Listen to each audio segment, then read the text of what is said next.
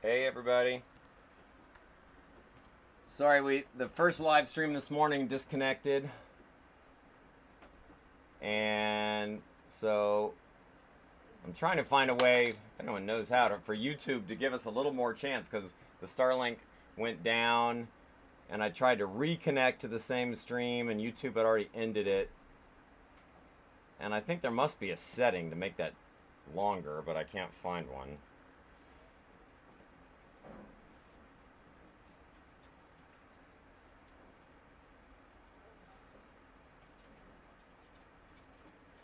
Anyway, we're just cleaning up and doing little boat projects today.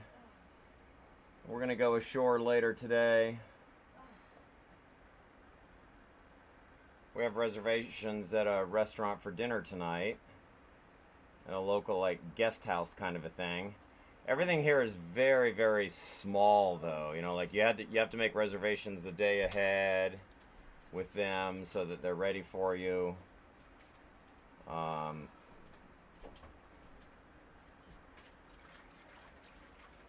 It's kind of funny because the owners have that very French attitude of like, as if you're annoying them by asking to be a customer.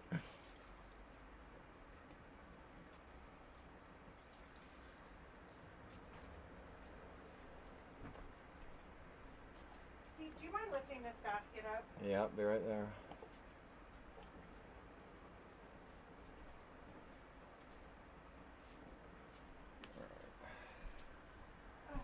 Where do you want it?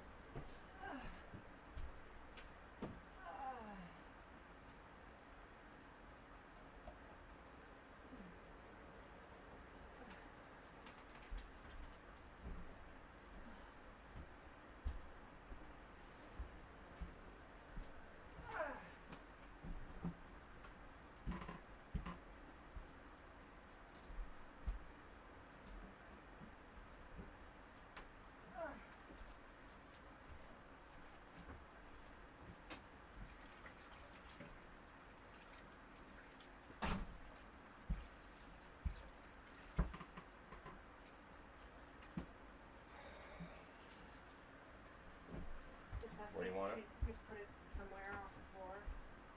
Preferably not on the cushion. Anywhere. There? Yeah, that's fine. I'm starting to work on the floor now. Thank you.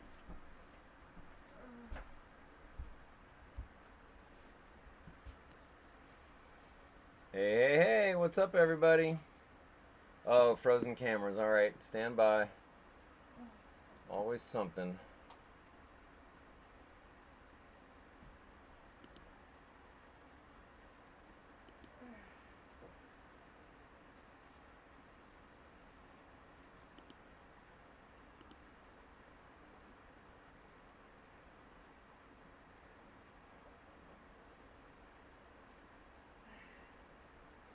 There we go.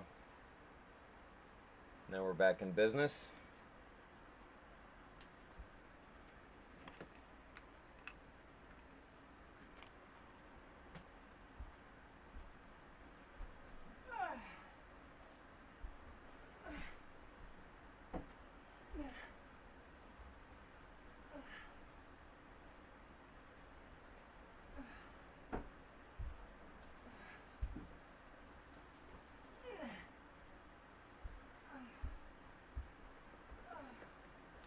Anyway, quiet day here. Just working on stuff. Megan's cleaning like crazy, down on her hands and knees.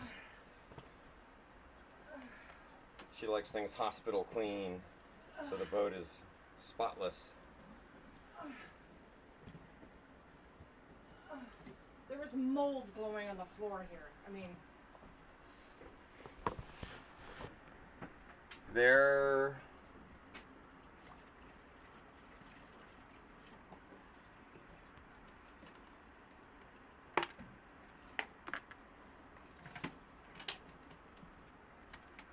alright, buddy. I gotta get you moving.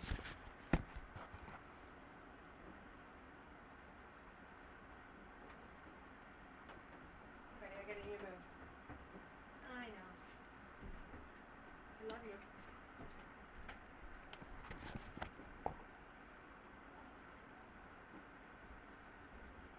I'm gonna shut this door so the dogs don't track over clean. Let me go outside first then.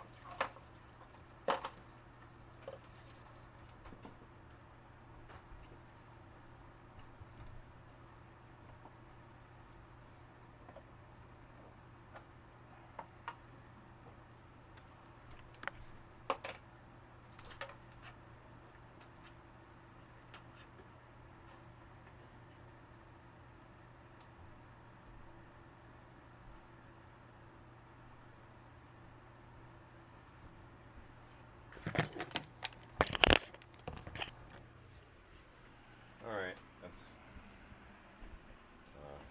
You can go. Go ahead. I'm gonna, wherever you walk, once you leave, then I'll go over again. Alright. Hi, everybody. Hi, everybody. Oh, Fred's back.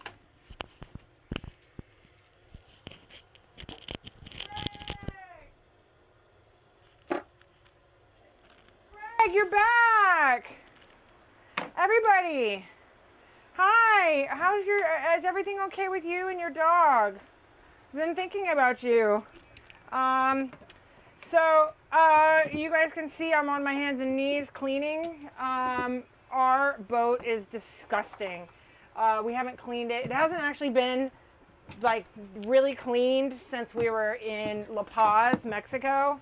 When we had a professional crew come and scrub the decks. I've cleaned, I keep it pretty clean, but like there's just dust and dirt everywhere.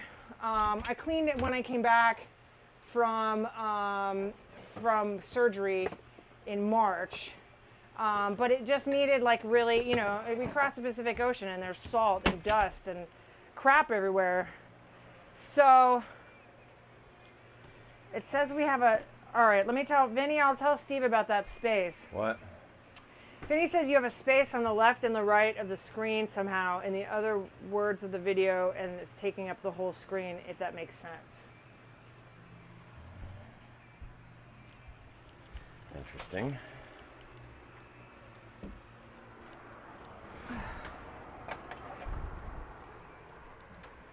So anyways, the boat hasn't been cleaned, like deep cleaned since La Paz, Mexico, which was, gosh, the beginning of February. So it's been driving me crazy. And, the floor is disgusting. And, you should see the sink water that is just from the floor. So I'm starting with the galley and the salon area. And then over the next couple days, because right now I'm in immense pain. As you guys can see, I'm wearing my back brace again, which is not a good sign. Hopefully tonight when we go for dinner into guest house, they have a jacuzzi that they're going to let us use.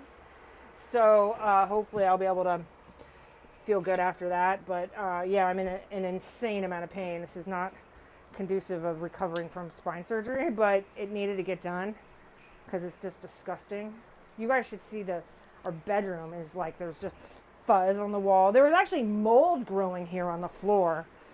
It looked like, I think it was from, and this isn't blame, Steve, but remember when you were doing the solo sail and you were sleeping here? There was like food there was coins that were right here that had dropped. And there was a bunch of like chips and food. So okay. I'm assuming, I mean, there was like mold growing there. I was going to save it, but just so I could show Steve, but it was disgusting. So anyways, so I'm deep cleaning the boat in the next couple days. It's really, really freaking hot. I'm like sweating. I'm like clean the floor, and then all of a sudden now there's drips on the floor from my sweat. So I'm gonna really enjoy the pool tonight in the hot tub. Once the floor is clean, I'm gonna let it dry and I'm gonna take a rest. But it needed it. The boat was disgusting.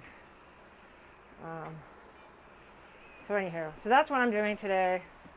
I think I found the setting that takes care of the windows and the blank spot.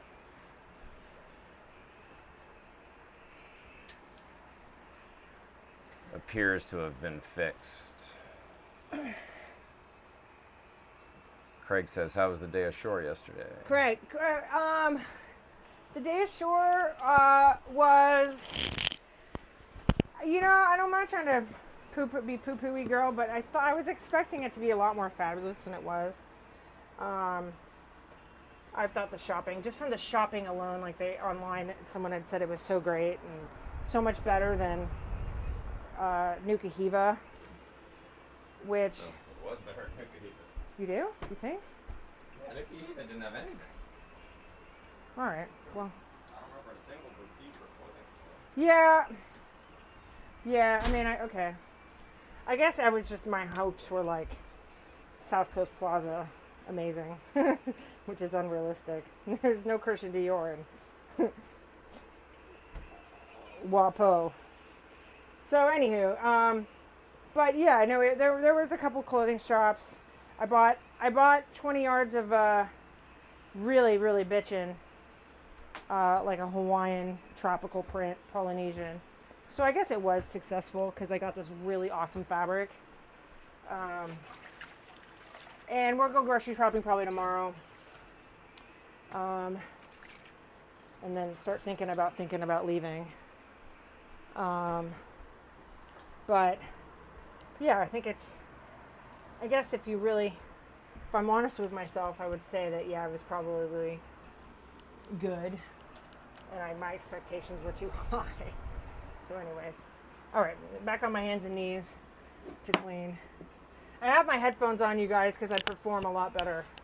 I actually work a lot better. Hey, Joshua, I actually work a lot better when I have music. So if you guys catch me singing, I know I'm horrible, but it actually helps me to be productive.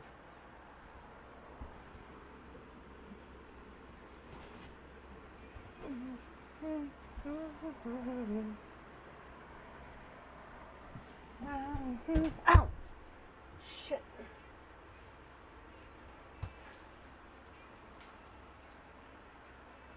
The way I feel.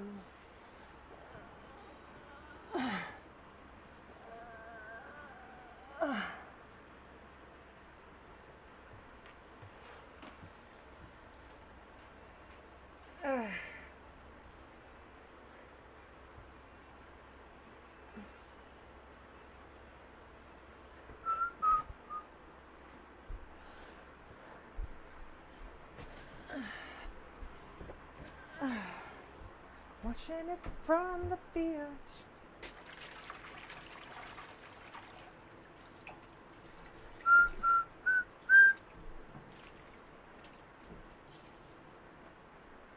John Damasio.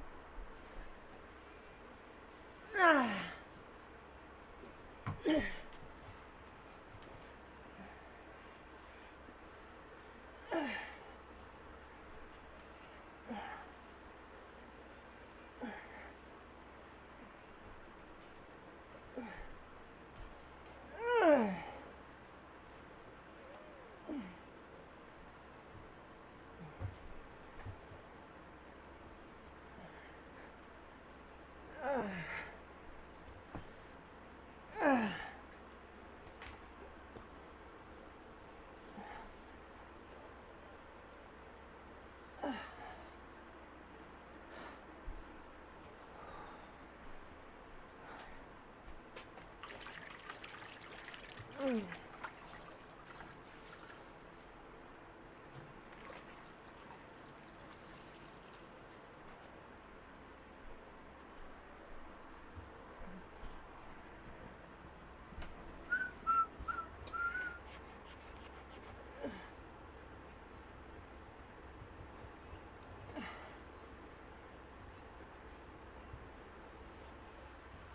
no.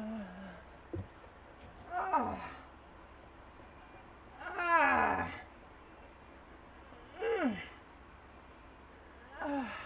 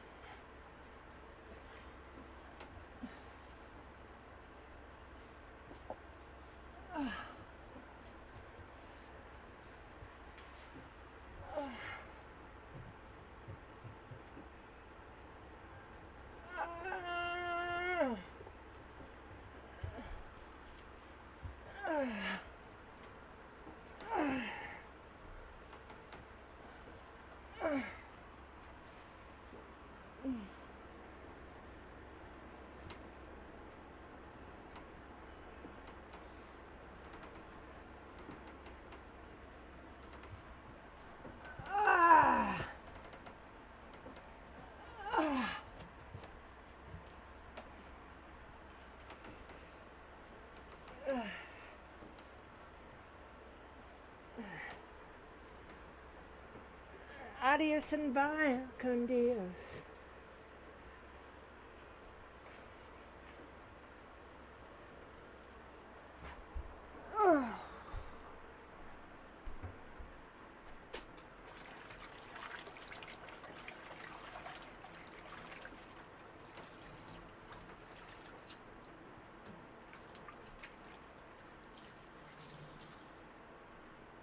Roll up big fat one and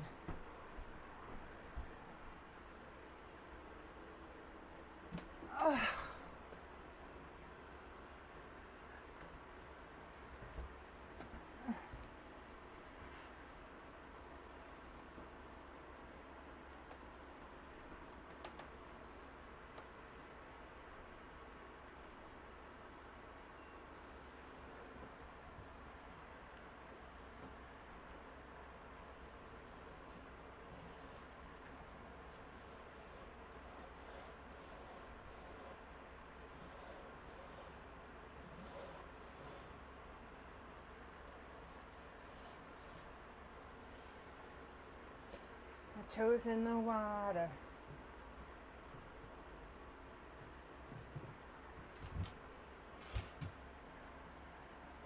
Life is good today.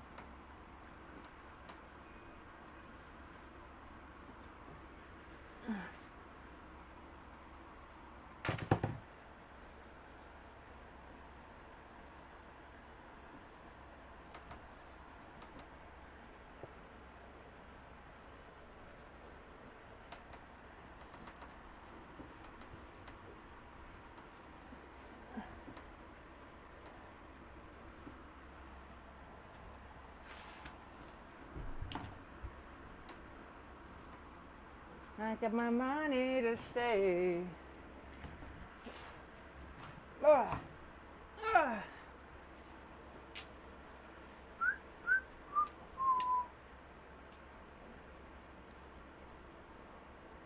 Put my S in a long shell, goes in the clay. Ugh. Ugh.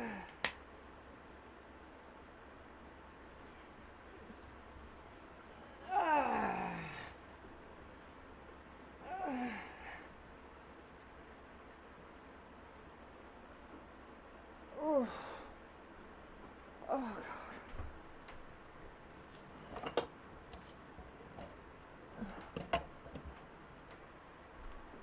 Turn white, blue suede shoes.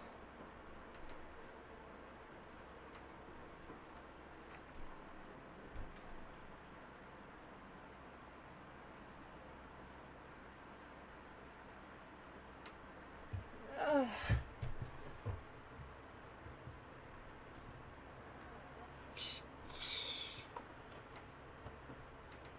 Oh yeah, they're asking about the harbor cruise. We gotta figure that one out. It don't change. You wanna do the harbor cruise today? Or wait. No, okay, tomorrow. Alright. We have to plan for like almost a full day of shopping.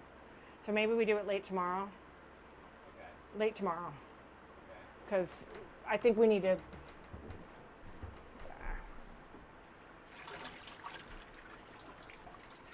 And then we leave on, what's today? We leave on Saturday. Thursday. So go shopping tomorrow, harbor cruise at sunset.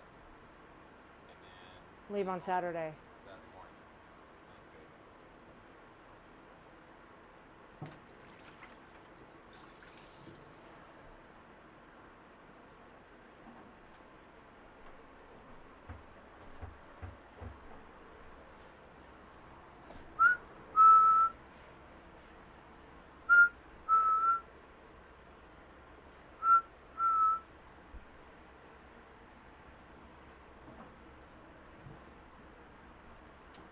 Check the hand.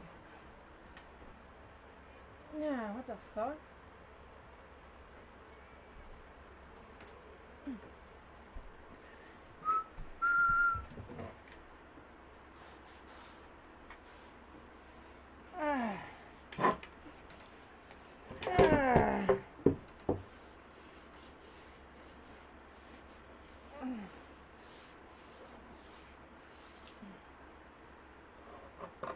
Run your life. Steal your wife.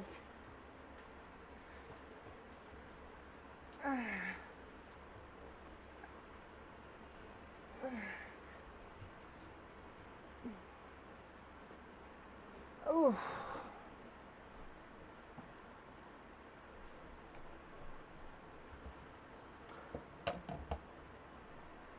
My oh my.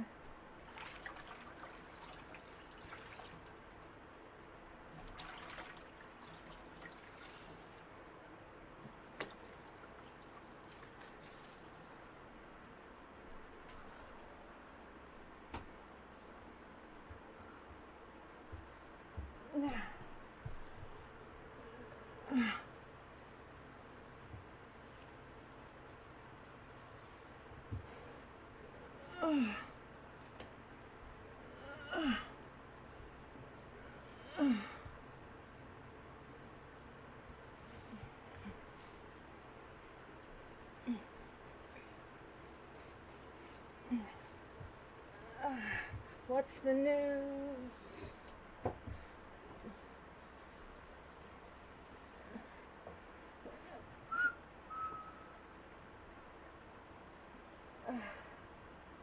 Wave that flag.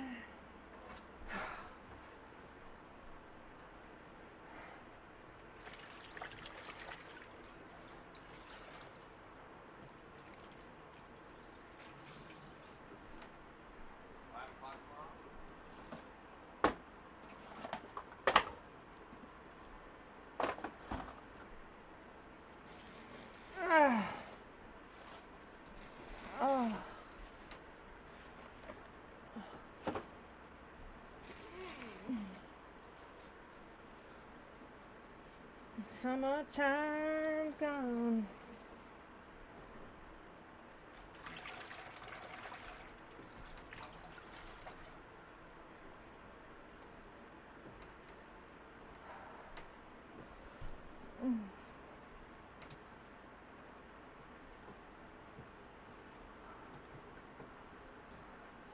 I want to continue cleaning tomorrow too. So, like, it's driving me fucking crazy. The dirt everywhere is driving me, especially in our bedroom. Like, I want to continue cleaning. So, with all the things that we have to do, I mean, no, we can do the harbor cruise, but maybe it's a short harbor cruise. I mean, like, I need to continue on this. Like, it's driving me crazy. I'm literally just trying to understand what you want, and I'll work around what you want. So, 5 o'clock, not do one. No, I don't know. We can do it. I just want to be. If we're gonna leave on Saturday, I want to be, and then maybe we should start looking for if there's marine services in wherever we're going, the Tuamotus, that first place, and we can have somebody to help me clean. Okay. That would be, or tell me who to call, and I'll call them. Okay. We can do that. Sorry, is that not? Yeah. Okay. No, that would be really. It would be helpful if I had some help. Okay. No, I'm not going to do the outside, obviously, but that would be nice to have somebody help me clean the outside. Okay. Thank you. I'll find someone. Yeah. Awesome.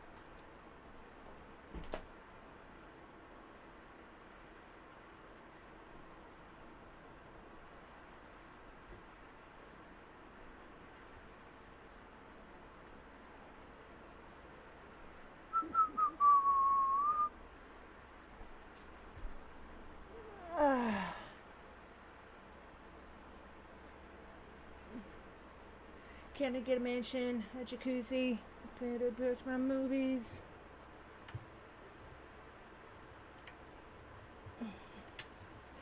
Mirror, mirror on the wall. She bubbling, she fucking, and she bottling.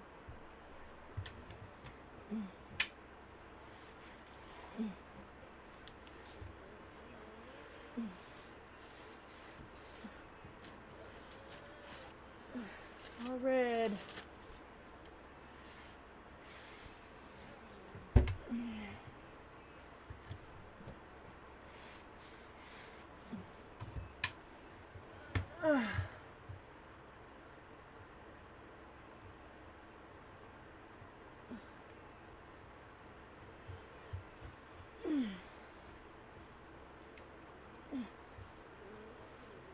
Justin.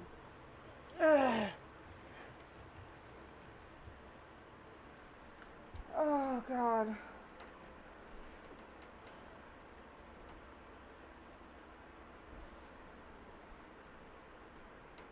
Yeah, burn.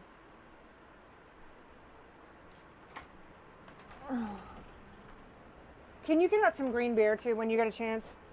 No rush.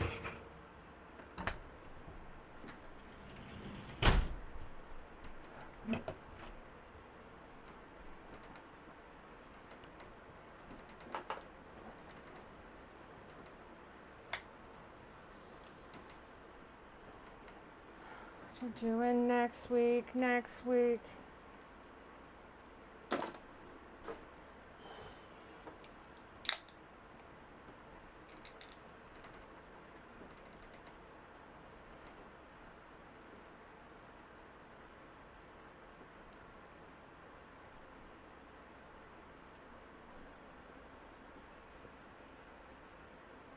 Oh, that tastes good. Oh.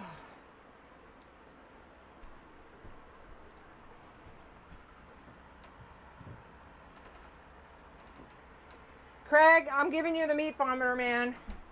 It's hot as balls here. It's the one thing I absolutely hate about this lifestyle. That and the bugs. I hate that everywhere we go it's freaking hot, and it's not just heat hot. It's not like 87 is not really hot. It's the humidity that's just killing me. And I'm going through menopause, and even if I wasn't going through menopause, I would be hot all the time. Like my body just runs hot. So here's the meat thermometer. Like it looks beautiful. It is beauty. Let's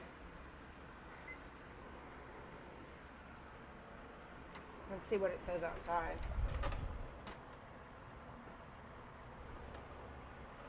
It's 88 degrees right now. Can we see that? Meat thermometer says it's 88 degrees. Oh no, 90. Dude, 90 degrees on the meat thermometer. All right, so I have a reason to complain.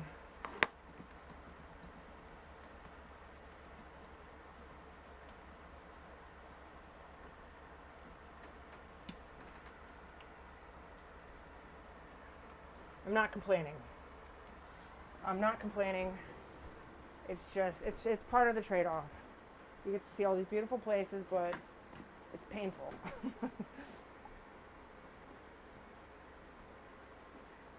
Steve, you have your leftover pizza for dinner, for lunch.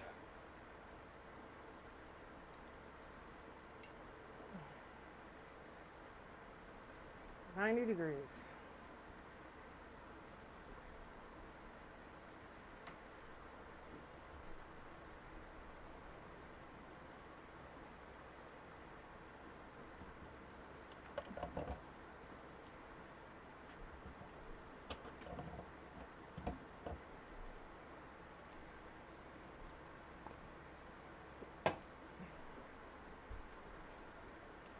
All right.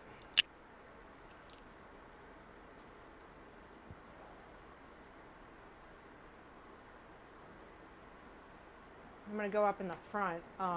We got rain last night, so I need to go up in the front and move the cushions around so that they can dry. You know, it rains. I'm gonna go do that.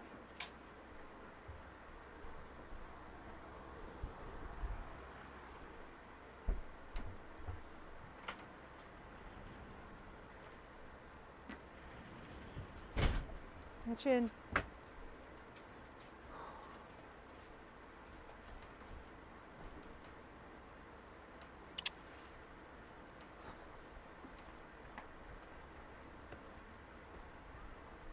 We bubbling, we fucking and she cuddling.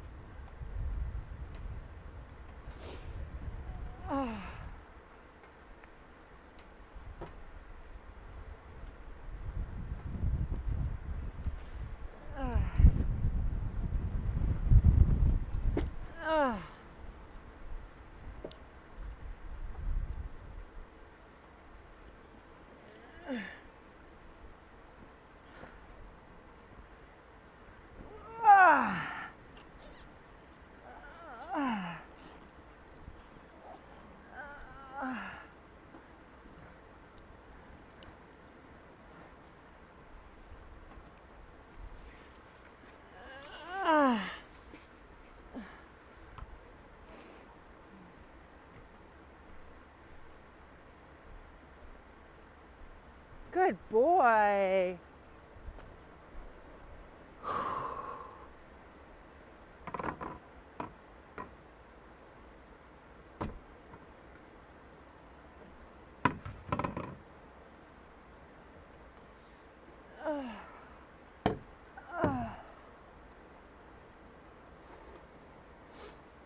Hey Steve, can I ask a favor of you, please? Can you put the stuff, remove the stuff around that you pulled out to get out that anchor chain so that the cushions can get dry? And while you're down in that low walker, can you please pull out my other glow ball? Thank you.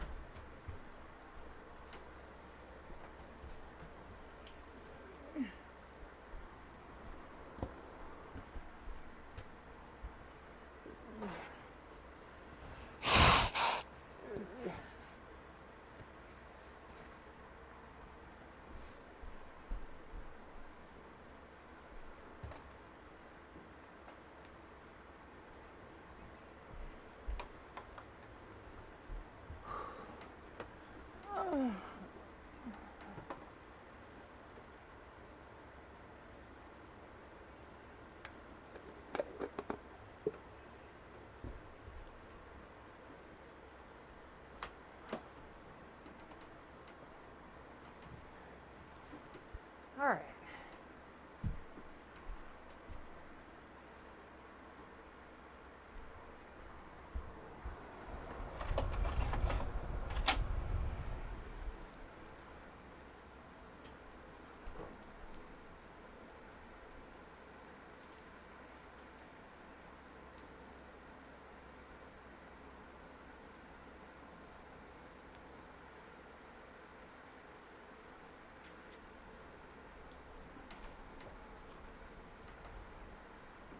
My friends have fun.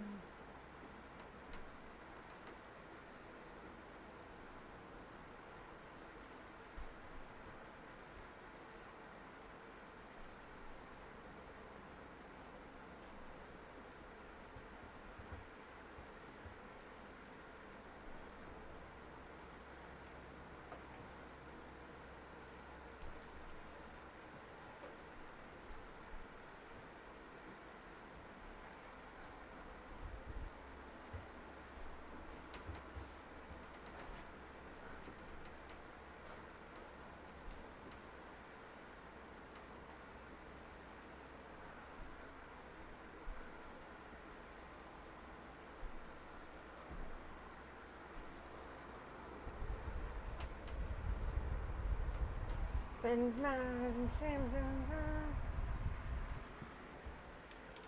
it's super pineapple peanuts.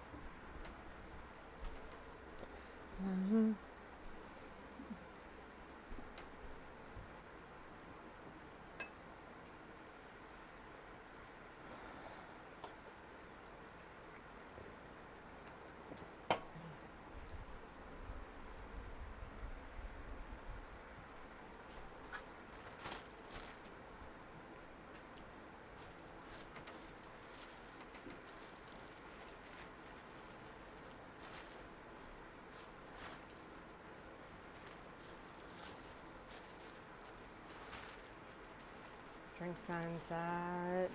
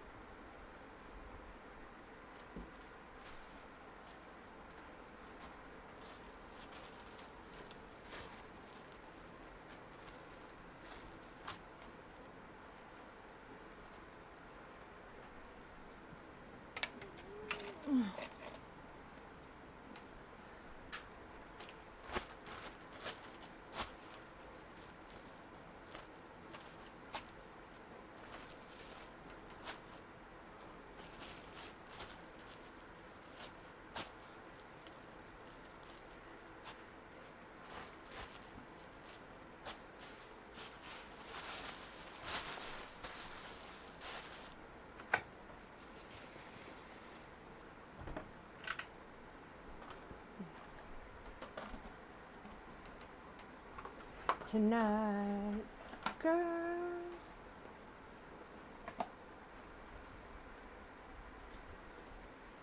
there's no place I'd rather be.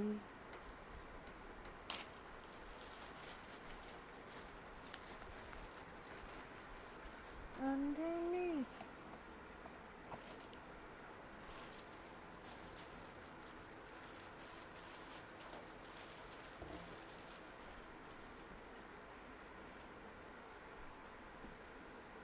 Right now.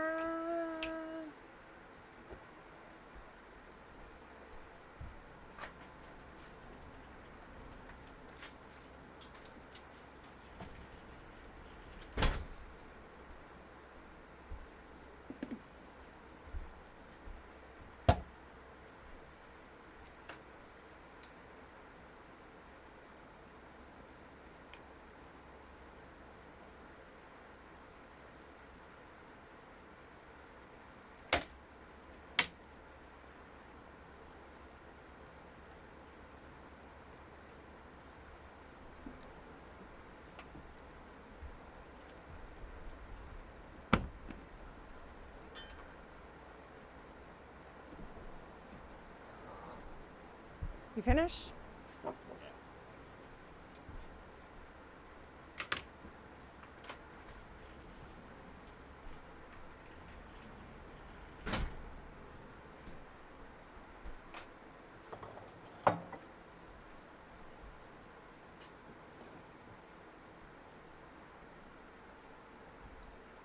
Oh man.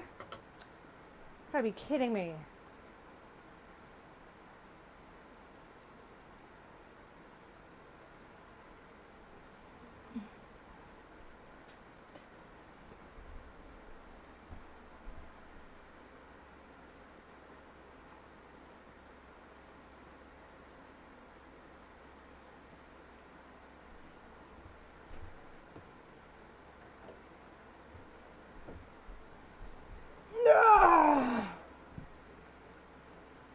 Let's just kiss till we're naked, baby.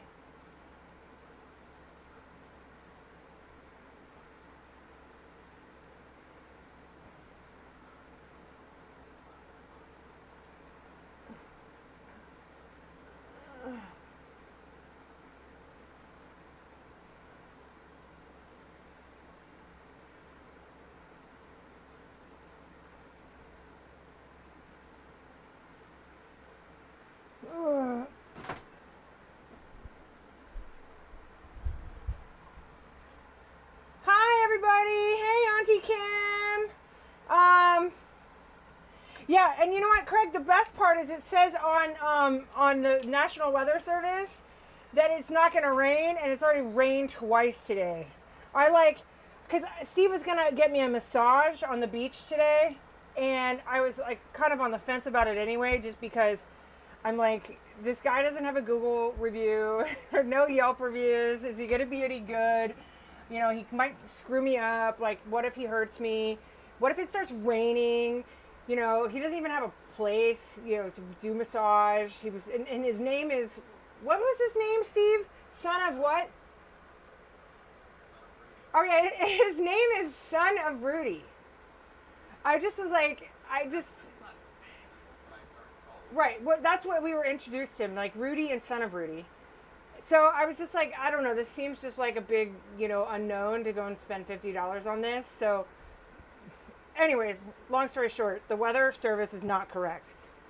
You can actually use, you can use Megan as the national weather in Wapo, kind of whatever Tea Bay. I don't know if I said that wrong as usual. Anyways, Auntie Cam. So I'm cleaning today. You can see I'm on my hands and knees. I'm polishing, I'm scrubbing, I'm cleaning every nook and cranny in the galley and in the salon. It's been driving me crazy.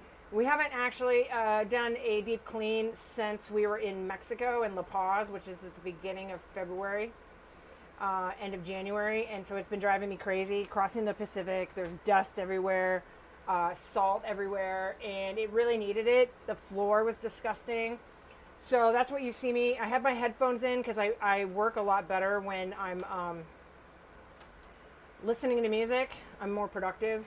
So that's why I have my headphones on. So if I'm singing along, girl, I can't stop. I need to stop. I don't know if you noticed, but I have my back brace on. I'm in a lot of pain. And doctor would probably be like, Megan, you need to stop what you're doing right now. But it's driving me crazy. If you saw our bedroom, there was like dust bunnies on the wall. It needs to be clean. So it was like, let's get this clean first because it's a communal area. Then I'm going to do that tomorrow. So our plan is today I'm going to continue to clean all day.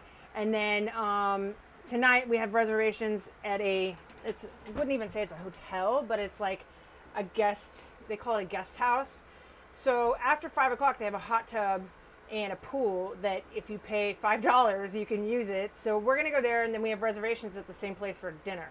So my hope and my prayer is that I'm going to clean today, and then tonight I'm getting the hot tub, and the hot tub, it probably won't even be hot because it's hot here. Knowing that, like every hotel we go to, the hot tub's never hot, but that's fine. I'm not complaining. My hope is that it's going to make me take all my pain away. I stretched really hard this morning, so that was really good. Stretching makes me feel better, rolling on my foam roller. So anyway, so I'm going to continue cleaning on here, and you guys will just hear me singing. I know, it sounds like heaven. Steve's like, what can I do to help out right now so that you're not in pain?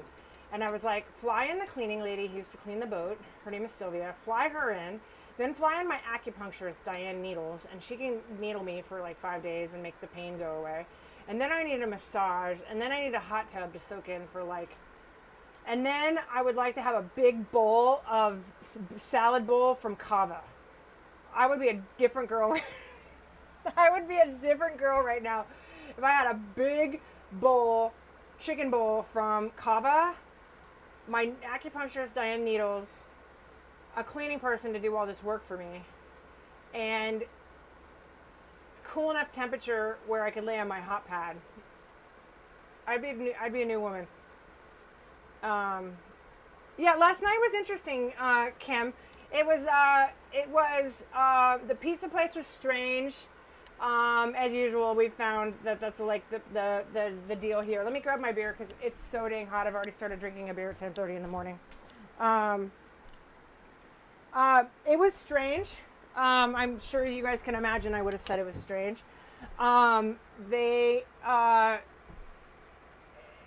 The pizzas were good. They were actually pretty good. It was the same as like what we had in New Cahiva. It's not United States quality pizza, but for the Marquesas Islands, it was pretty awesome. And I don't eat cheese or meat, so I literally get pizza dough with tomato sauce, onions, and olives, and pineapples if they have them, but they didn't have pineapple.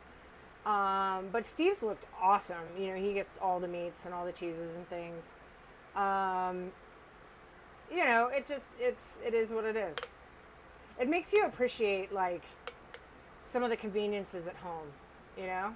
Like I'm cleaning and I'm not complaining, but it's like if you were cleaning on a Pilates reformer, because the boat is constantly moving.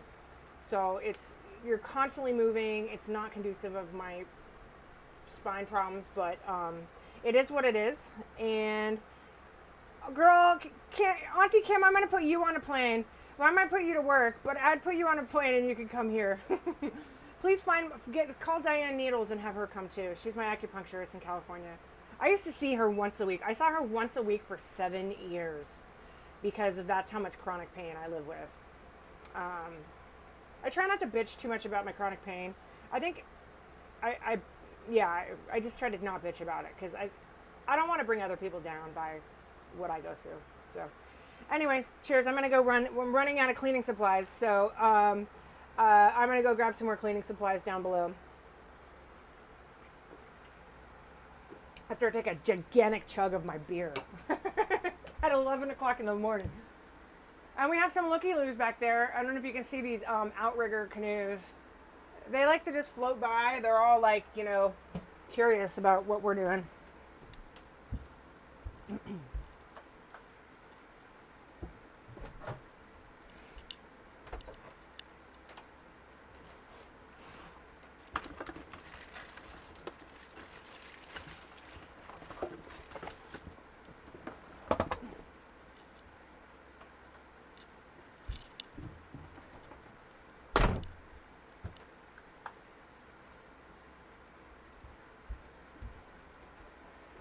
The other thing too that I'd be dying to have right now is some American cleaning supplies. So this barkeeper's friend, a lot of people don't know about it, but hey James, a lot of people would never know, but this is the ultimate boat cleaner.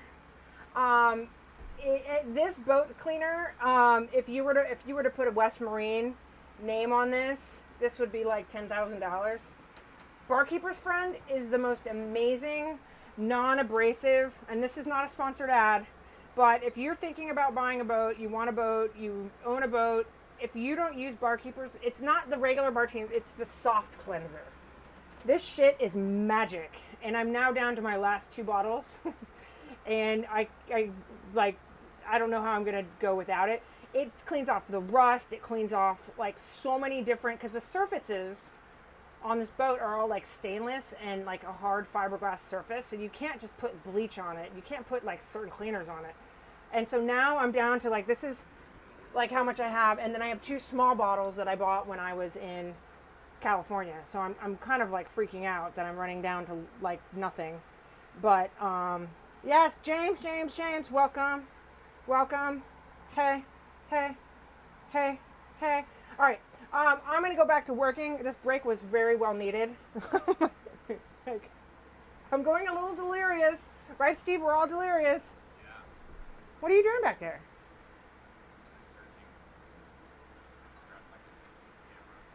Oh. Do we need the camera right now? That was like a legitimate question. I wasn't like, why?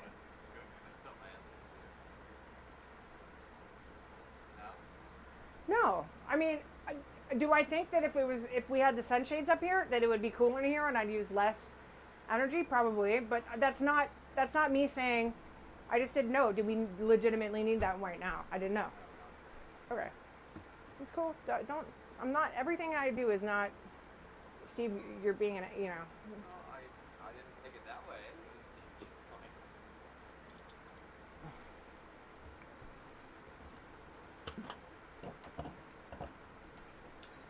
I'm gonna have another beer. I don't care that it's 11 in the morning. I'm gonna work my ass off. All right, sorry, Pug. Nope. I need to keep the floor clean. Yep, I'm already on my second beer, and it's 11. Is it at least past 11 o'clock? Oh, it's 11:05. Yeah, I can totally have another beer.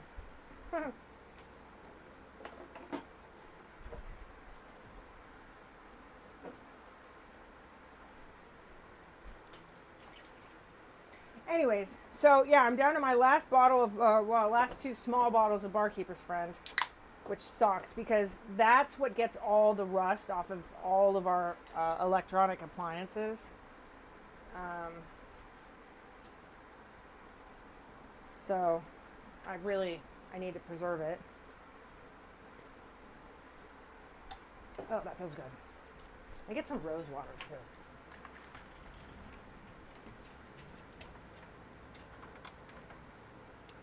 I love you, Steve. Oh, okay. I think Steve's a little annoyed with me today, but that's relationships. Okay, going back in.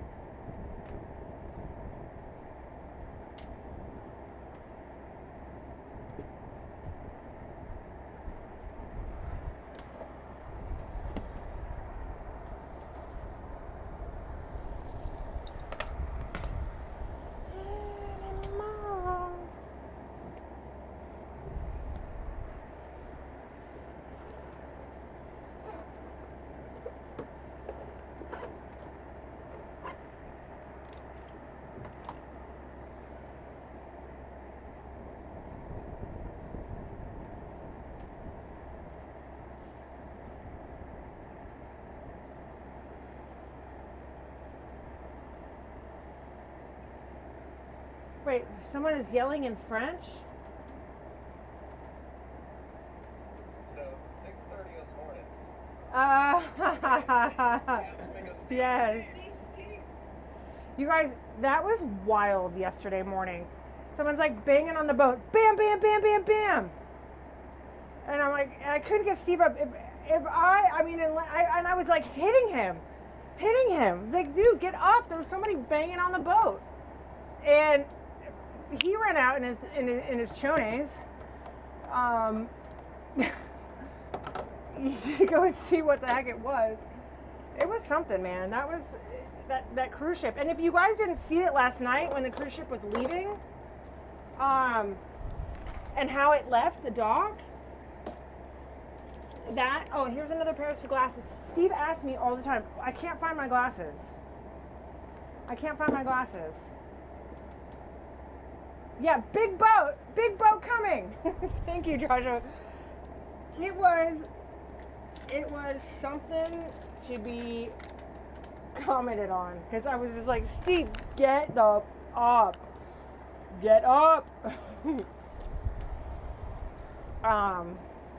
Big boat coming.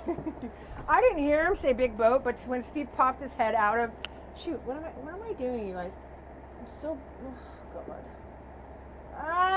Okay.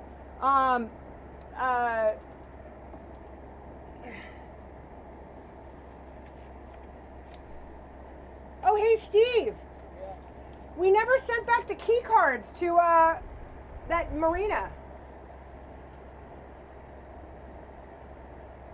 in Ensenada. Hello? Hello, Bueller?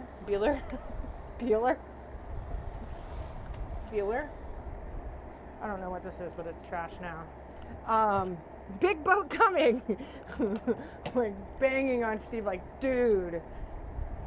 GTFO. GTFU. That was hysterical.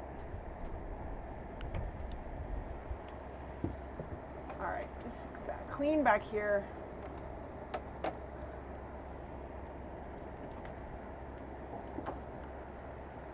It's gotta be clean. All right, I'm gonna clean this desk off that's sitting here.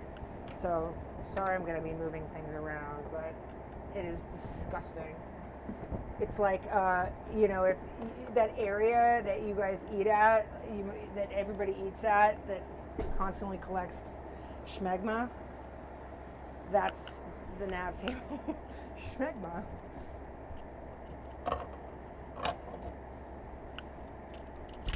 Schmegma. Pugs.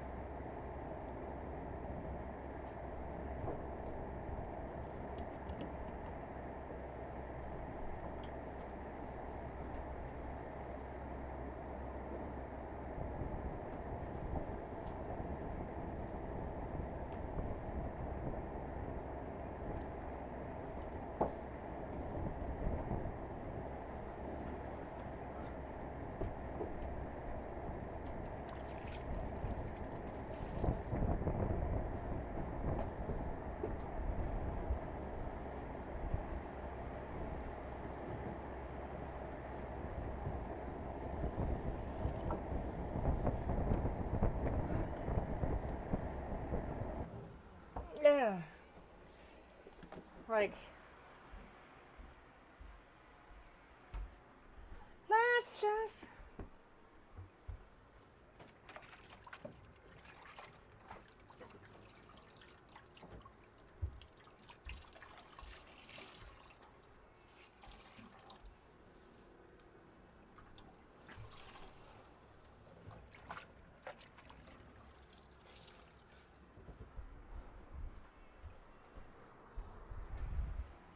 Oh, so disgusting.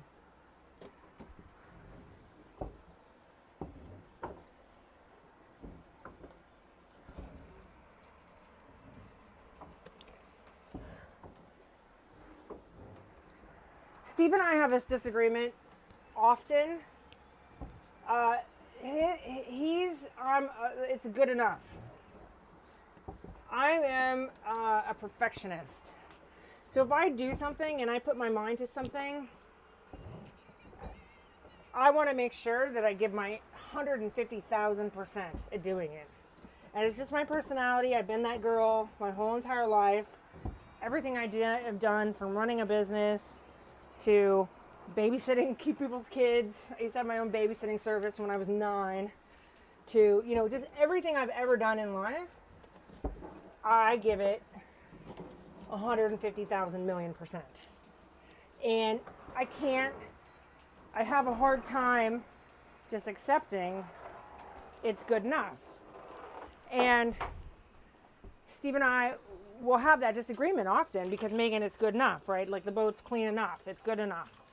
And for me, if I'm going to do something, and this is Steve, I mean, he's also like, Mr. Finisher guy, like he gets shit done.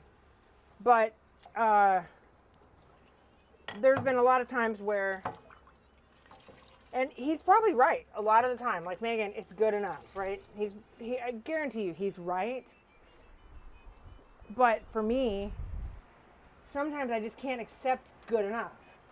I have to always be putting my best foot forward, even if it doesn't even matter. Like, I've always been that person. And so I think that's where, like, Megan, the boat's clean enough. You don't want to hurt yourself. Like, he's got a very valid point. It's clean. The boat's clean. Like, or whatever. For me, I want, and I like, and I feel more mentally in a good place when there's not dust everywhere. Especially since our living space is very small compared to, in perspective, it's a smaller living area. So, like, for me, I want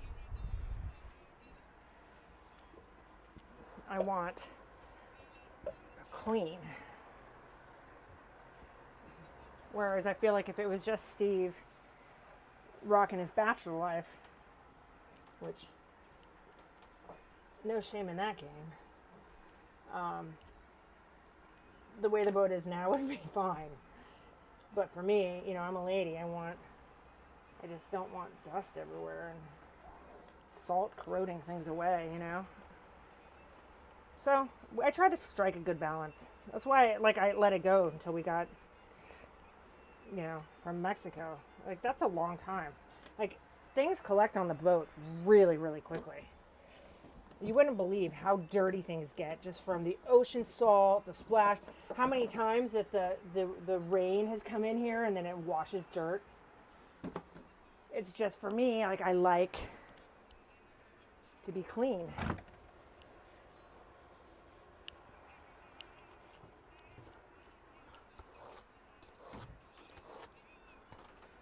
So I try to strike a good balance.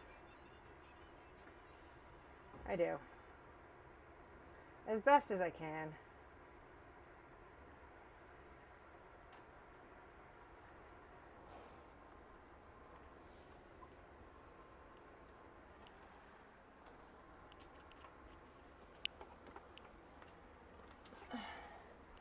Without driving Steve crazy.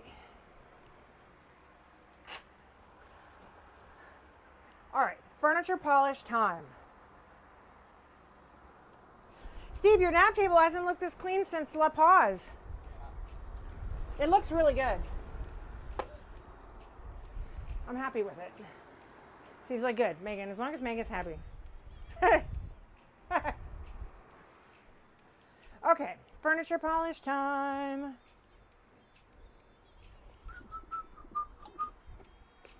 Some rose water on me. I don't know if I've told you guys about my rose water addiction. But I'm addicted to this, and I keep it in the fridge. I call it my, it's my multi-purpose spray. So like, if I feel like I need an attitude adjustment, boom, boom, boom, boom, boom, hit myself with some rose water. If I'm feeling like I'm hot, I spray myself with rose water. Now I just got some salt in my eyes. Oh God. Oh boy. But this is just so good. It's so good for your skin, ladies. If you don't have it in your whatever, it's so good. It's like, this bottle's like $9, I think, on Amazon. Not to give Amazon business. You can buy it at any like Whole Foods too. Not to give Amazon any more business, or like health food store. It's really great. And it's really good for your skin, but also because of the rose essence. It's almost like and Steve always tells me, he's like, Megan, don't shoot me with a rose water. Cause like for me, this kind of is like a change of my attitude, or like makes me feel good. It's like a good pick me up. God, I'm sweating like crazy in my eyes.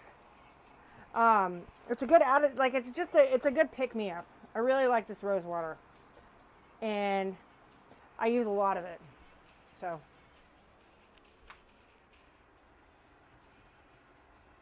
oh girl, yeah, right? This stuff is amazing. I really love this. It's a life, and I think it makes my skin prettier. I don't know. I mean, like I have problematic skin. I'm acne prone. It's sensitive to the sunlight. It's all the things. And so I feel like since I've been using it for the last, I don't know, 10 years, the quality of my skin looks better. All right, furniture polish.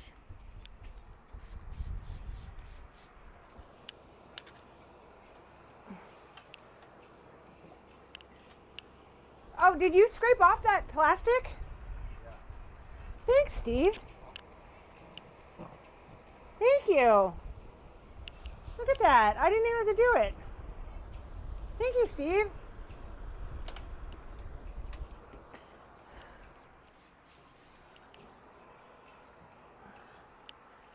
And I use this, is good for boats. It's like a cabinet furniture polisher, cleaner.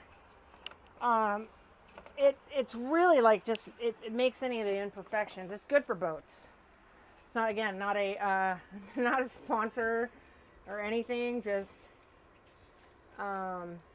it's good for boats.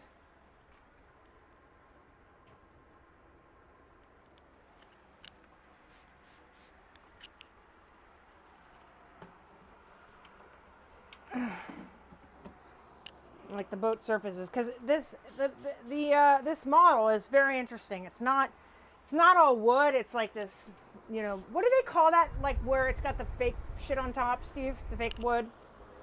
Veneer. It's got some veneer places, and so it's good to like. Sorry, I'm lifting the camera.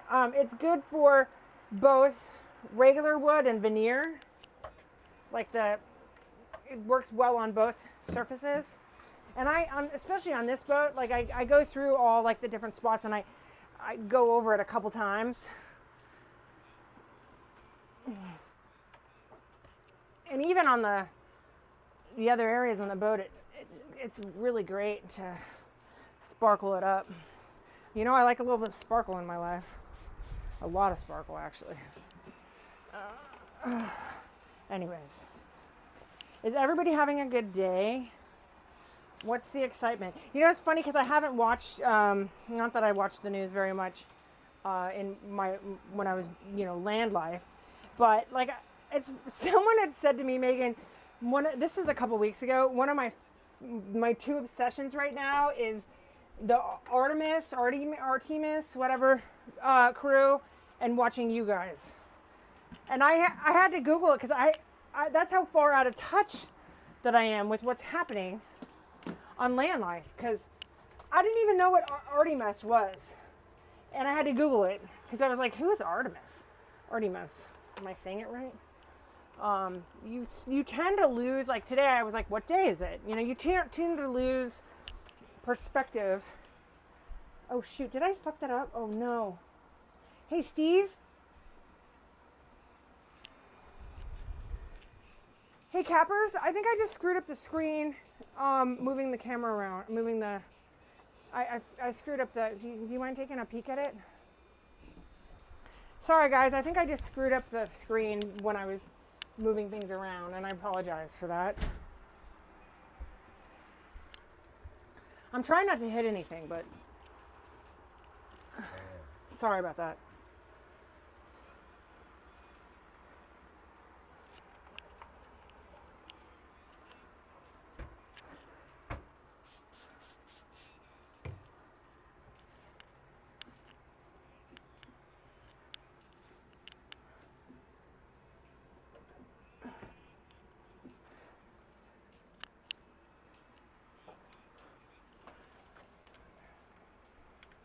Thanks, Steve. Sorry about that.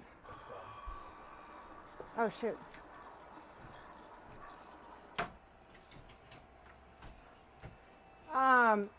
So in this lifestyle, you kind of just are out of touch with the world and what's happening in the world, and what's going on in current events or anything. And I mean, I generally just don't watch the news because it's such a downer. And then, you don't know what to believe. So, but when someone had said that to me, it was like, Megan, we love watching you. It's our guilty pleasure. We love watching you and the Artemis crew. I had to Google it. And that just kind of put into perspective is like, oh, there's a whole bunch of shit going on in the world, stuff going on. Sorry, I'm trying to work on my swearing. Stuff going on in the world that I'm not even hip to the jive. And it's not because I don't care. It just, when you live on a boat sailing around the world, your priorities become, how do I not sink the boat? And not what's happening in the world. I don't know if that makes sense.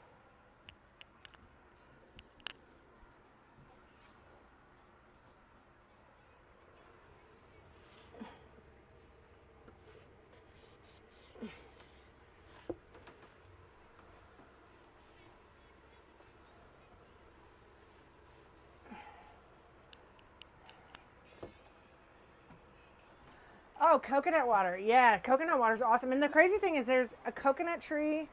There's coconut trees and grapefruit trees and mango trees in everybody's yard on this island. It's the craziest thing you've ever seen. You can just reach over. You don't do it there. We've been told out of respect for people's, so you would never reach into someone's yard and pluck their fruit. But, you don't do that when you're, but it's crazy. Like, there's so much freshness happening. I'm all tangled.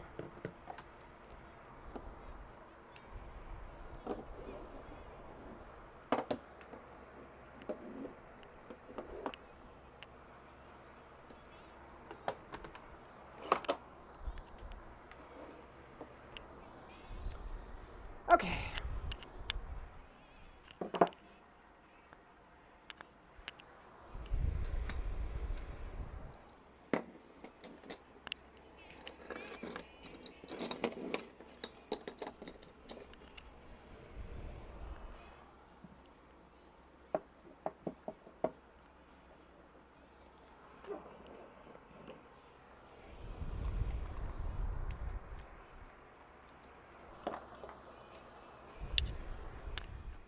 Do you want these to stay at the helm? I'm starting to find glasses and putting in places. They were hidden. Those don't need to. They can go. Or where I put all the other ones.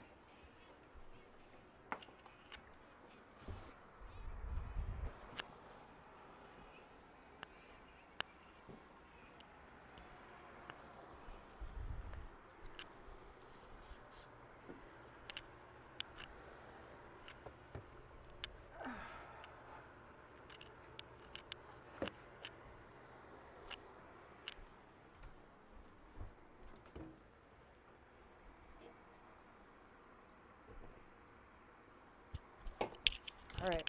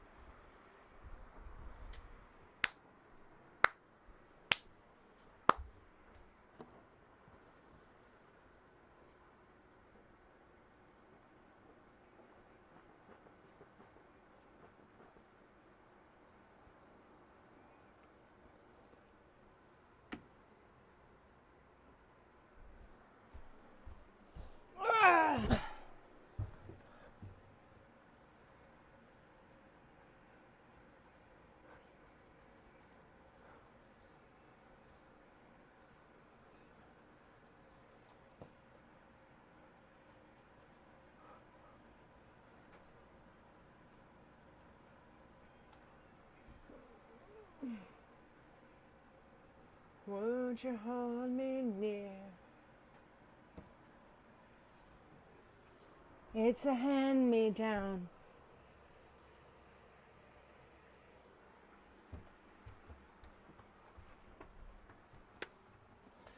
Better.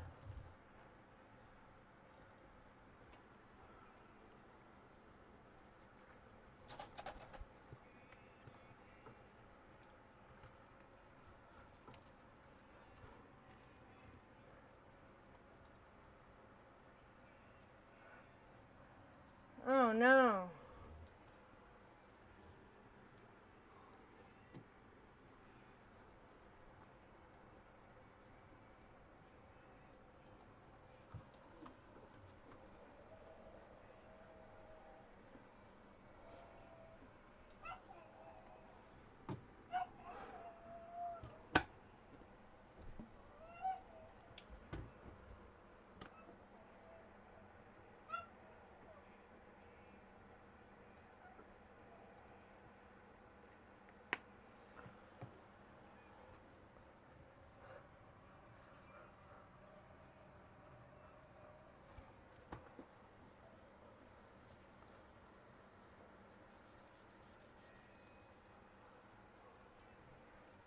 Simple highway.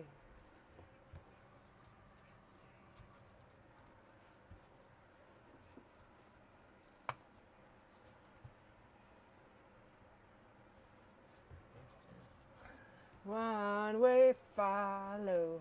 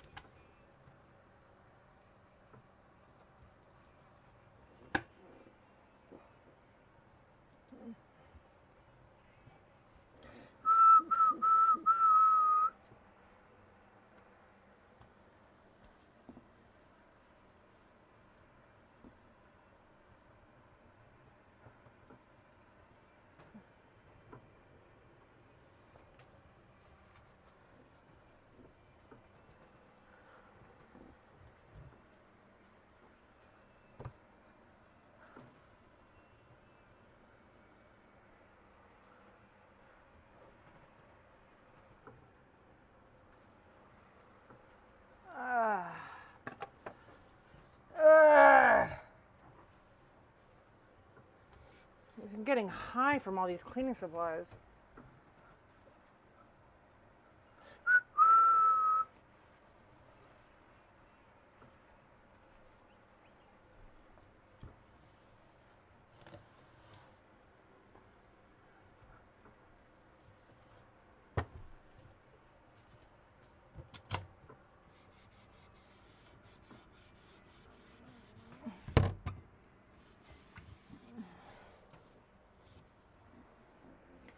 Hey, Steve, did I just find a secret compartment that I can use for something? This gas space that used to be there. Shut up. Woo! Awesome. Wow, that's a lot of space. Oh my gosh, you guys. I'm cleaning and I just found a compartment that used to be for the gas thing and it's empty and I was like, what is this? And why am I not using it? Oh my gosh, I feel like I've just hit the jackpot. Oh my gosh.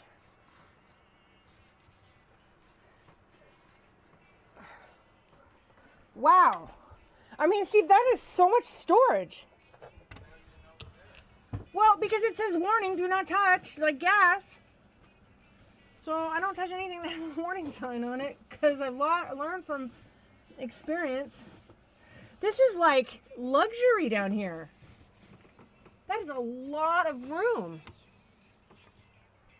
I mean, that's like a whole closet worth of space on a boat. Wow. I mean, I don't even know what I'm going to put down there, but something meaningful.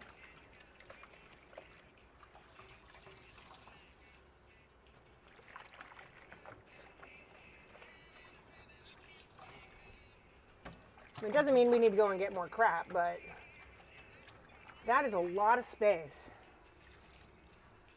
Wow.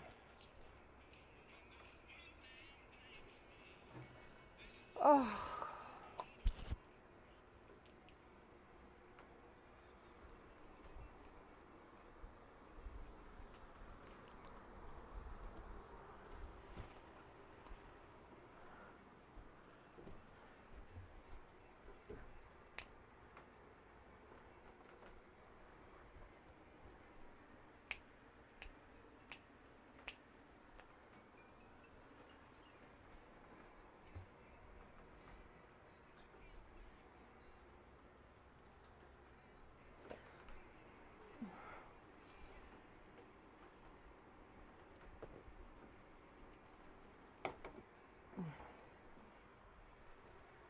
Just another man.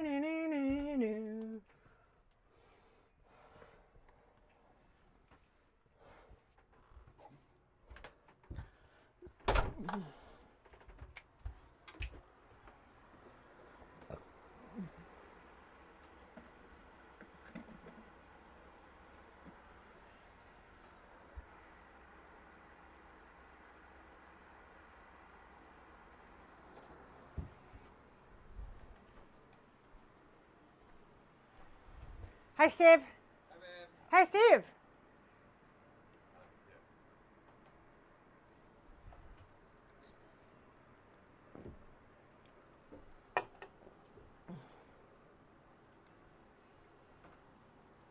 Pugs. Oh, no.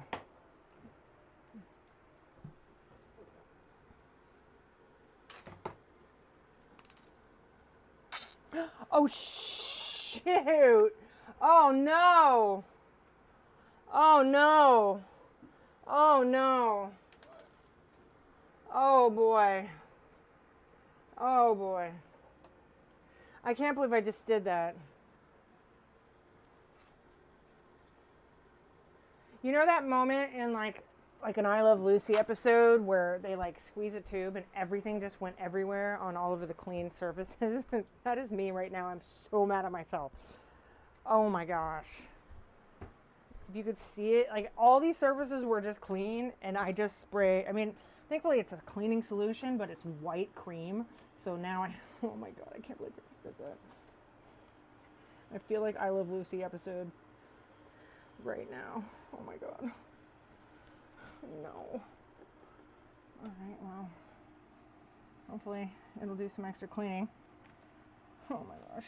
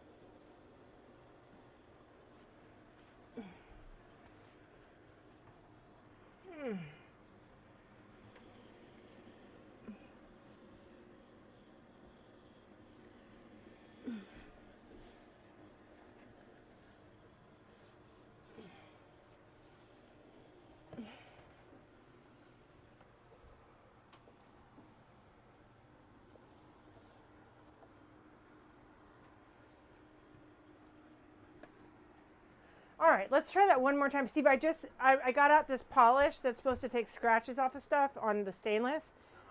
And I squeezed the tube and it didn't come out. I was like, I've never used it before. I squeeze it harder and all just... Oh boy. Yeah. Put it back in.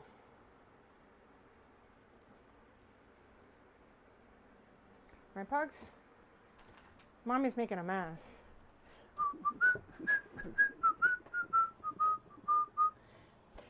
If anybody wonders, we have a Spotify playlist. I'm not trying to promote our Spotify playlist or anything. We don't make money off that. But I have a Spotify playlist of all the songs that I listen to over and over again and I will share it in the chat if you guys are curious about what our music preferences are. A lot of boat music, a lot of music that like you listen to while you're, sailing on a boat, whatever. Hi Jane, what's up, girl? Hey, girl, hey. I'm just cleaning, and I'm Cinderella today, which I don't mind. The boat's disgusting, and needed a lot of love, so I'm doing that today. But I was gonna share my playlist. And I don't know how you guys, I'm just technology challenged. I could do it from, hey Steve, could you do it from your phone or something? Can you share our Sailing Some Tuesday playlist from Spotify in the chat? I think so. I can't do it. I'm technology challenged. All right, Steve is going to share it. I'm going to continue to clean. Oh, there's another catamaran coming in here, Steve. Where is it going to go? Oh, I guess this catamaran left. Or no, it's still there. All right, it's going to get interesting. Okay, I'm going to get back to polishing up our stainless. And Steve's going to share our playlist.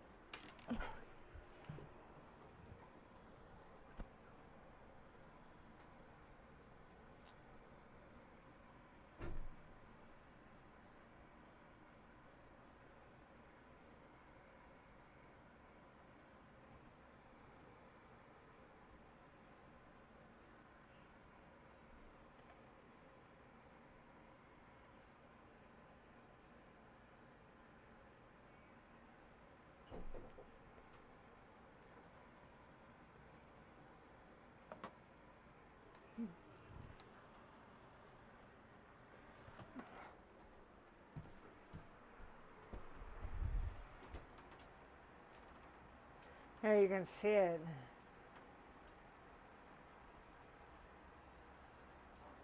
Right? Ooh.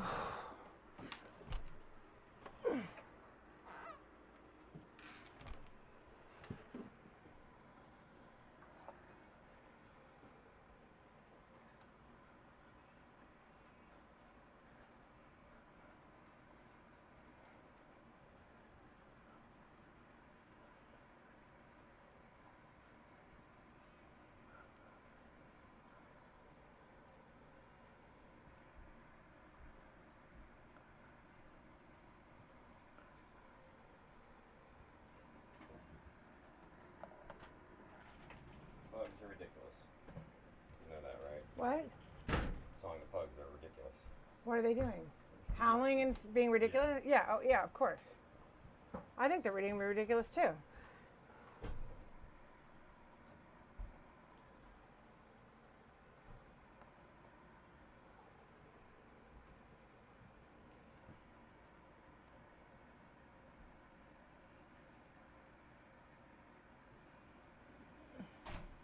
Seriously getting high from all the cleaning supplies.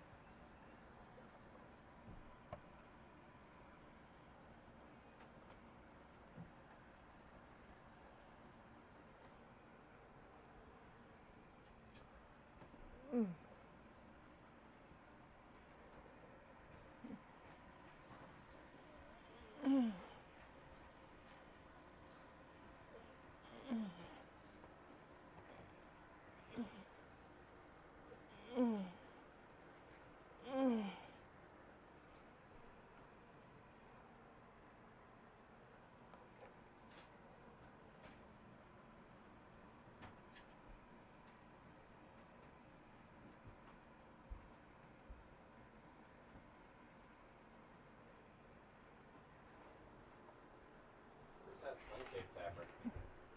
This over here.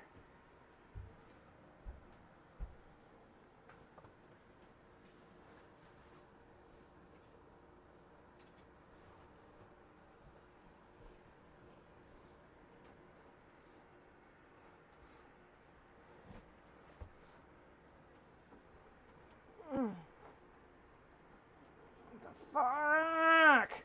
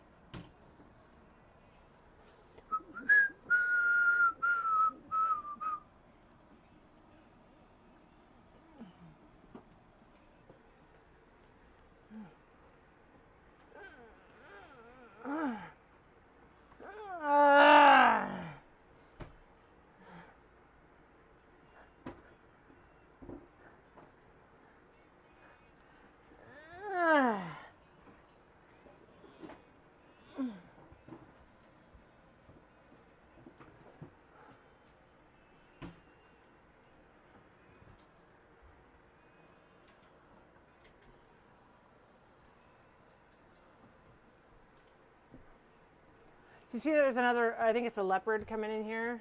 I heard you say it. You see it, you can see it. Crowded. It's getting a little bit tight in here. Glad we got a good spot. Yeah.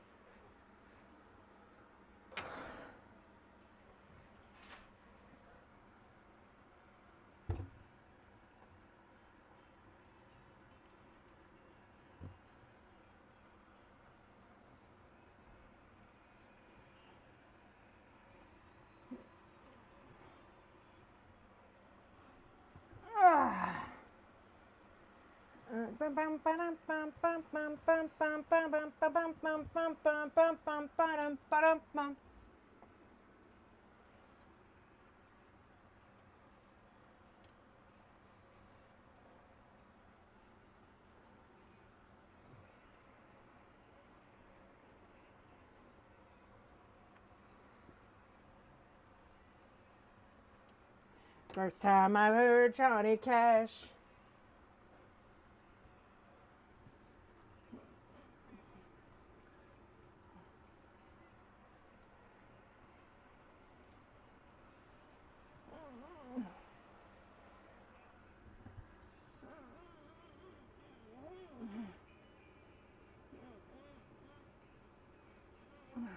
Say I walk the line.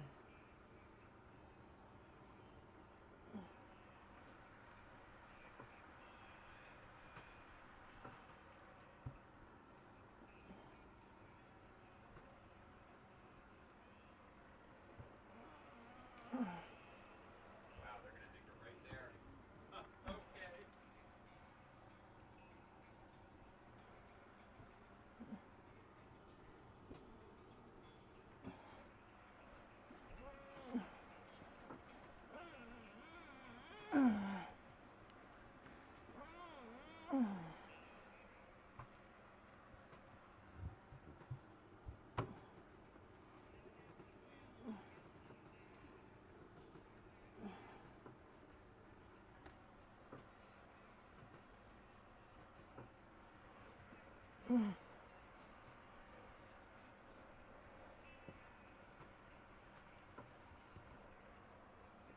Saying I walk the line.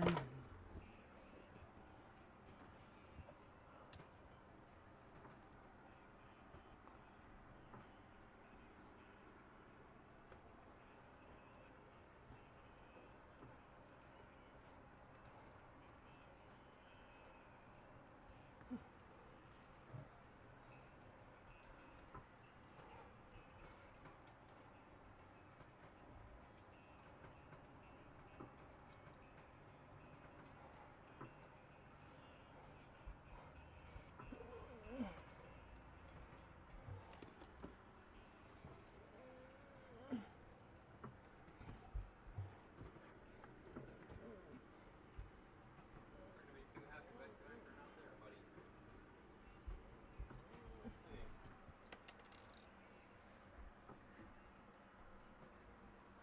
Hey, Steve. Oh my God, there's two of them. Steve. Yeah. You should put a mic on and tell people what you're doing. Okay. Say I walk the line.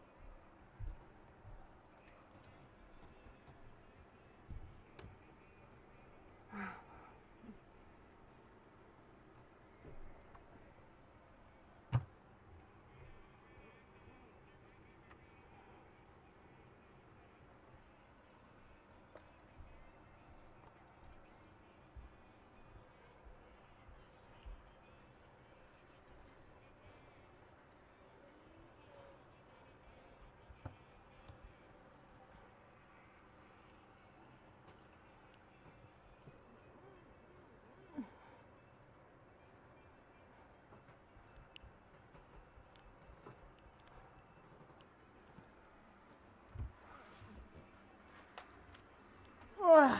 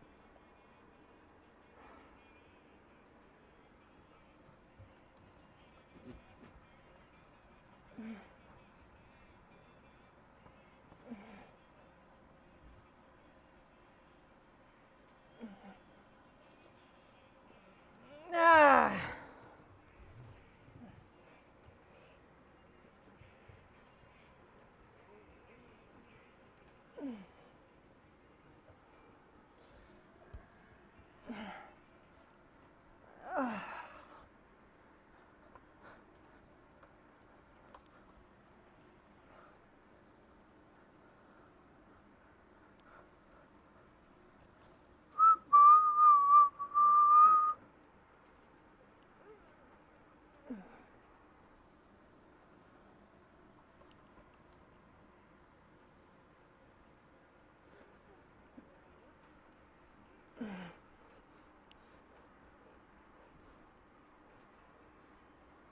Video.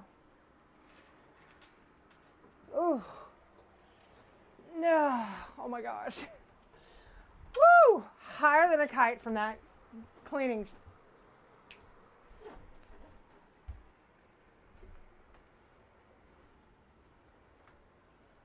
We don't have a care.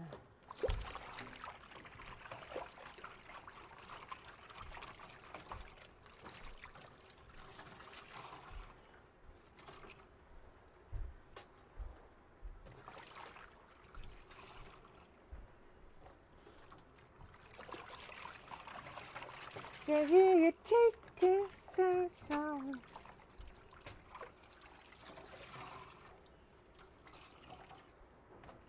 Show your mind back.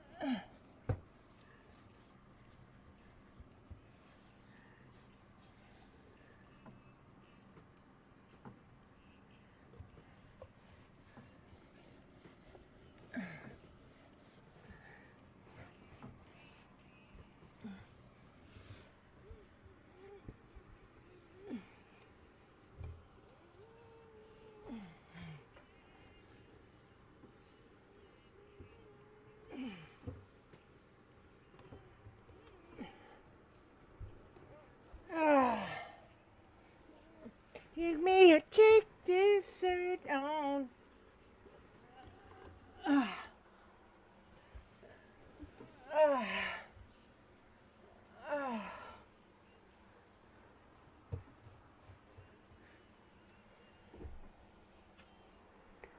Whew.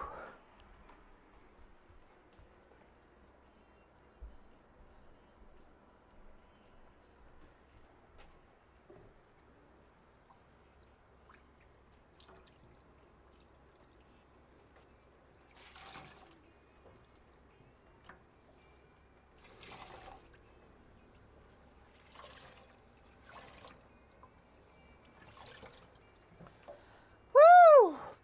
All right, I need a break. I need a break. I need a break, crew.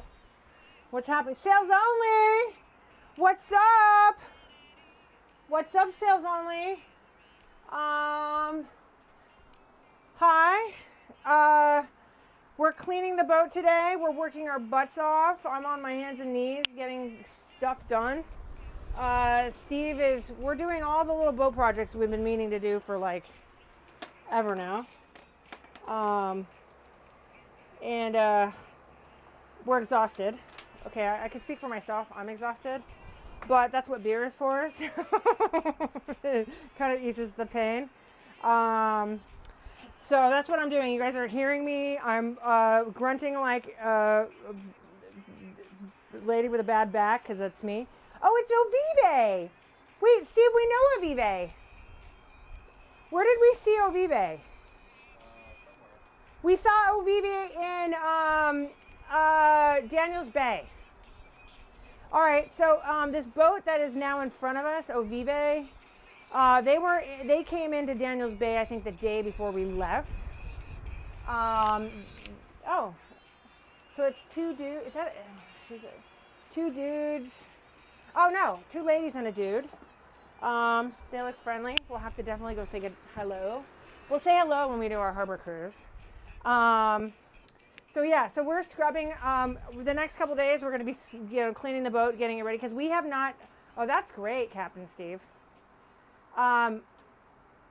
We haven't cleaned the boat since we were in La Paz, Mexico, which was at the end of January. So it was really bad. It was time, and it was starting to drive me crazy. I just was starting to get the heebie-jeebies. Oh, Craig, Olympic Peninsula, Sequoia, Washington.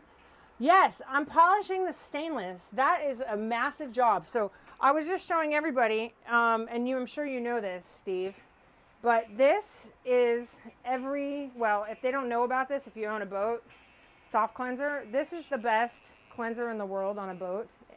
And it sucks, because I was just telling everybody I'm really bummed because I'm down to my last 2 bottles of it. I brought like 4 of them back from California when I was there for my spine surgery.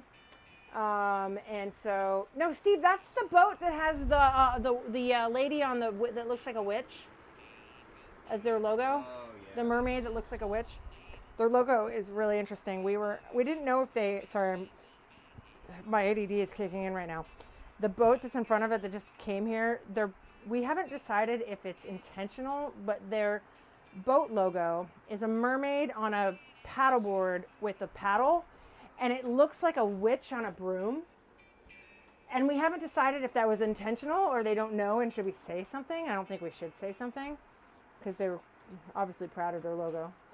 But boat logos, I'm kind of as a designer, I'm a little bit, not that I'm critical, but I critique other boat logos. And yeah, Craig, that's a gorgeous. My sister lives in Washington. She lives in Tacoma. Sailor. So hey, Steve. We were gonna float an anchor ball. Not you. Sorry, Steve on here. Sails only. We were gonna float that, but we got word on No Foreign Land that there's someone going around in this area and they're stealing the float balls. So we didn't do that. And as you look around, there's no other boat except for one that has an anchor float for. Oh my God! Please put a care package for that. It's gonna cost $1 million in shipping, and also taxes and duties and stuff. But when we get to America Samoa, that's when we'll be able to get packages and not have to pay all these crazy tariffs.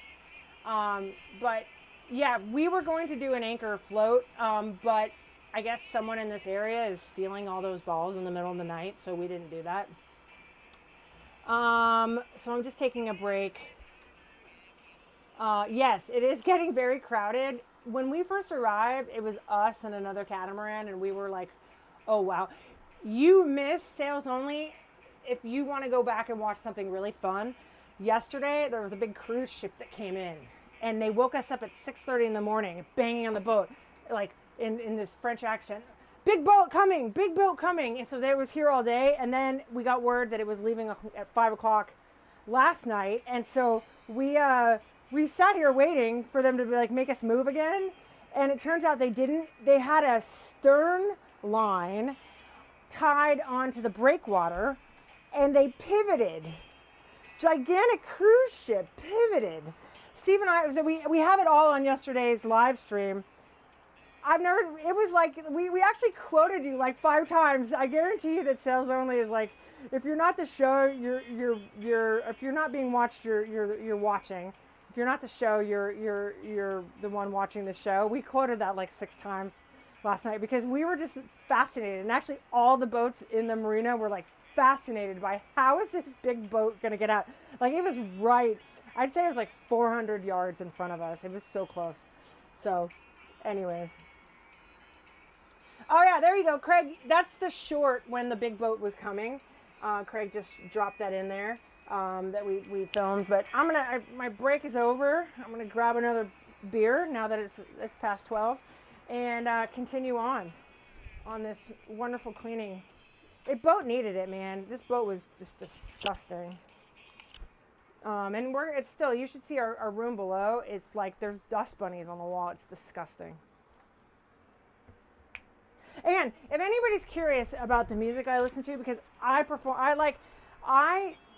work harder when I have music playing. I'm an artist. So Steve just dropped in the chat. He dropped in our Some Tuesday playlist, and that's pretty much what I listen to on repeat.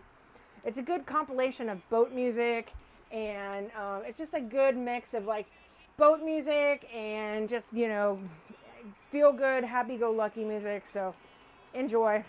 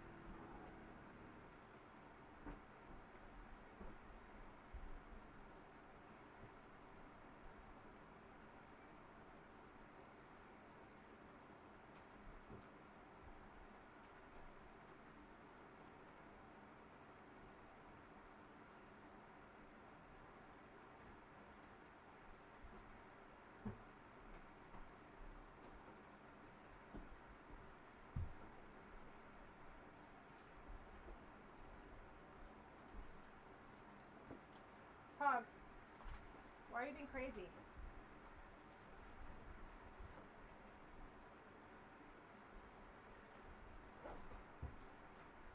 Well, these are the wrong size. Shut up. They made them the wrong size? Yeah, they're too big. Unless they were thinking for some reason that they would be snapped to the top here. Wait, I'm coming out. Imagine why you'd want to do that. I'm coming. Wait, I'm coming. You know, we should have fit them before we should have just checked them before we left. But we trusted. But I'm coming.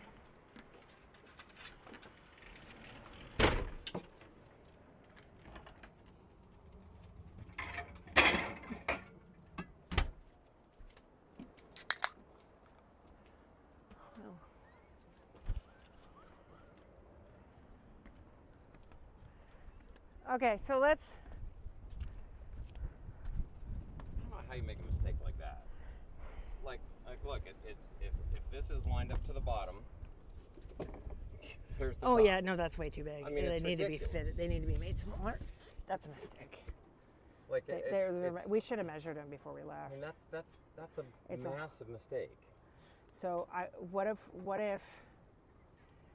if you just put them at the top and put one at the bottom? Yeah, I mean that's how it should look. It's like But the like, I can't really do well, that. I mean, I could fix them, but that's a pain in the ass. Like, I mean, unless like it's such a glaring mistake. I'm like, were they thinking the did snap would they go up fit, here? did they fit it? Because that wouldn't make any I have sense. a question for No, they took there's- measurements and then they made them and gave So yeah, so what we should have done before we left is them. Yeah, No, true, but no, I know. that's So why don't you just put it at the top, and then we can what is put it at the top mean? put the hooks at the top, so at least they're hanging, and then the bottoms will cut off. I mean, I'll redo them at some point. I really didn't want to have to fucking do canvas work. It's not my, it's just a straight line, but it's the tearing it apart. Hang it from the top and let's look at the bottom. I just want to think about how I'm gonna, no, from the top. Hang it from the top, because what I'm gonna do, yeah, so let me see. So why don't you just hang it, that's what I'm saying, is for now, just hang it from the top, and then I can actually, It'll be loose. Like the But- wind will take it. They'll tear it away. but Steve, if we're gonna have to fix them, I'm gonna have to fix it some way. So I'm just saying, it's Okay. like, My point is, I can't hang them here if they don't fit right. That they'll catch wind and get pulled off, and they'll be in the ocean. I understand, but if someone's gonna fix them, they're going to need to be like hung at the place that you want them. Then like it's like a dress. Keep explaining because I'm not understanding. It's like hemming a dress. Okay. You hang it where you want it. So if this is not exactly what it should be, you're going to hang it where you want it. And then someone's going to come in and they're going to put a pin where it should actually be folded. And then you're going to have to cut off that. Then you're going to have to open up that whole seam at the bottom, which is a pain in the ass because it's mesh. And then open that, unroll it, and then rehem it. So I'm just saying is like, So just put it here and leave it so you can come measure it. well, and then or take we it could off. put a rock there in the meantime to let, A I mean, rock. or just put the other part, like, or just put it there and then put the hook where it's gonna be. Like, they're not even the right length. Look, That's intentional because I told them to do that because it's curved at the end. It won't adhere. so this is not gonna have anything. No, the next piece joins there, All right. Well, and that one's too wide as well.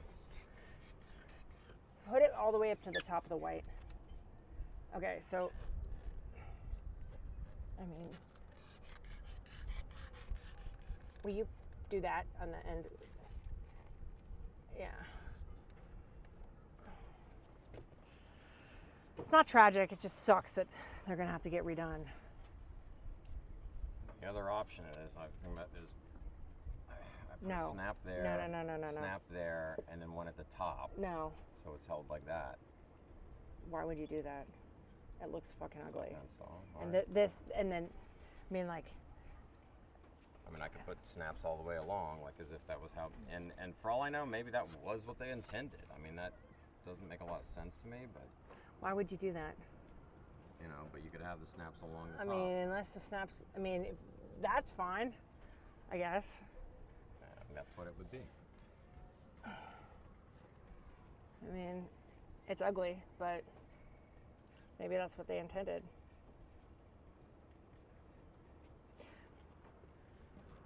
I think it's important, though, that this sits flush with the bottom. You know what I'm saying? Okay. The snaps are removable, right? No. Well, what do you mean by that? So you put them here, you could scrape them off at some point, right? You can scrape them off. You can't reuse them. Right. Yeah.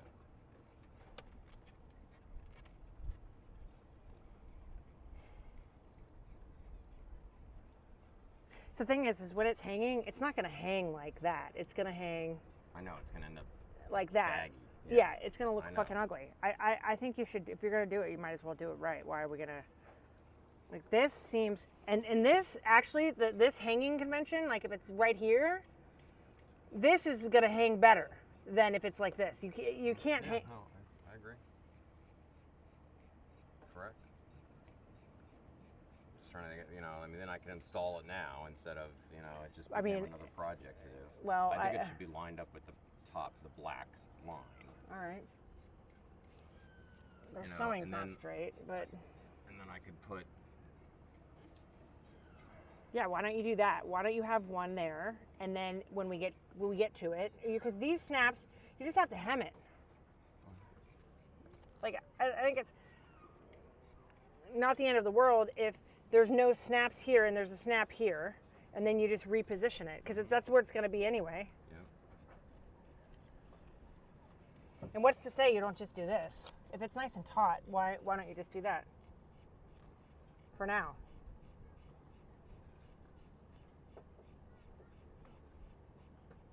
Yeah.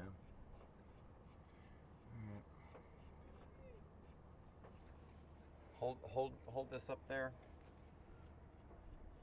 Because she made a big deal out of showing me which side was the top and which was like I don't see a difference. it doesn't appear to me, There's no difference. but Steve. like this doesn't go down straight. So It's because the sewing's if not I straight. change this to top, does that change things? No, it's just not. It's not straight up. Oh, you get what you pay for. They watch your channel, so I just want to.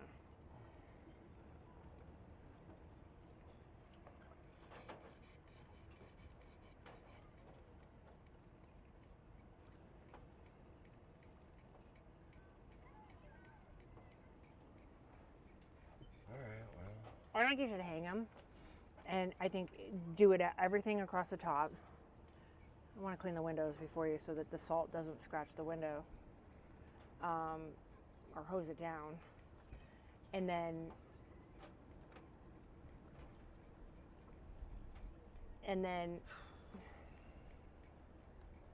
Dumb mistake. Like really, guys?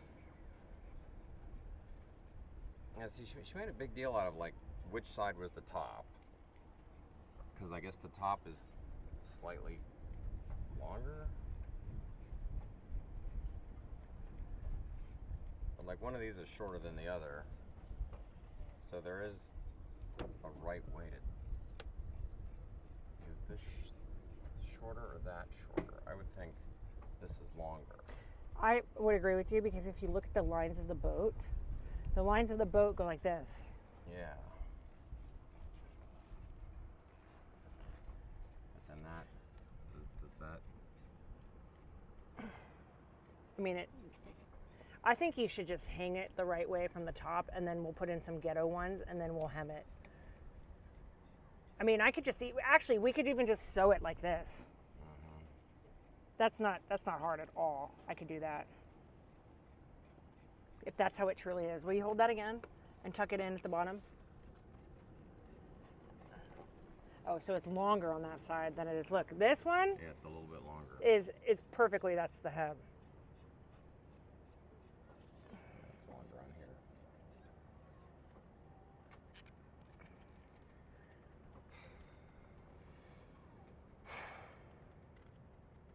But I mean, I get this. At this point, it's at the bottom, so it's not going to really, no one's going to see that because there's going to be a cushion that covers it. Yep.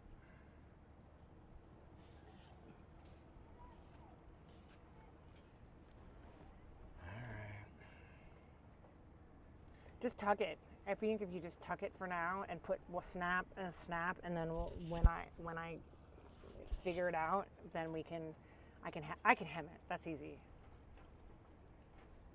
Yeah. That's an annoying mistake. You want that beer? Sure. Probably gonna come back there and work on these snaps back. Let's wipe down the window before you put the snaps. Yeah, well, Okay. that's All right, you're on it. Yeah. Is that one of the pieces too?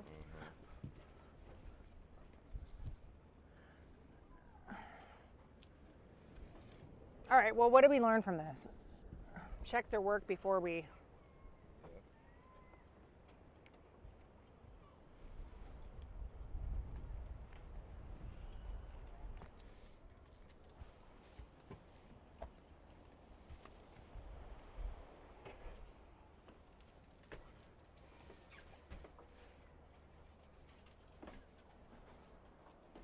I didn't want that to blow away. All right.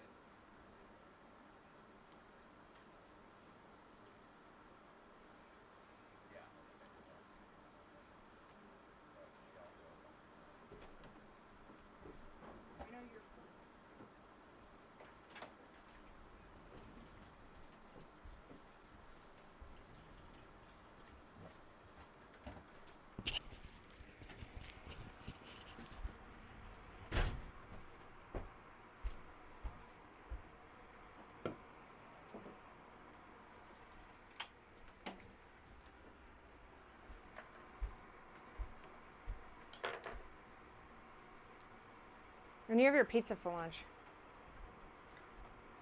So I don't have to make anything. Steve? Yeah, thank you.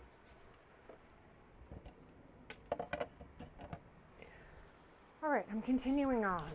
Where'd my phone go? All right, checking in. I don't know if you guys heard that. So, what's going on? What's going on? Hi, Trevor. Welcome, welcome, welcome. Trevor, how you been listening for a few house finish builds this fence? But Jane, you probably know as long as it's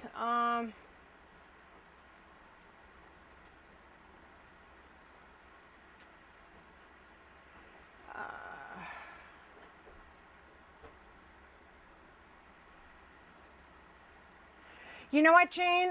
To answer your question, they kind of don't have music, and I mean, well, it's just not very inspirational. It sounds like elevator music. We checked. Yes, you either watch the show or you are the show. Thank you. It's clarifying that. Yeah, we have YouTube music, but it's like elevator music. It's not very fun. And I like to sing along and dance and do all the things. So that's why I don't have music playing. And I play it on my headphones. But if you guys are curious, I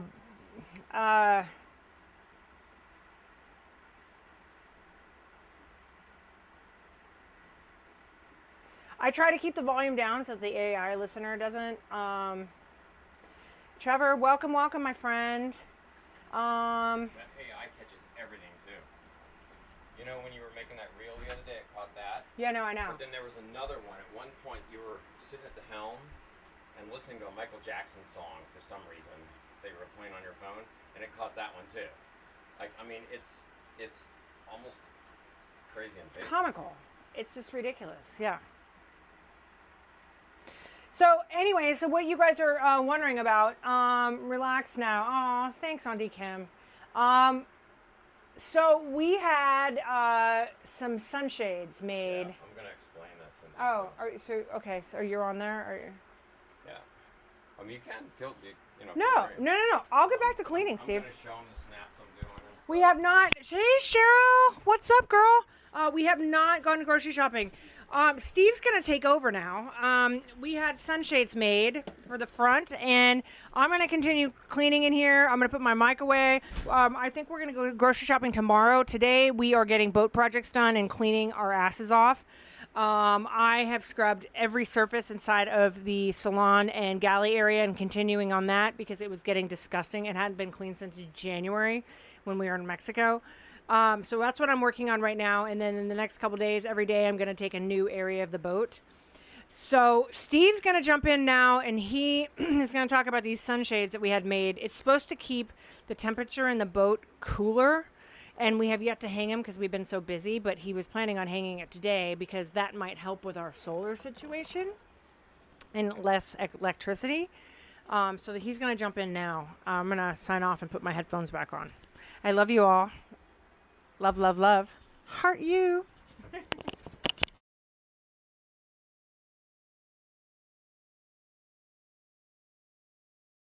Oh, here. I have my...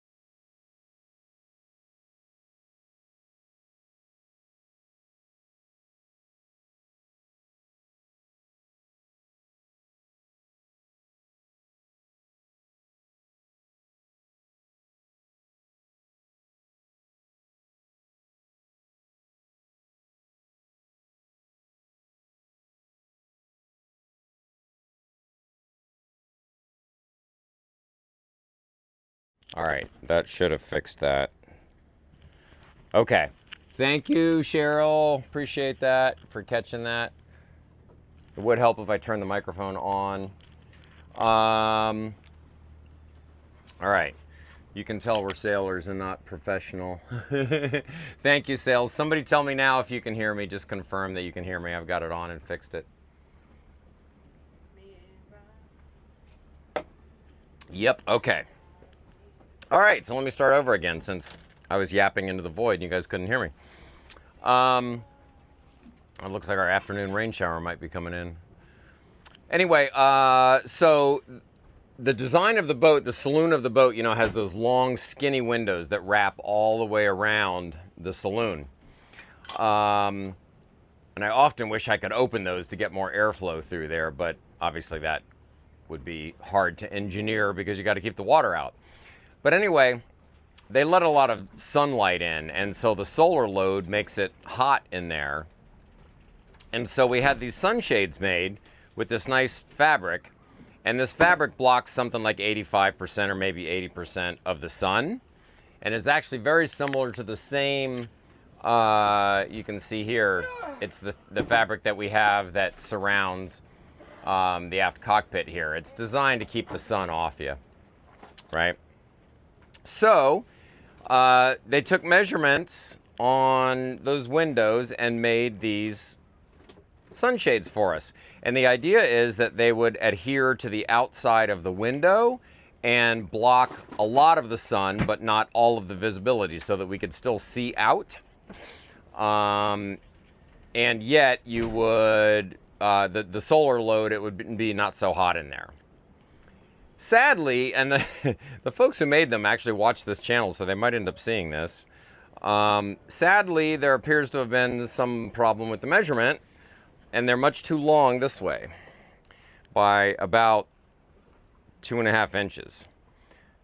Not quite sure how that happened, but what that means is now they don't fit right on the window, and they overlap, because the fastening mechanism that I intend is this is the I guess that's the male side of a snap, just a traditional like a snap like on your clothing, and then this would adhere to the window, and then this I'll install a snap on it, and it'll just snap right to it. So I have here these stainless steel snaps. They come in pieces, right? There's a top piece and a bottom piece, and you just punch a hole, put the snap on, and then you use this tool to crimp the snap into place, and then that snap would snap to this adhered little circle that's held on with some 3M adhesive, right? So the sad part is that the folks that made them came out and took measurements, and then they made them, but they never came back to the boat to fit them and make sure they were the right size, and we've now discovered that they're not the right size. They're the right size the long way, so that, you know, that is correct, but for some reason they're about 2.5 inches too tall, and I don't know how that happened, but it makes me sad, because trying to get work done when you're out here sailing from port to port, you know, just finding someone who can do the work and then on your schedule is almost impossible. So this is, you know, we're obviously long gone from El Salvador. We're not going back there anytime soon. So we have to figure this out. So that's what Megan and I were just discussing up front, is maybe we just fold it over, and maybe I can put a snap through there and it'll look kind of okay. Megan might, because she has a sewing machine on board, but it's kind of a big job. So she might try to open it and sew it, or sew it back together. But if I can find some way to mount them that doesn't look ugly and is kind of workable, that'd be the way to go. So anyway, it just bums me out that they're the wrong size. I mean, obviously, you know, shit happens, as they say. I'm not going to cry over spilt milk, but I'm not quite sure how that mistake happened. Anywho,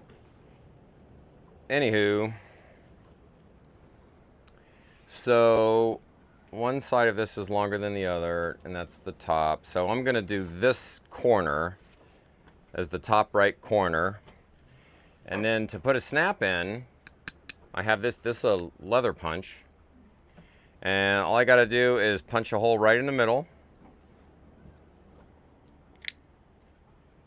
Right, so now I have a hole in there. You can see some light coming through. And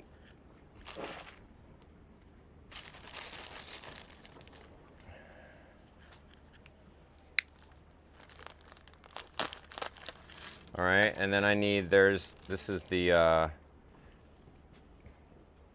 that's the snap that's going to go into it. And that's the top of the snap button. It's hard for me to realize which camera is on. And then there's the bottom part. And the crazy thing about this is, I had these snaps shipped into El Salvador from the United States. You would have aired in, right? Yeah. And I had to have them shipped by FedEx by air, which was outrageously expensive. Then the delivery service, once they get to the country, they charge you a fee. Then there's customs.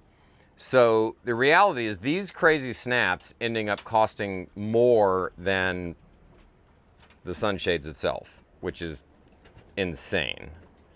The fabric was actually amazingly cheap in El Salvador, and the labor was very reasonable. Matter of fact, I voluntarily increased and paid a lot more than the labor they asked for, just because it seemed fair.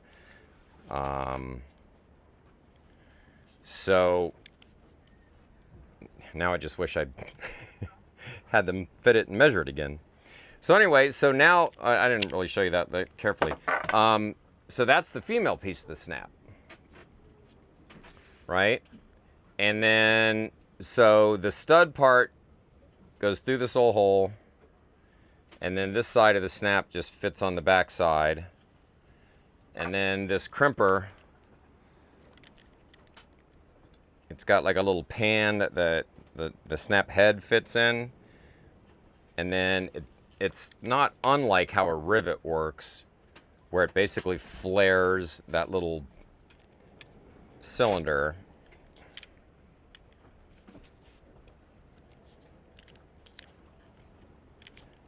There we go. All right. And voila, Voila, fantastic. as they say here in French. All right, so now you have a snap attached to the sunshade, right?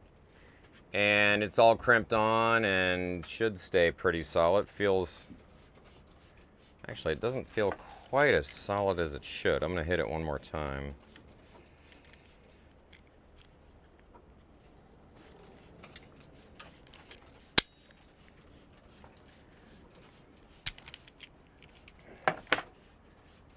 There we go, now it feels, well, geez, it's still not entirely. Trying to decide if that bothers me or not. I don't think it's going anywhere, but it's spinning a little. Let's tighten it up once more. You know, it's either do it right now or fix it later, so that's an easy choice. Okay. So it's funny, all these little things are things that you learn when you're a sailor and you're living out here, and you know, you can't just have stuff done. You learn how to do all these things. And it's still not as tight as I'd like.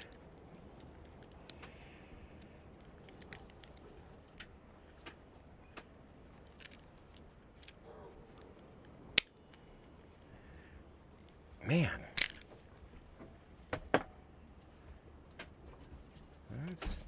It still sort of spins, but I don't know, maybe it'll work. So anyway, then that piece, so now we got a snap on there, right? Looks nice, looks pro. And then this is the, I guess that's the male side of the snap, right? And this will adhere onto the window, and then it will snap right down, in theory. Now I'm pressing on it, and it doesn't want to go. If this doesn't work, I'm going to be frustrated because I paid a lot of money for these stupid things. And it doesn't want to go.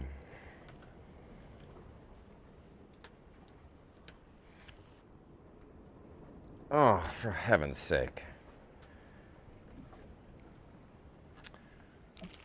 Nothing ever goes right the first time.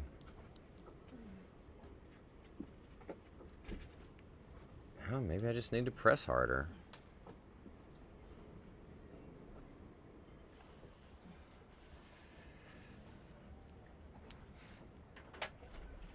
I always hesitate. That was one thing my dad always taught me, is on stuff like this, don't force it.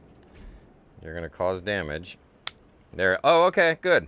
Press harder. Worked. All right. So there you go. Now you got a nice professional snap in there. The back is now this plastic snap piece that will stick onto the window, and then the black plastic disc will be invisible under here, and the sunshade will be removable if I need to clean the windows or whatever. So, all right, I think we got a pretty good system there. So I'm just going to install one every 2 feet maybe. And then I got to figure out what to do with the bottom since it's too long. How to figure out how to deal with that issue. All right, let me look at the chat and see if anyone. All right. Hi, Steve. Hi, Kim. Oh, by the way, I meant to do the official because I think I actually made it official after you were gone the other day, Sales. But I want to welcome Sales Only and Auntie Kim and Craig Powell, who I think all of you are here right now, although I see a BRB from Craig, so he might not be. But all of you at least have been here, so you guys have all volunteered to help as moderator on the channel and to help grow. And Steve at Sales Only, he and I, we and then Megan had a really nice chat on the phone the other day. And he's an interesting dude. You know, we liked him a lot. He's full of good ideas for the channel. He's a very accomplished Love you sailor. all. Yay, yay, yay. Yay, love, You know, love. and then Yay. so I haven't talked to Auntie Kim or Craig by phone. That offer remains open, of course. Let's do that, you guys. We would love to do that at some You point. guys want a phone chat? We want a phone chat. We just can't use regular phones, so we have to use something. Yeah. We have to use WhatsApp, or you know, the phone is expensive here. But yeah, we really appreciate you guys jumping in, you know, with your ideas and support. And you are officially, you know, our first initial moderating team, and we're happy to have you and very much appreciate it. And Little Ship's Fleet says, place the bottom snaff 2.5 inches up from the bottom of the shade. There'll simply be an overlap of the shade on the hull. Yes, that's exactly the plan that we've been considering. It would look better if we can fold it up, but the problem is I don't think I'm going to be able to crimp a snap on it once it's folded. You know, and then it'll have this overlap running along the bottom of the hull, which will look kind of crummy. And the other problem is, you know, the edge is reinforced here, so that's nice and strong to support snaps. If I start putting snaps in here, I don't know that they will be as strong as they should be. So we'll figure it out as we go along. But you know, I'm going to attach the top, and then I can think through what we want to do on the bottom. But yeah, it's, you know, I mean, I'm not gonna, people make mistakes. I'm not gonna like lose my mind over it, but it's certainly disappointing. That's a mistake that really kind of takes the utility out of this, you know. I think one of the reasons these are so hard to fashion is because I spent extra money buying the stainless steel snaps, so they're really hard. But, for obvious reasons, stainless steel is better than... The other snaps are brass. Whoops. So... I've thought about a couple times splurging on a more expensive snap crimper, but this is literally a job that I do, like, maybe not even once a year. It's not all that often that I end up doing something like this. But, you know, I end up having to replace snaps on some of the other cushions and things, so it's not uncommon.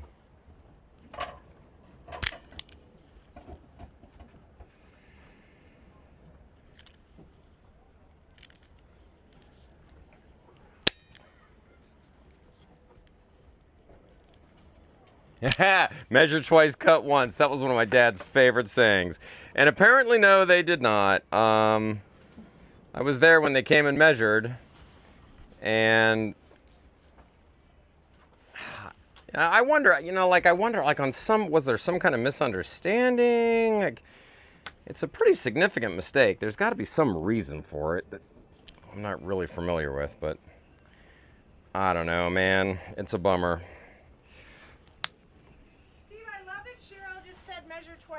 Yeah, I was just commenting on that. That's your phrase. I know. Well, You told him that's your phrase. I can't take credit for it, but I've certainly used it a lot. Like you use that one all the time. Yeah, I say it all the time. Sarah, I love it. You just said that. Tell her I said that. Cheryl said, Megan says she loves that you said that because I say that a lot.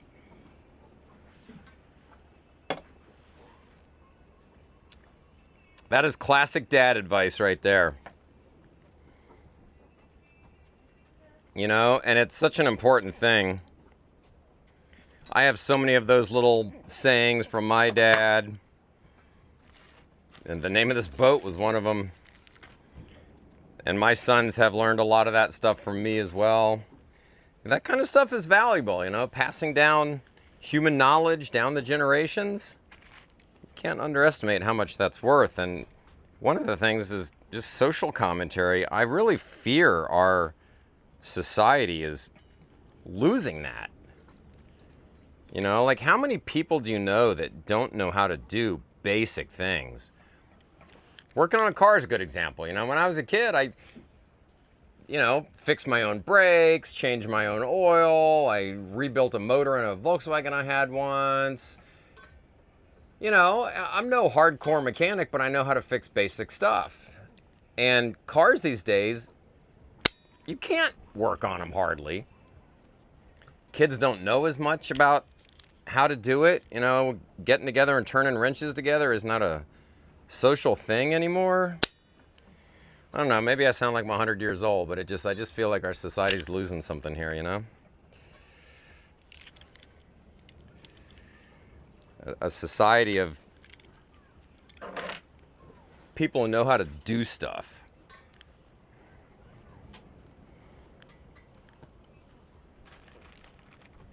All right. I hope I'm not overdoing it. I put 5 snaps on here, which is going to be about 1 every foot. Maybe that's more than I need, but...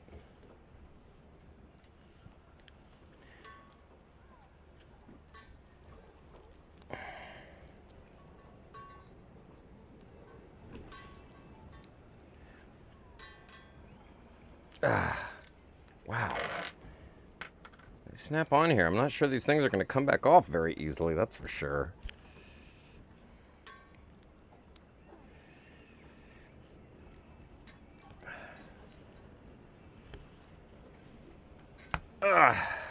There we go.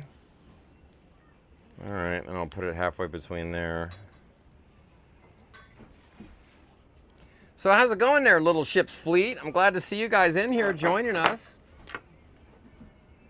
Little Ship's Fleet is our yacht club back in Long Beach.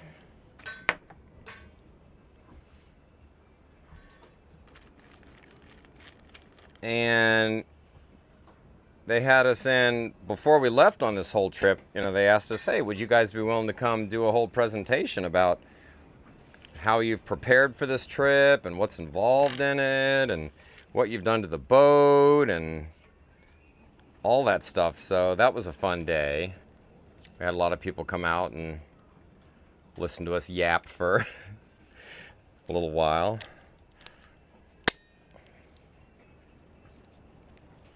And it's a pretty common thing, you know. If I had a nickel. Steve, I just had the best idea. Remind me to tell you later. Okay. If I had a nickel for every time I'd heard, you know, if you're a boater, you've pretty much dreamed about doing what we're doing, almost guaranteed. You know, and obviously very few people take off and actually do it, but a lot of people will be like, wow, you know, I've dreamed about doing that for years. And, you know, life gets in the way. But it's a very common thing for us to hear. We hear that a lot from people going, man, I wanted to do that and such didn't work out. Which is why, when we were talking about it, years ago, we were at this event called Buccaneer Days, which is like a big party. Everybody shows up on their boats at Catalina Island, dresses up like pirates and acts like 25-year-olds or maybe even 22-year-olds for the weekend. You know, it's all a bunch of, Lord have, man. Anyway, they'll show up and act like kids for the weekend. It's fun. And I was chatting with someone about our plans. This is years ago. About our plans to come sail around the world and leave and do this. And I don't even remember. I couldn't tell you his name. It was just a guy I was chatting with at a party. But I got this advice from several people over the years. He said, look, if you're serious about doing that and you really do plan to go sail around the world, set a date right now. Pick a date and stick to it. Otherwise, we'll be chatting in 5 years and you'll still be going, yeah, I'm going to do that someday. And we took his advice, and I heard that other advice from other people too. So that's what we did. And it was in 2023, Megan and I selected September of 25 as our departure date, which obviously we didn't hit. But we got pretty close. We got December. So, but man, we had to work a lot of magic to make it happen. You know, I sold my house. We rented Megan's house. Bought a new house. That is an Airbnb today. Figured out getting, you know, which cars are we gonna keep, and we sold one, and I have an old Jeep that I love. I didn't want to sell. Megan has a car she inherited from her grandparents. It's awesome. So, yeah. All right, so there we go. There's the top row. So, see the snaps? Yeah, when it comes to putting them on. Yeah, I think that Snaps are on nice and You should clean. wash the window. Oh yeah, no, we The will. insides are all clean now. So if there's any dirt on the window, it's all because it's on the outside. Okay. Look, Mr. Pickles is not peeing on crap. He's going it out. Oh, that's good. Yeah, so now I got to figure out what to do about. I guess I'm gonna want to snap in the middle on this side for sure. So I can go ahead and put that on. Maybe I'll put it a little bit closer to the top.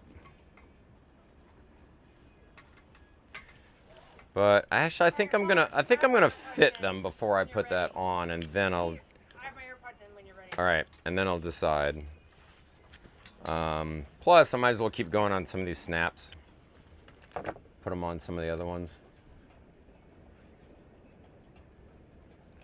Oh, Little Ship's Fleet. Yes, I saw that in the newsletter. We're really excited about that, actually. And I think it was there last month as well. So, for sure, I love that. I love that you guys are so supportive and are following along and sharing it with everybody. Super cool. Love it. And just to make sure, that was the new, I think that came out a couple weeks ago, right? What is Meg's car? It is a 1963 and a half Ford Galaxy, and the half is a real thing. Ford Galaxy 500. They only made 500 of them. Her grandparents bought that car in 1967.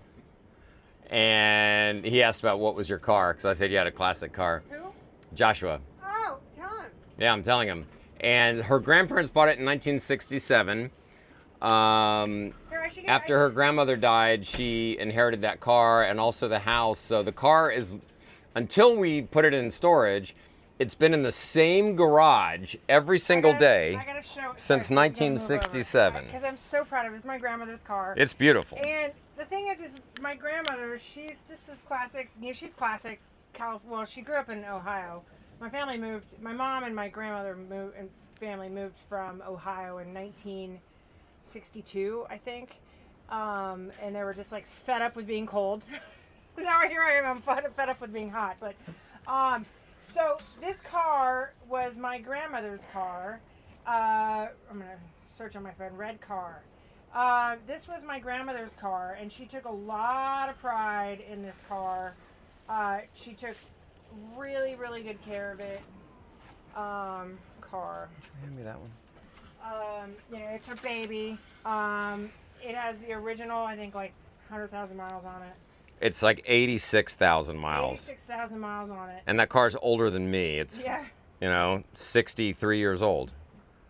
Which is cool. It's a 63 and it's 63 years old. That math works out to 2026. So because she took great care of it, it's easy to, you know, maintain. This is the day, and I was crying, sorry. This is the day we put it into storage. But that's it. It's a convertible. I'm just crying. But we had it like shipped to Nevada. That's it. I love that car. I was crying so hard that day. All right.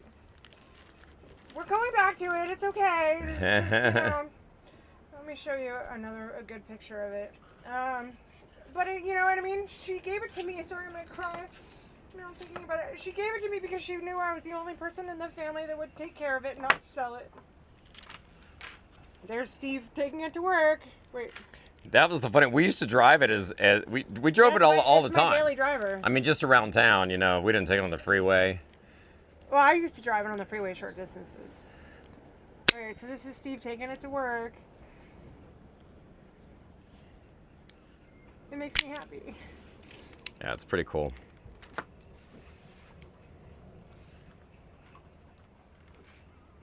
Really love that car.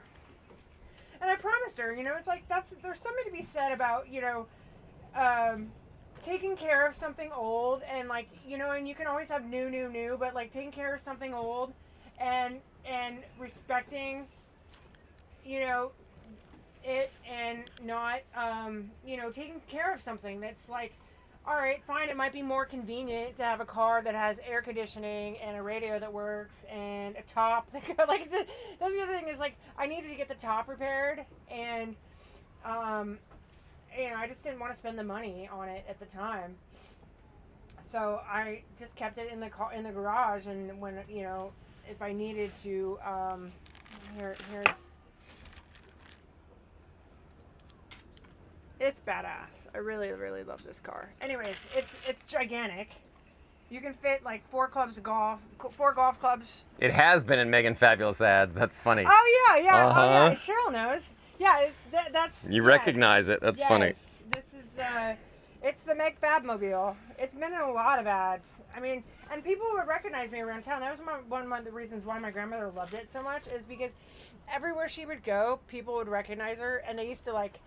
She loved, this is what I loved about her, because she wasn't like super fancy, you know.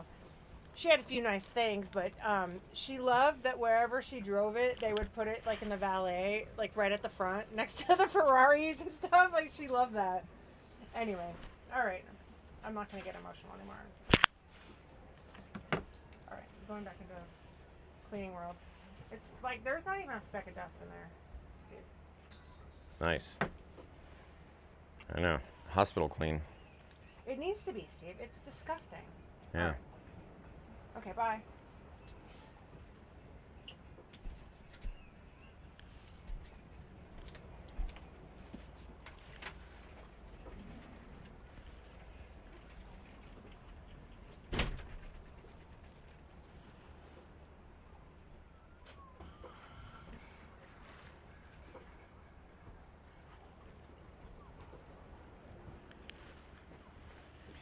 Trying to decide how close together to put these snaps. I think I have. Measuring it? Yeah. You're measuring the spacing, right? Uh-huh.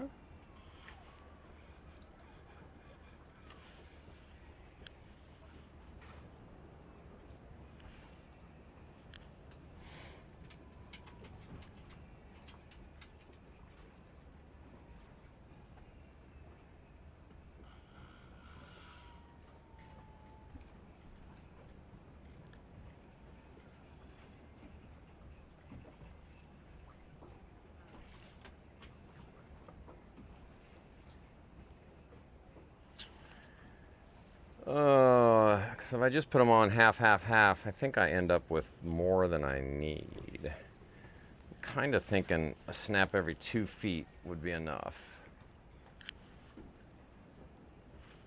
I can go one there, but then again, that is shorter than necessary.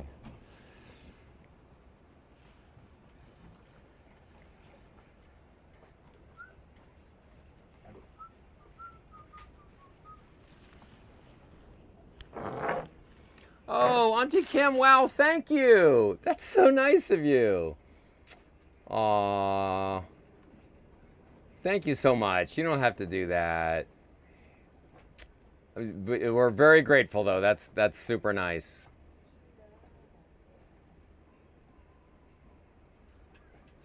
We didn't even know what that was. By the way, I want to tell, it was only a few days ago that YouTube finally said, okay, you know, you guys are monetized. So I think we've made 72 cents so far. So So that's not going to cover any trips to the fuel dock, but really, really sweet of you. And but one thing I wanted to say is, like, you know, as much as it will help buy some diesel fuel and stuff, it's not what we're doing it for. And so I want you guys to tell me if you're ever logging, like if the ads are running too much. I actually shut off things like mid-roll ads because I find them annoying. You know, I don't want YouTube like harassing people with advertising. I want you to enjoy the show, and if we, you know, make a little bit to help pay for a trip to the fuel dock, so much the better. But I have heard in some cases that the ads can be too heavy, so I've got them like I can set how often they go. So I turned off mid-roll ads and I set them to like a normal cadence, you know, because it tells you could set it even higher and then run more ads, and like I don't want to do that. So anyway, hopefully it's cool and chill and not too annoying. All right. Anyway, thanks again, Kim. That's super. Huh? Oh, okay. Don't even think about it, pugs. Can we just take a minute for how... I mean, haven't waxed the floor yet, but... It's amazing. I'm cleaning all the surfaces first, and then I'm going to wax the floor. Yeah. It's fantastic, babe. Fantastic. Yeah. It's fantastic. It's really good.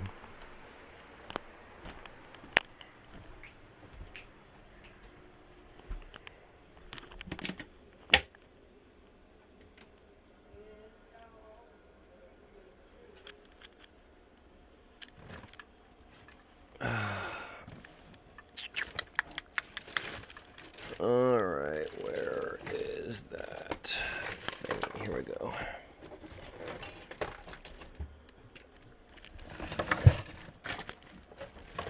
Man, I tell you guys, my arm is killing me. Hauling that anchor out of the ocean the other day. What? I was just talking to them, so my arm is killing me.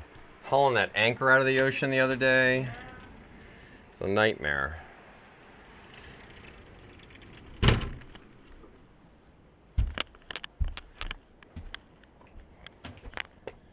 All right.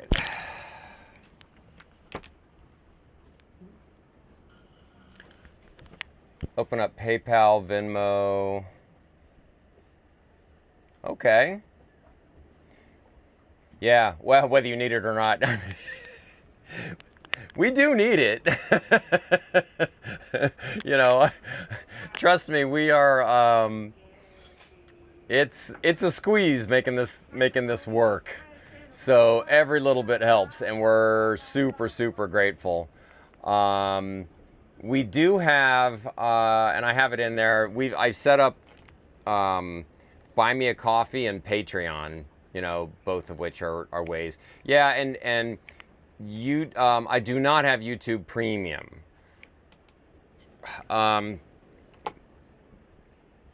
But yeah, no, it definitely. I mean, and it's kind of nice. Like ultimately, if you know, if a bunch of people chip in a small amount of money, it's helpful. We just, I don't know. I guess we just feel bad asking for it. I think that's the bottom line. But maybe we shouldn't. You know, if we're providing enjoyment and right, then everybody wins. Maybe that's the way I should look at it. It probably is. But, you know, I was one of those people that was raised with the values of, you know, you don't talk about money.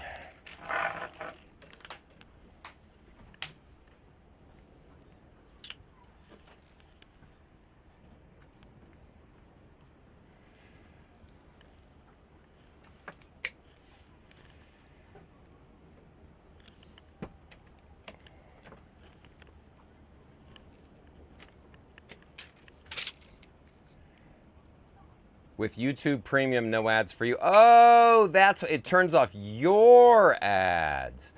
Got it. I guess I kind of knew that because I've seen the pitch. So that makes sense. That makes sense. Okay, well, good. In that case, everybody wins. And YouTube Premium, is that the one that gives you local channels as well, or is that a separate subscription? So 330 times 4 is basically 120 inches, exactly 10 feet. Is that right?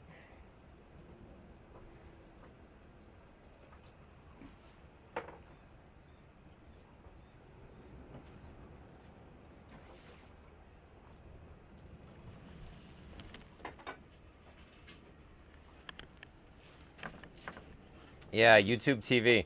We don't watch much TV when we're out here, which I guess is kind of normal. You know, we're oddly busy. Like it's wild. We thought we'd kind of be sitting around, but we're always doing stuff like this.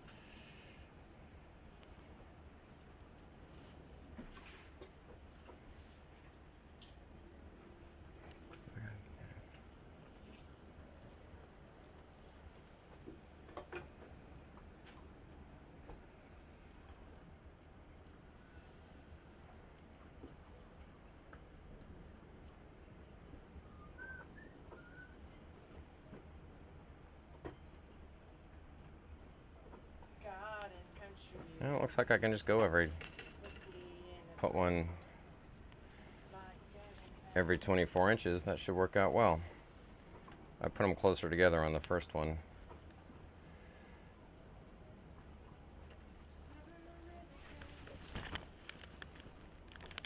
Measure twice, cut once. Just making sure my brain is doing this right. Yep, and it did. All right, that's what we're going to do. Every 24 inches will be a snap.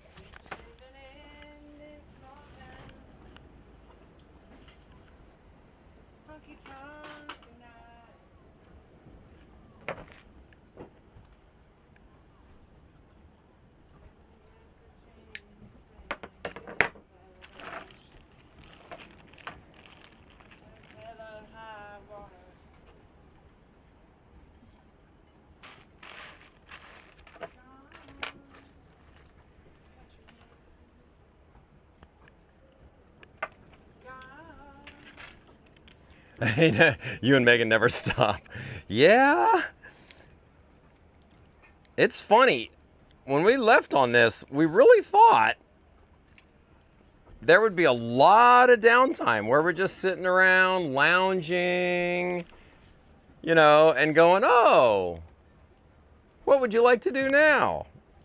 Somehow it hasn't worked out that way. You know, there's always a long list of boat projects to work on. And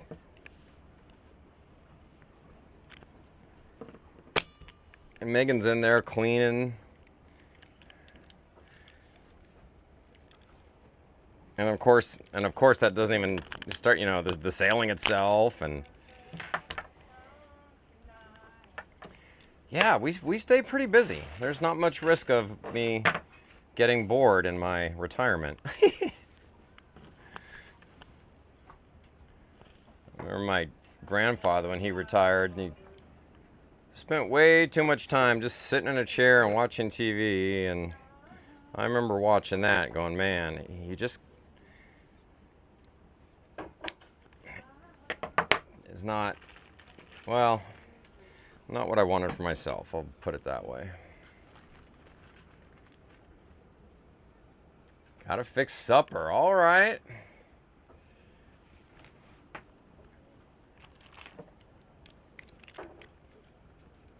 Yes, we are on an expensive trip. That is true. Well, we certainly appreciate y'all.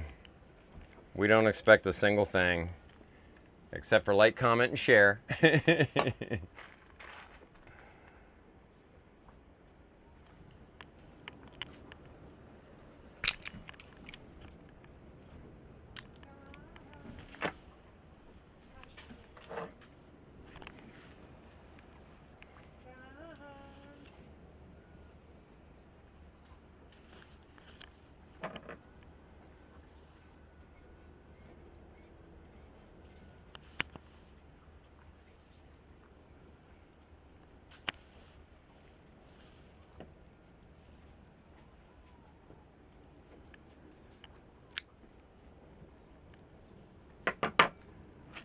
Oh,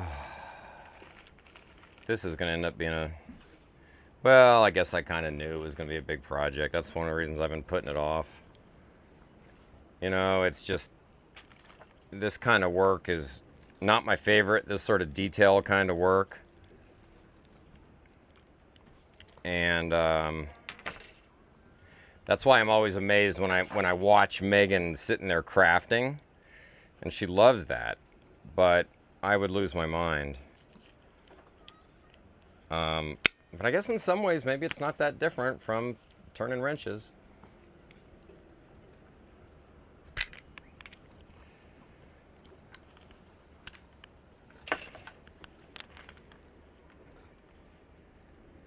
Make water, fuel up, shop for food over and over again. You're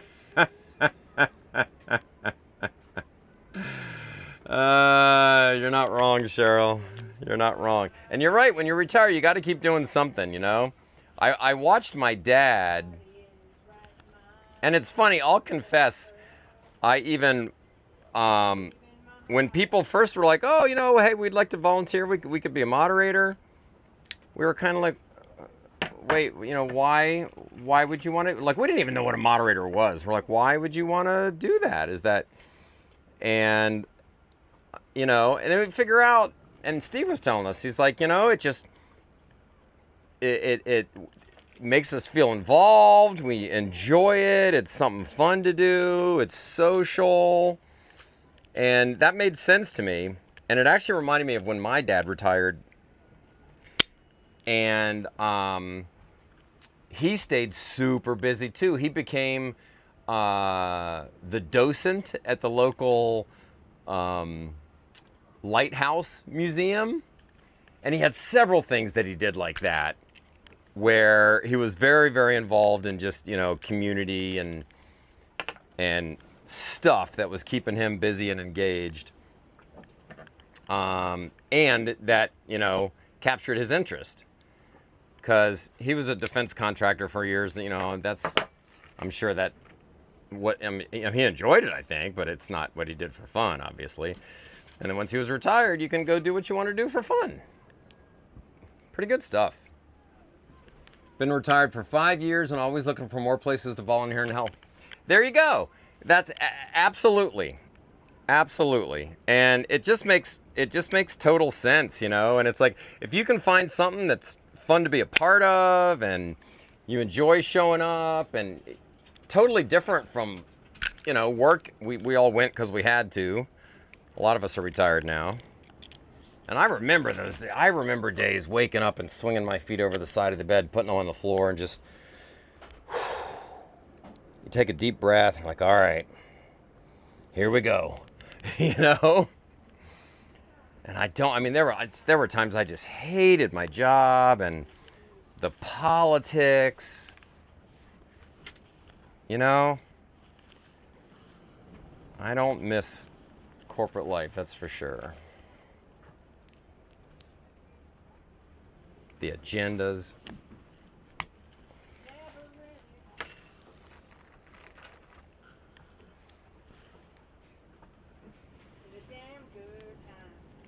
Ah, man, these things, pretty good little invention, I guess. Made by YKK, which a zipper company we all have probably heard of. Probably the only zipper company you've ever heard of. Could you name another zipper company? I can't. Oh, making my hands and fingers tired.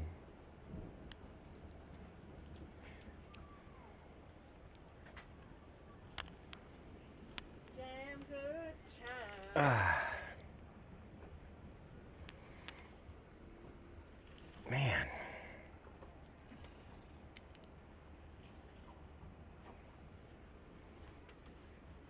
It's funny, you know, one thing about retirement, I always see, because YouTube shows you the stats of the people who are watching your channel, and we're pretty evenly spread out. You know, we got a bunch of 20-somethings, 30s, 40s, Definitely a little bit heavier to probably the 40s and 50s. But there's no shortage of young folks. But the interesting thing is the people who are engaged, you know, the people who we end up chatting with and talking to, have generally been people that are our age. Not always. Trevor's a great example of that. But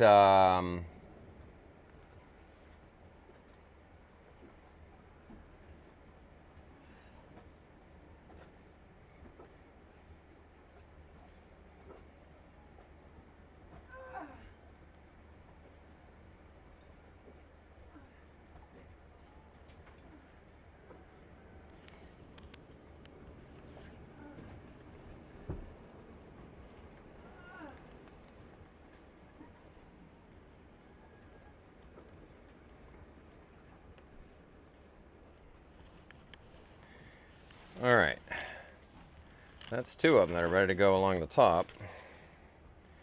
I guess I'm just going to put the top ones on and then stick them on, and I'll figure the other ones out. You know, fitting it. This is the one for the other side.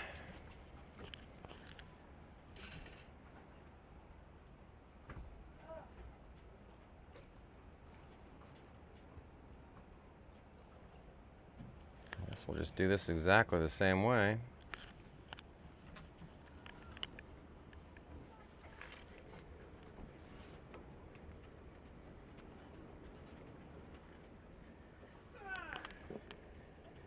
Take a look at this lighthouse. Let's have a look. New Dungeness Lighthouse. That's cool.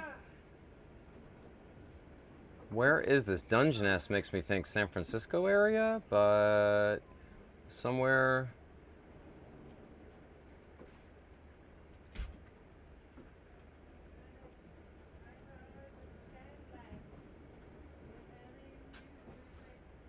Dungeness National Wildlife Refuge.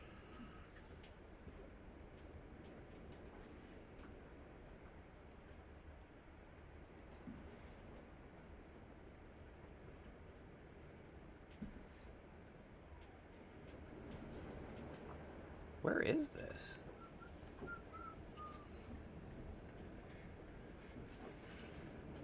Steve? Yeah. Steve? Yeah. Can I ask you a favor, please? Uh-huh. Can you hand me that paper towel? So I don't have to climb down?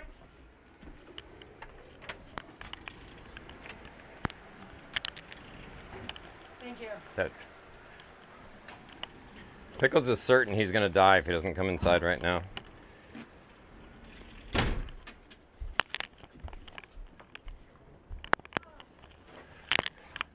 All right.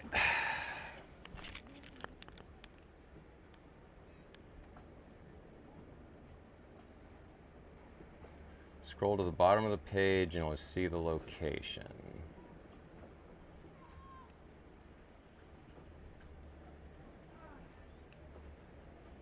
Oh, Washington. Okay, all right. Well, at least I was right about the Northwest. Dungeness kind of gives that away, but that's cool. Love it.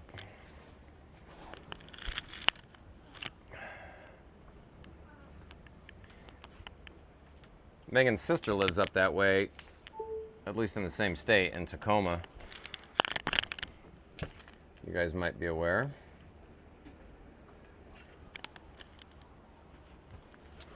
All right.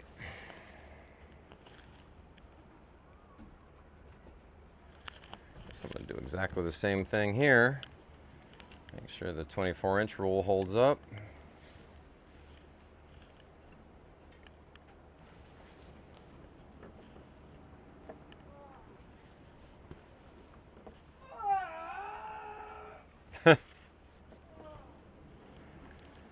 All right, do that.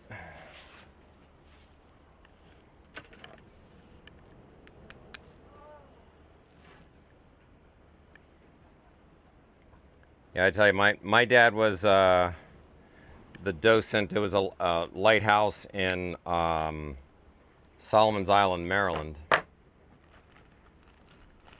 And he loved that. It was a funky little lighthouse. He loved to have us come out and tour it.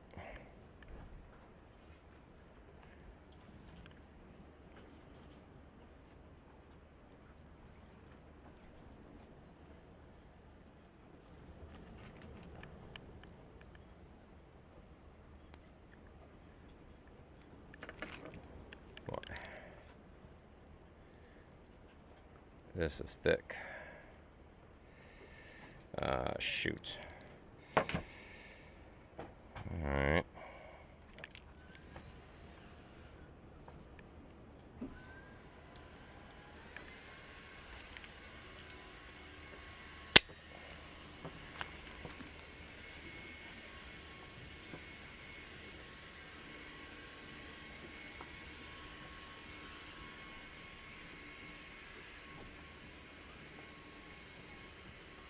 Oh, little ship's fleet. I just scrolled back. Tip for snap. Place a small amount of grease or Vaseline in the female snap prior to snapping in attachment. Good idea. All right. I saw that too late for a lot of it. By the way, who is that from Little Ship's Fleet? Who's in there? Ah.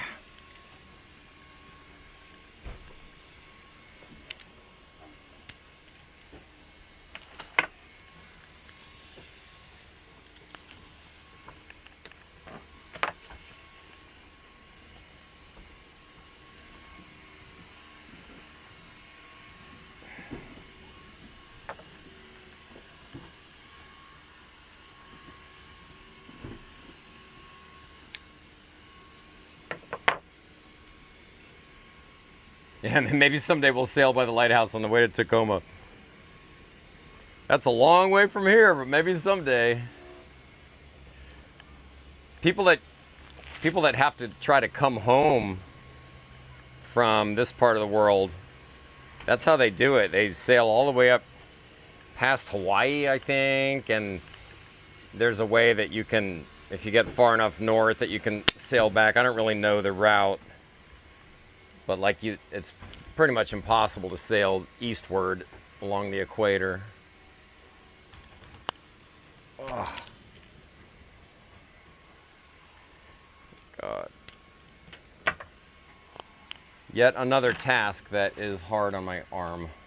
My arm is officially never going to heal. I think I just have a permanent injury here. There's just too many things I need to do that need these muscles.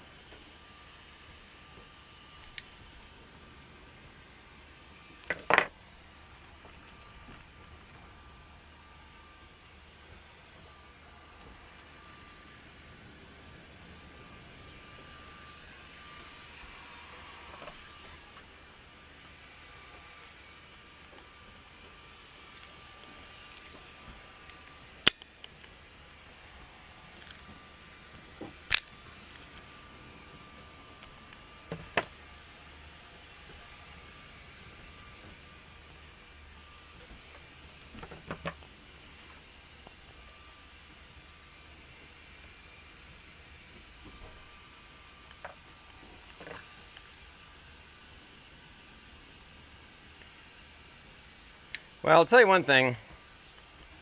You guys sure are a cool bunch of people. This was not something that we ever expected when we set off on this trip. This idea of creating a community with people that we hadn't met in real life. Man, this was serendipity. And it's really been fun. I certainly feel like I know all of y'all. Pretty cool. But this was not something that we ever anticipated. A lot of things about this life happen that we didn't anticipate. It's pretty cool that it works out that way.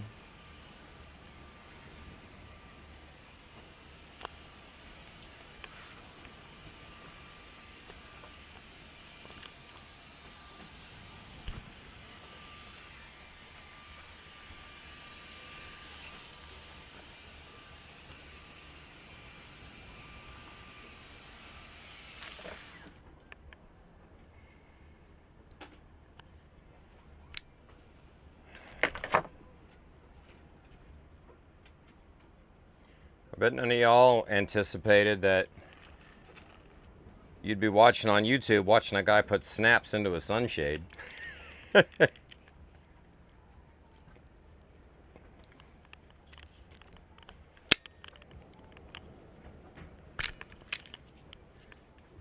Worst part is now, like, I'm not even, forget half, I'm not even half done.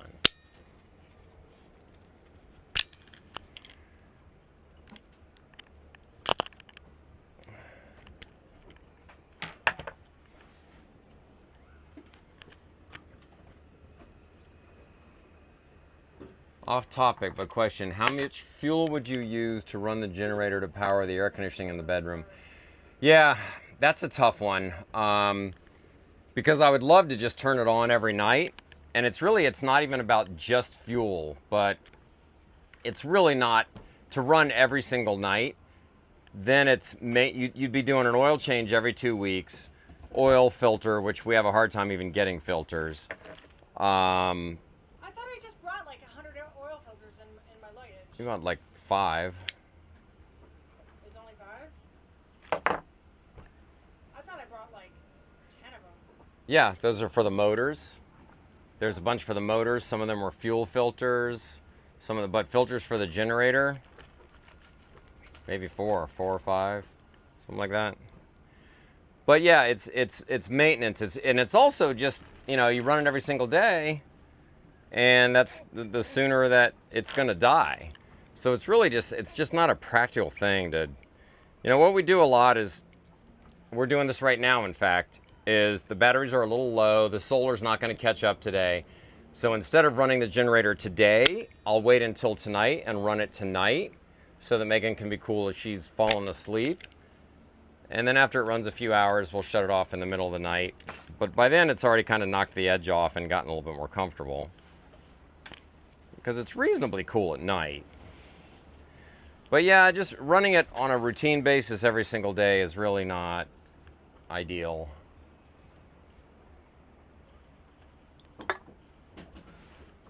We have a couple of other things. They make these scoops that are tent-like things that scoop cool air into the hatches and increase the airflow down there, and then also act as kind of a tent. So if it starts raining, like last night it started raining in the middle of the night, and I had to jump out of bed and go close hatches. And my legs are right below the hatch, so when it starts raining, I know pretty much immediately. But like, that's not a great system. You gotta jump up and close hatches once your legs get wet. So I don't know. We're finding our way. The worst part is, I've been looking into if we replace the air conditioner with a DC lower voltage unit. Like, that might be a possibility. But it's tough. Trying to have air conditioning on a boat is not an easy thing to do. All right. So that's that one. And that's the other one. And that's the side. There should be one more. Maybe 2 more.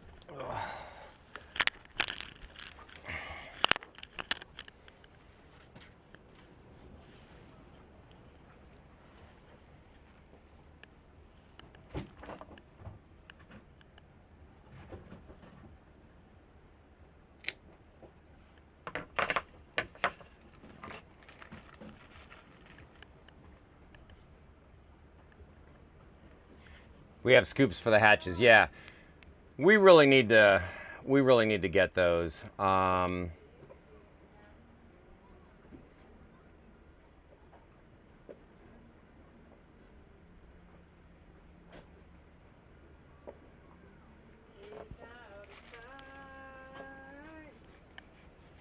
Yeah, the scoops would definitely help. And we need one that, like I say, acts as a tent as well to keep the rain out. And also scoops and directs the airflow down in, because we don't have that. But we made the mistake of not buying them before we left, and it's so hard to buy anything once you get out here. Like, these islands, as you've seen, are all pretty primitive. There's no store on board where we can go buy something like that. You know, like, if we're lucky, we can buy basic stuff. But, and I get it. I mean, if they stocked those, they'd probably wouldn't sell many of them.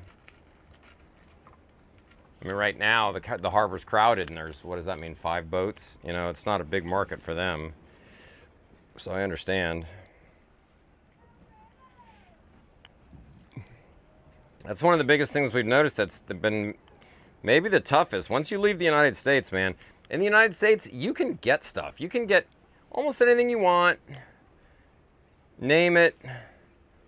Order it on Amazon, the Evil Empire. You'll have it in a couple days.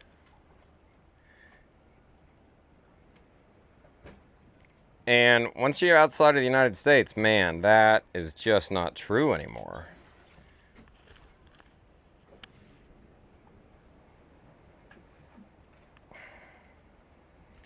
Things gets really hard to get, even basic stuff.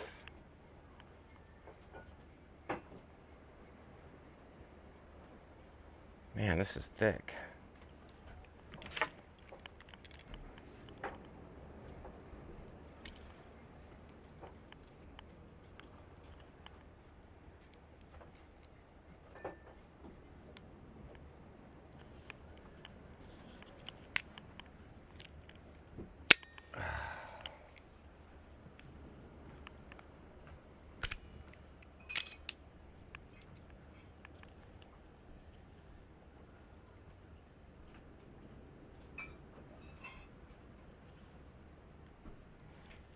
And actually, Cheryl, I think you're talking about the noise of the generator. It's actually not very noisy because it's in a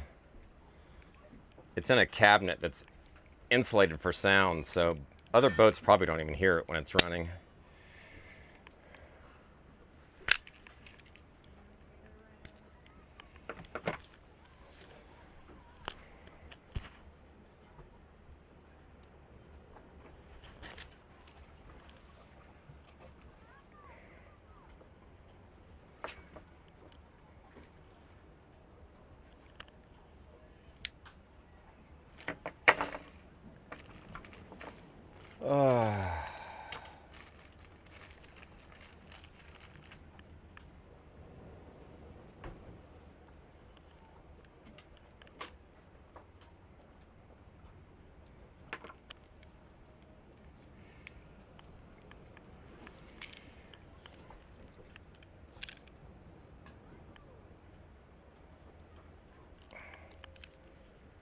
Oh, jeez.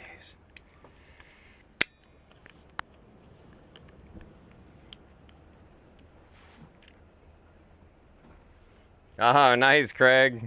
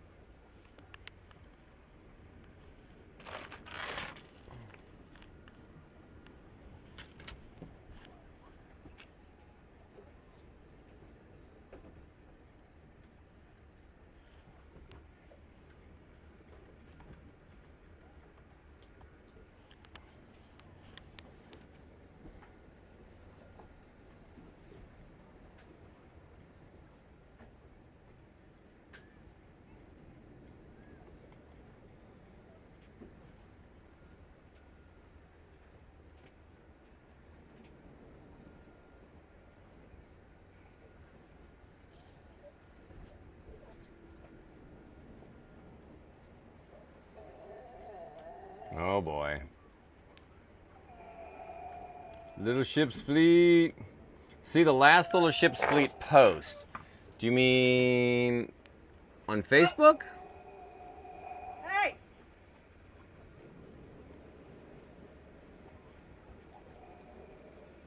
Hey!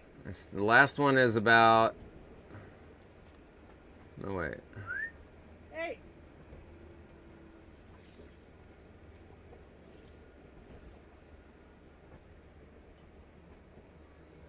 Oh yeah, there we go. The last post is about the talk that we gave. Wow. That was a fun day.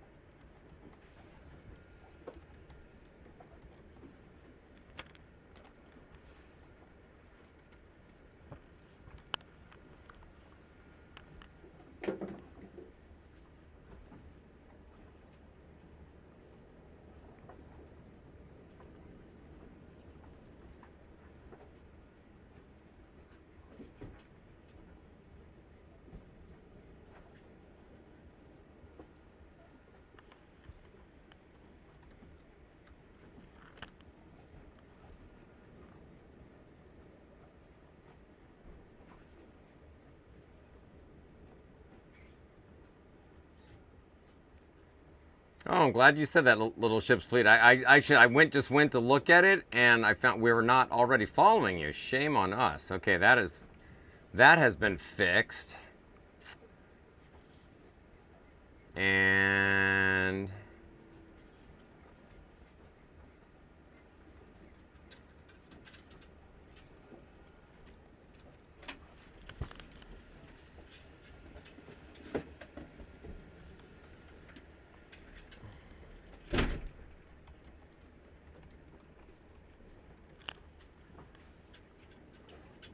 I'll just add a couple comments real quick.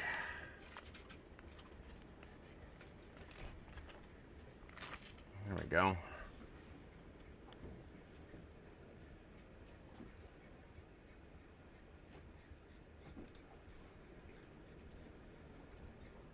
Done.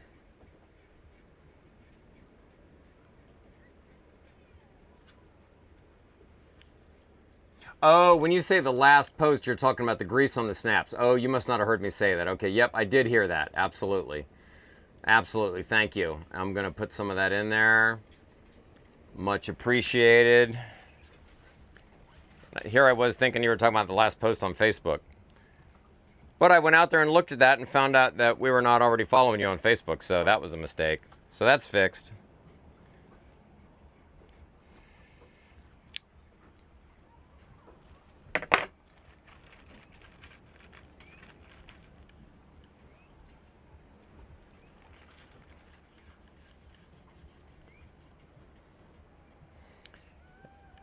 And if you guys are familiar, when you join a yacht club, which sounds snooty, but it's not. They're just a social club. But you get a burgee, which is a little flag that you can fly on your boat. And so our friends at Little Ship's Fleet have agreed to ship us a new burgee. We're probably going to ship it to Tahiti, I think. Because the old one is tattered and torn.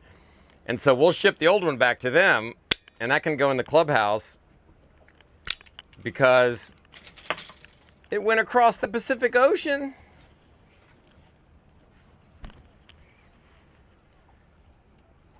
And it's still up there now, and boy, is it tattered.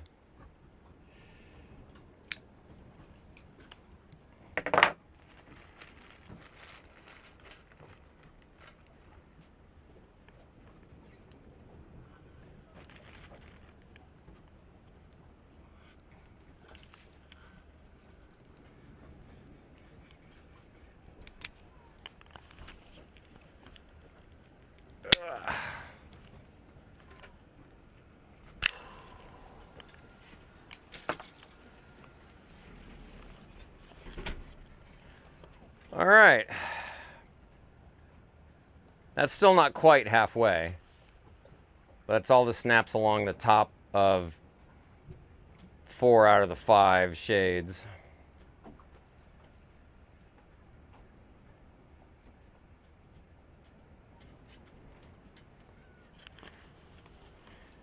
I guess the next step, I gotta go wash the windows.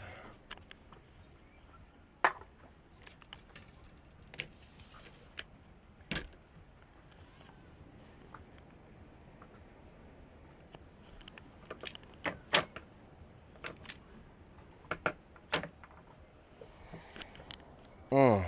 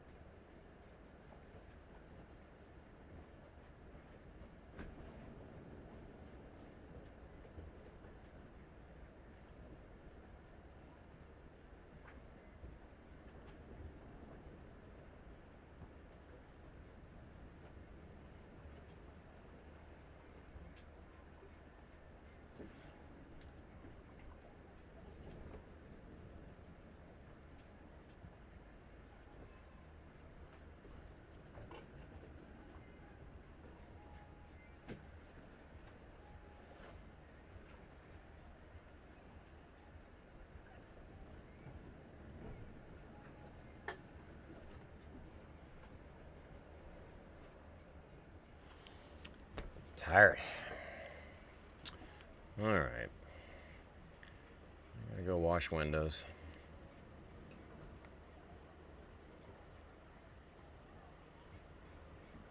What's wrong?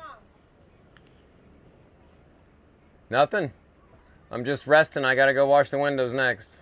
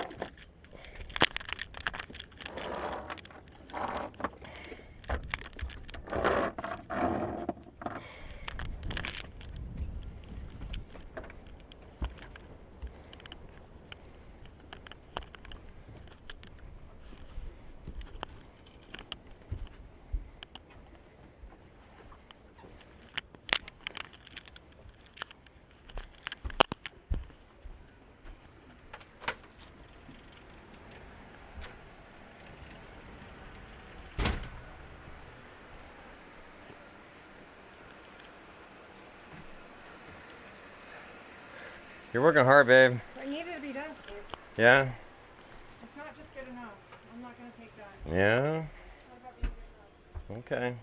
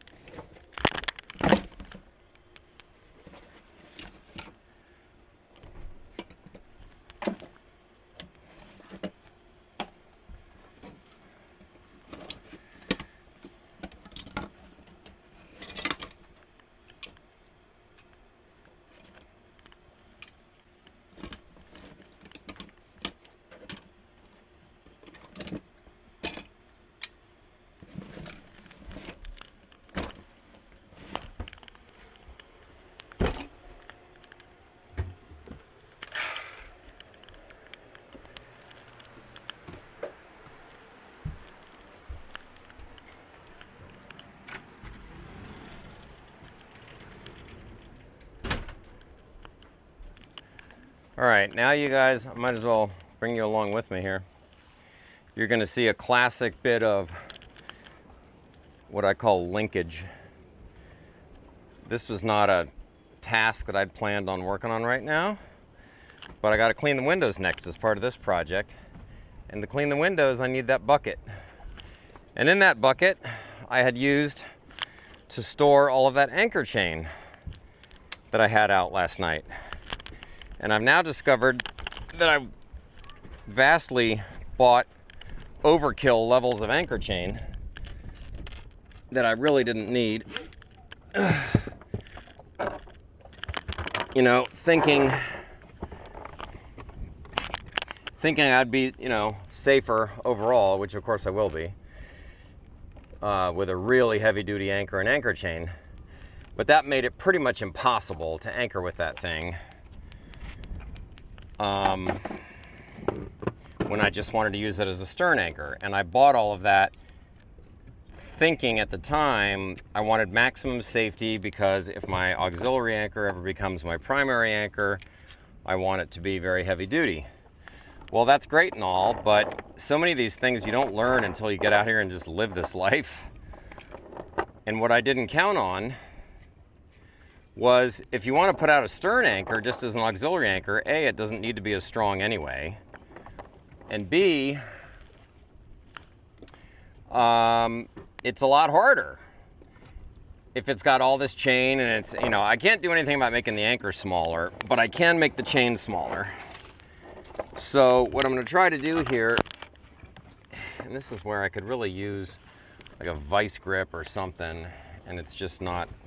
So I'm going to try and see if I can do it like this. It's maybe not going to work, but we're going to see. I'm going to try to cut the chain. We'll see how that goes. Hopefully it's not going to be a complete disaster.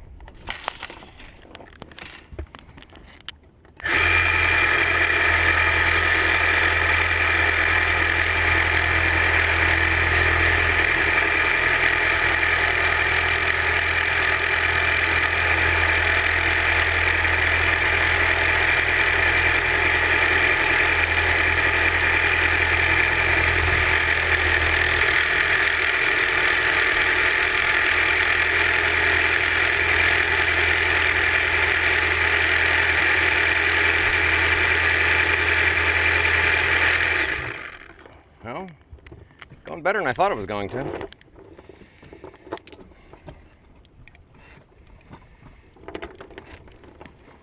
I'm pleasantly surprised, to tell you the truth. Just trying to do this without really the right tools is not easy. Ah, I gotta get in there again.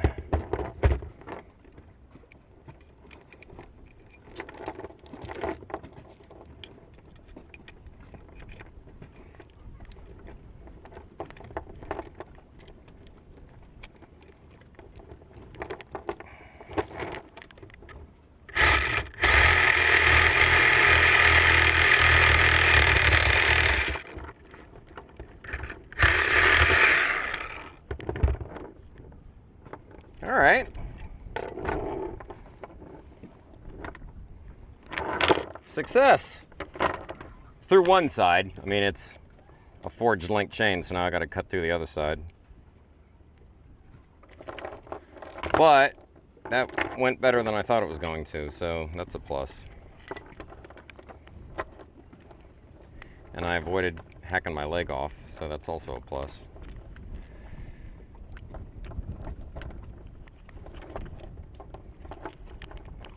Get this to the other side.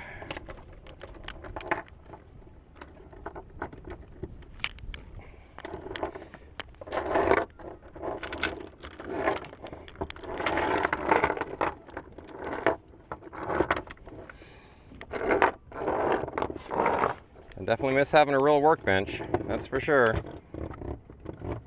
This is not too great.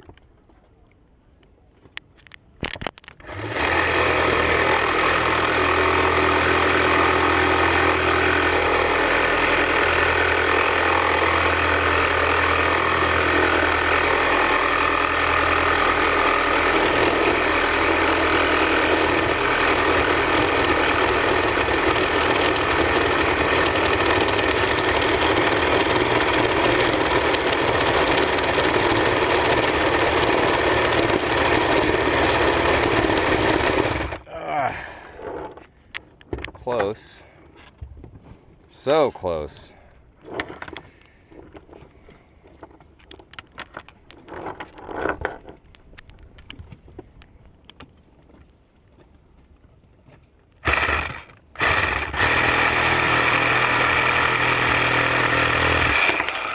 Ta-da! Probably should have been wearing some eye protection there. All right. This is something I don't get to say very often with boat projects, but that went better than I thought it was going to. That's a rare sentiment, trust me. Ouch! There's the link I cut. Pretty heavy-duty chain, as you can see. But that Sawzall and that metal blade made pretty quick work of it. So what I did is I'm taking my primary anchor chain down to only 15 feet, and then I still have the rest of it. I don't remember, I must have bought like 50 feet. Way overkill. Anyway,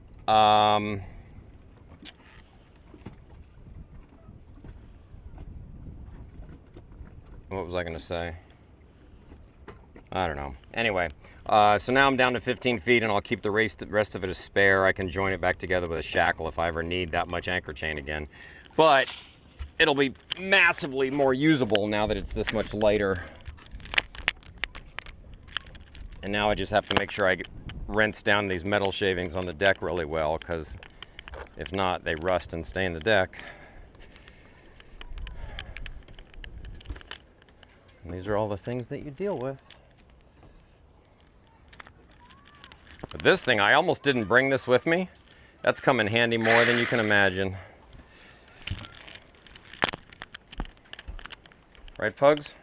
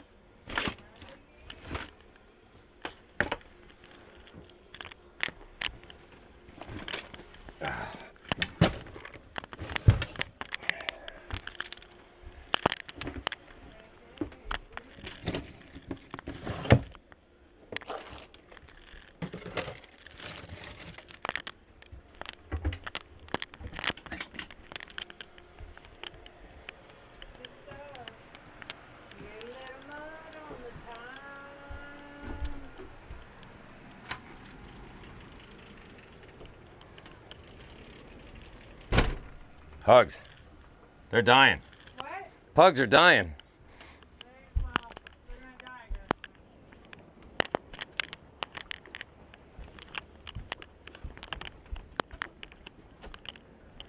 All right, now I'm gonna go put that anchor chain away.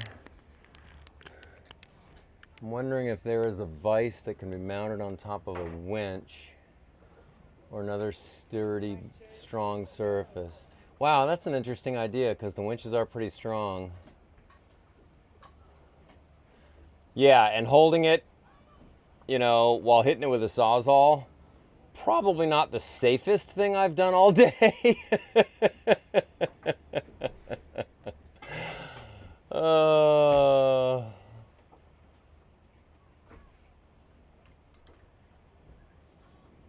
Oh, hey, Matthew. Welcome, welcome. Just looking back and seeing who's here. Yeah, that Milwaukee Sawzall is awesome. Really awesome.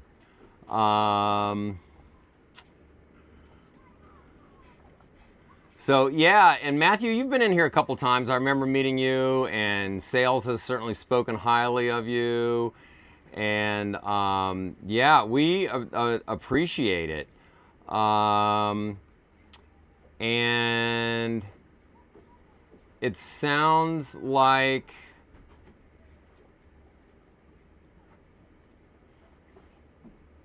have a beer. I love it. But yeah, Matthew, it sounds the whole crowd here knows you. I love it. And yeah, feel free to message me offline too, and we can you know, we can chat further about if you want to help out the group. Appreciate that. Love the idea.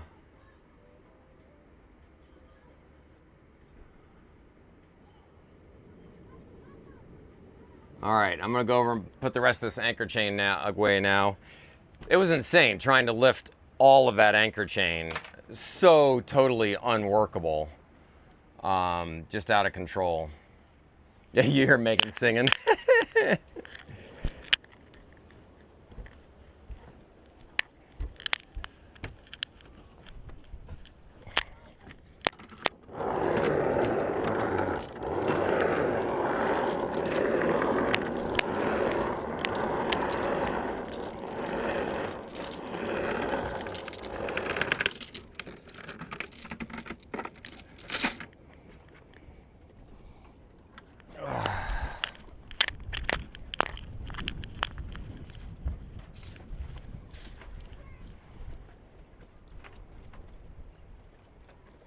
That's not a bad idea.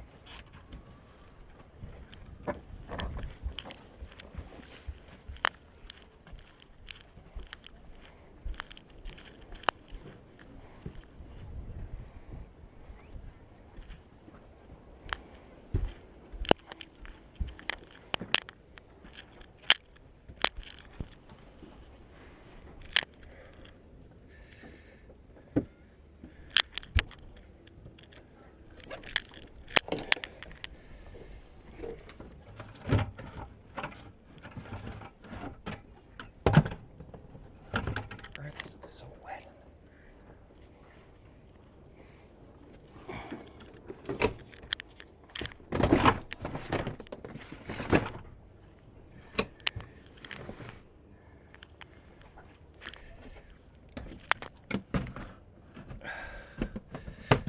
Oh, that has to come out first. This freaking murder.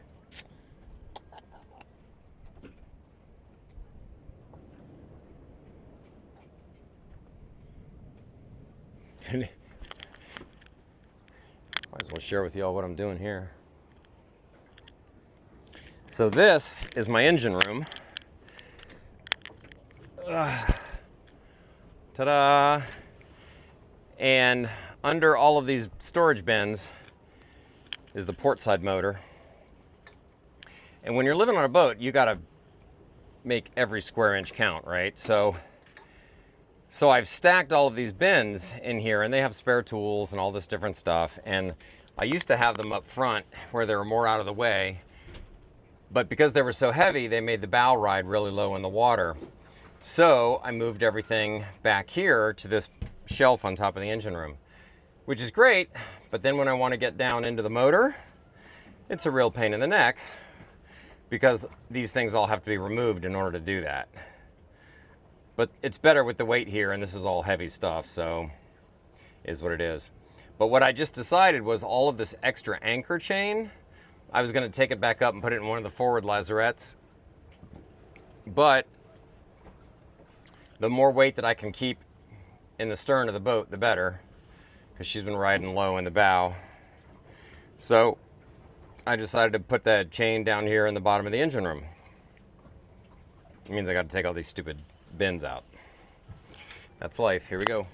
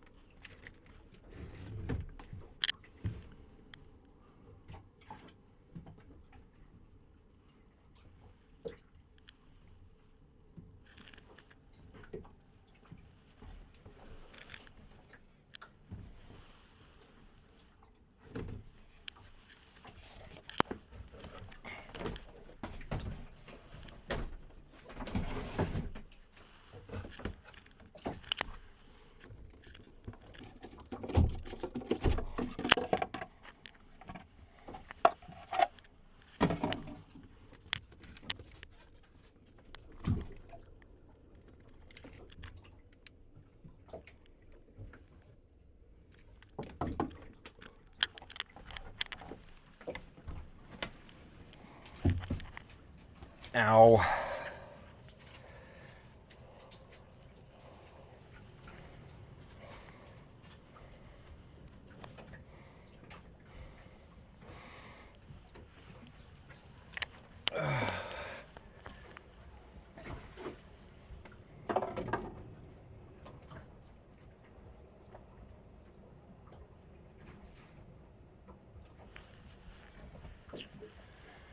All right, well, change of plans. There's not a spot down there that I feel good about. having a heavy chain banging around too close to the rudder post and other stuff that I don't want to bang into. You don't want to bang? So we're not going to do that. But back to my concept of linkage. Now that I've moved everything and I'm in the engine room, sure it'd be foolish to not check the oil while I'm in there.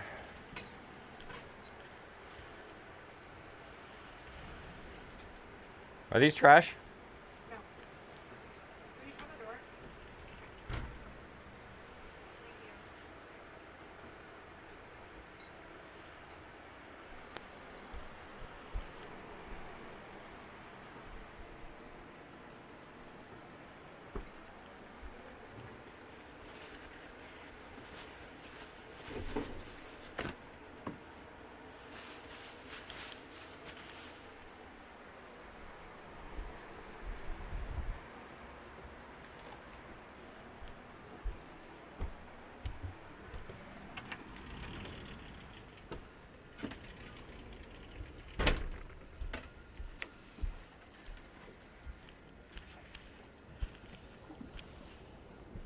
Comment that where we spin, the boat spins 360 degrees on the anchor. Oh yeah, is someone asking about that? Yeah, we're on anchor with no stern anchor or anything, so the anchor is directly in front of the boat, and the boat swings around in a 360 degree circle as the wind and the currents change. And that's a key thing. For those of you that have been with us, have seen us calculating every time you anchor, you have to estimate how far your swing circle is going to be. Does that impact the swing circle of another boat? Like the boat right in front of us right now, if I swung but he didn't, the boats would impact. But because if the wind changes, we're both going to swing, we would stay out of each other's way like that. For the most part. But that's why it changes. Currents in this anchorage, there's different currents.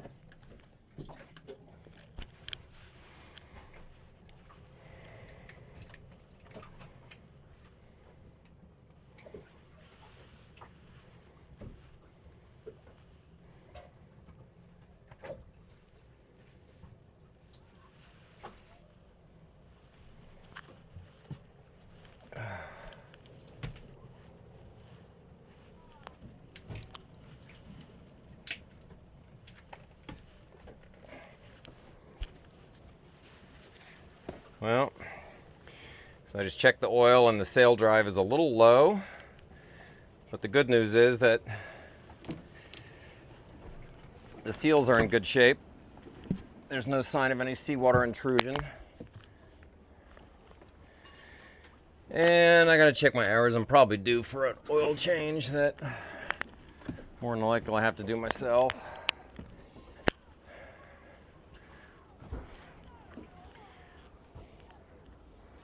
But now that I got all this stuff out of the way, for y'all's curiosity, let's show you what this looks like.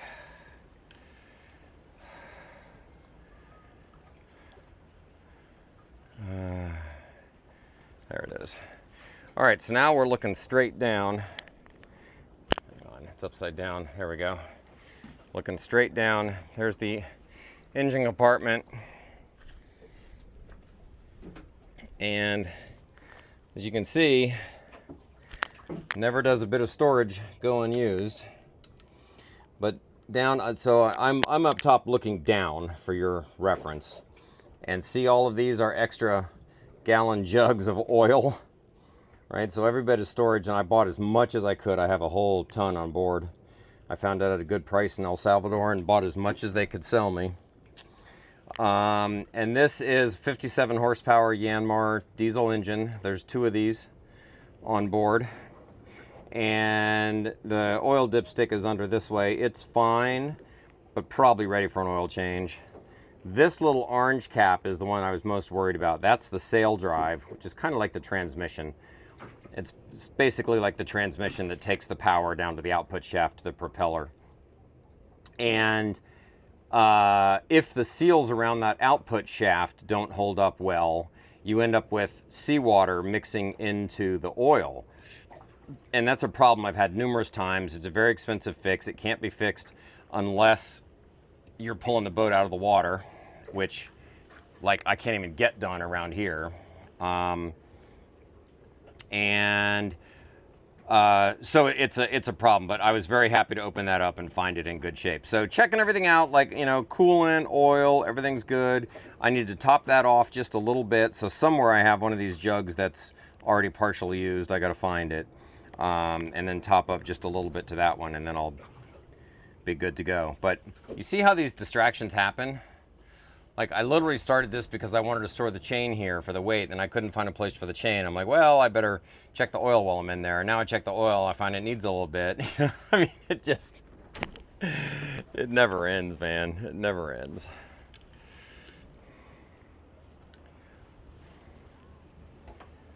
So now I gotta go find that partially full jug of oil, wherever the heck it might be.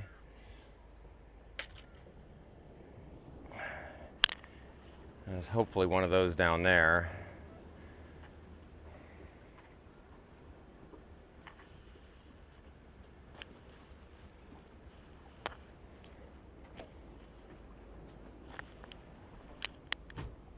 Well, since we're having all this fun, I guess I could just take you down into the engine room with me. Why not, right? So they make these things so that you can step on them. I'm actually standing on top of the motor, but they have a plate there so that I can do that, because that's the only way you can climb down into this thing. And then you sort of have to find a place to rest your foot. And then I'm gonna hope that one of these jugs is one of the ones that's partially full. That's full, that's full, that's full. Full, full, full. Oh. Oh, that's full too. And that one's full.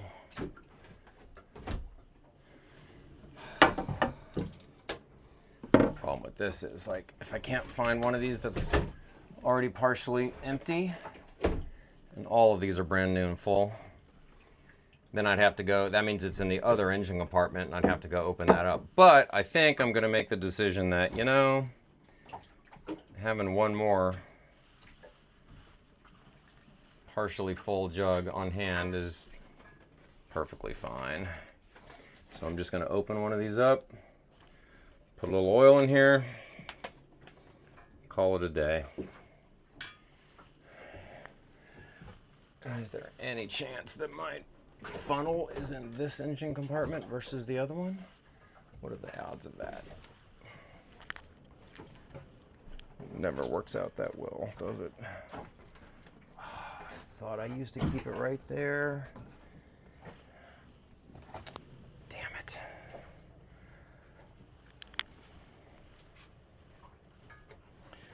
know if I try to do this without a funnel, I'm going to regret it.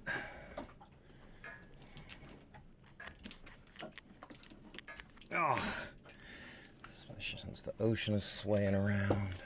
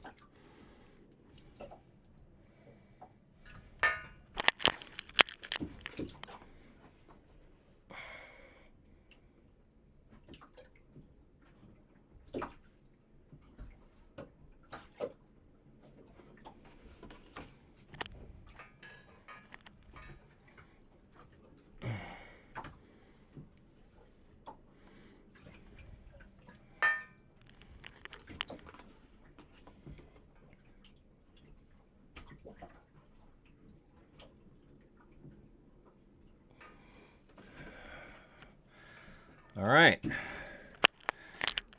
complete.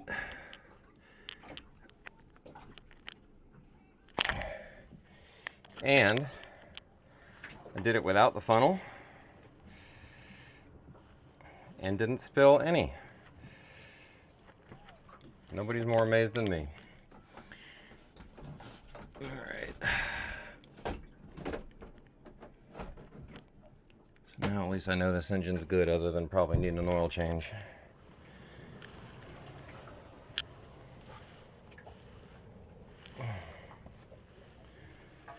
All right. I'll put back all these heavy bins.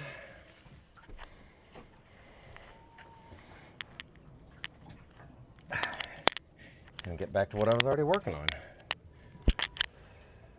Since going in here turned out to be unnecessary.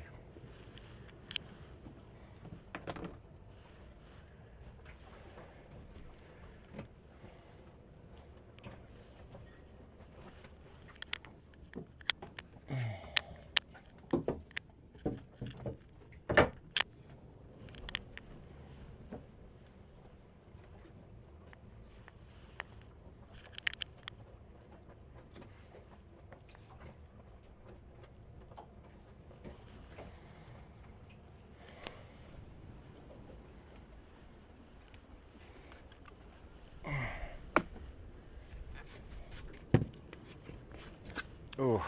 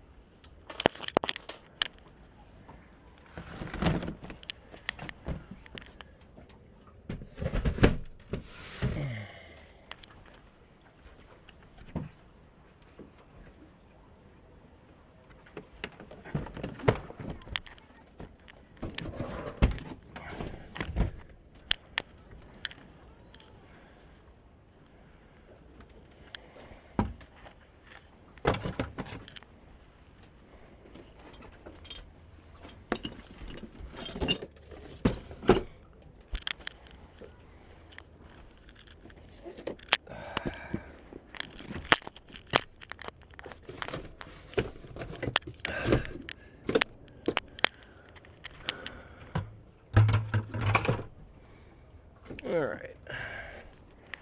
I'll leave that open because it's a little wet in there, and hopefully it'll dry out some.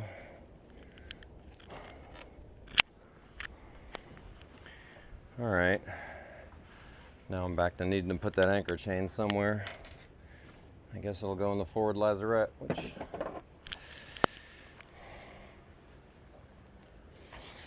guess I could put it down there, but that doesn't look fun either.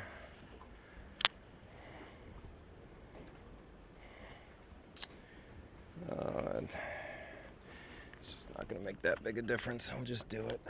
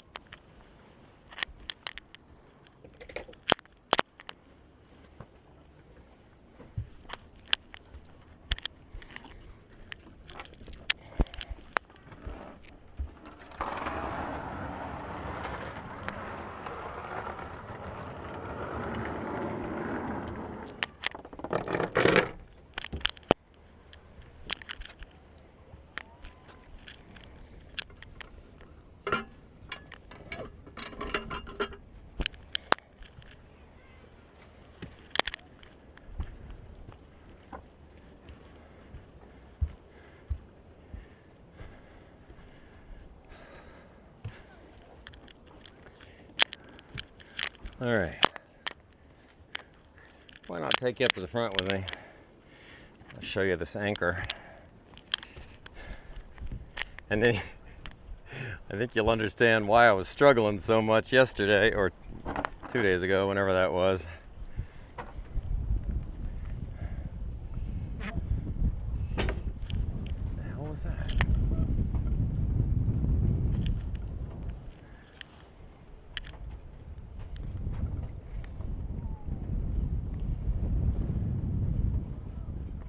All right.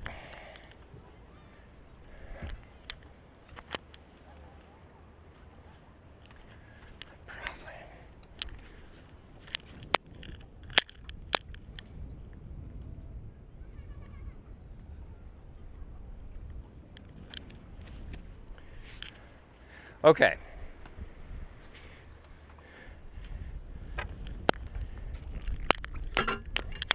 Look at the size of this anchor. See why I was struggling?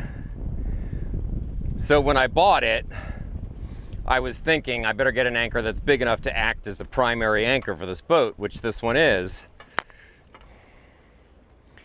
But it sure does make it hard to use when all you really want is an auxiliary anchor.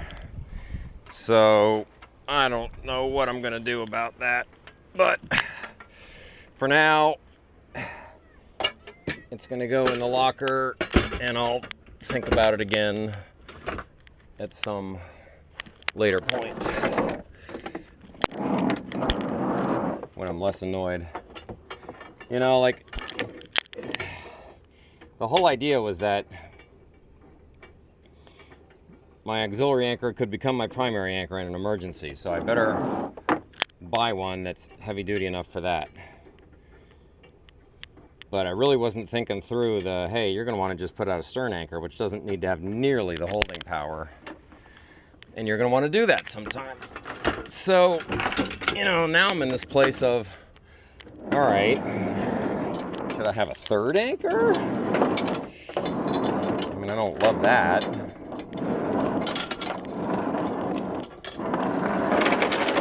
And I can make it a little bit better at least by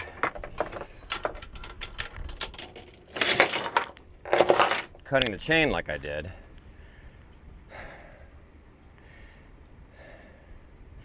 But man, that sure as heck is going to make me not want to deal with putting out a stern anchor because it's just so much work.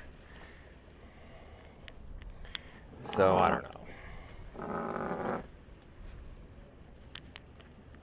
People like Sales Only that have experience in this world, be interested in your thoughts.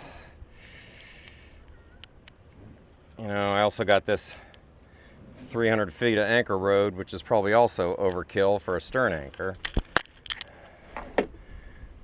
But I'm not so sure I'd want to cut it.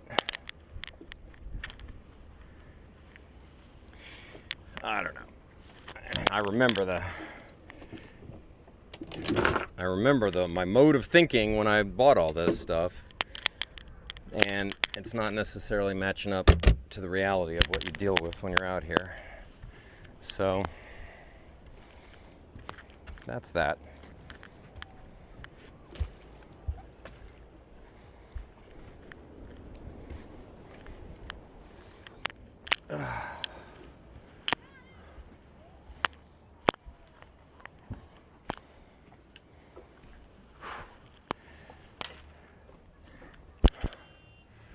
All right.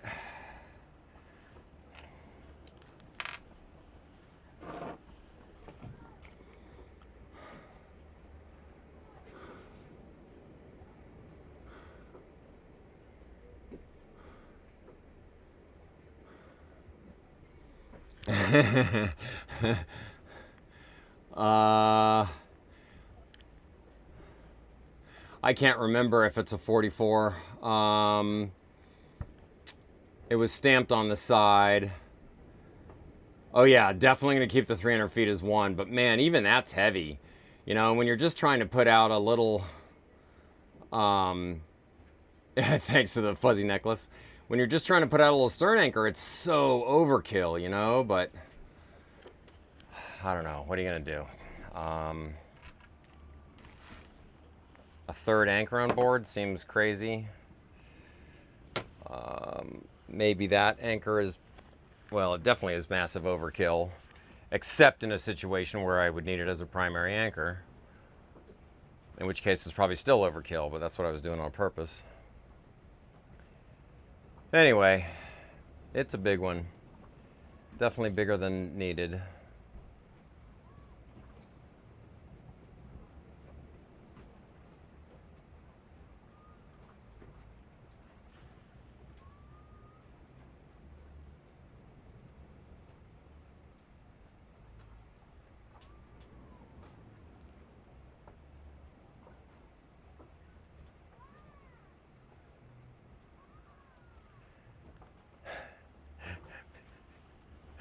I'm sitting here spent. Megan's lying on the floor in there spent. What a day.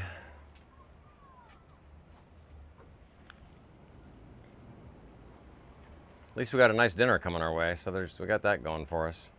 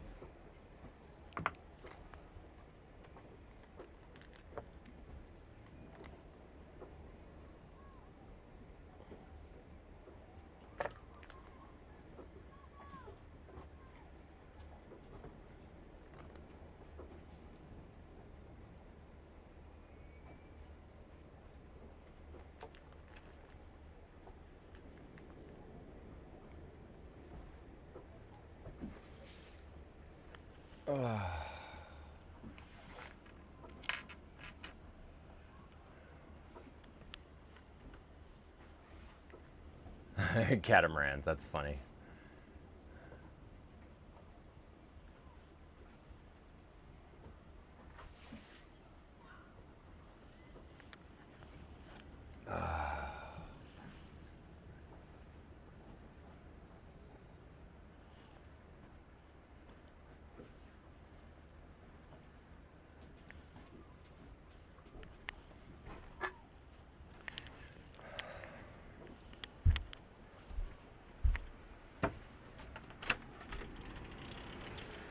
Well, we're both spent. We accomplished that. I was sitting out there just going, ugh, and I looked in here and you're laying there. Yeah. How's that floor feel? I can't move it. It's really good. Probably doesn't feel terrible, actually. Like, a hard floor can be good for you sometimes.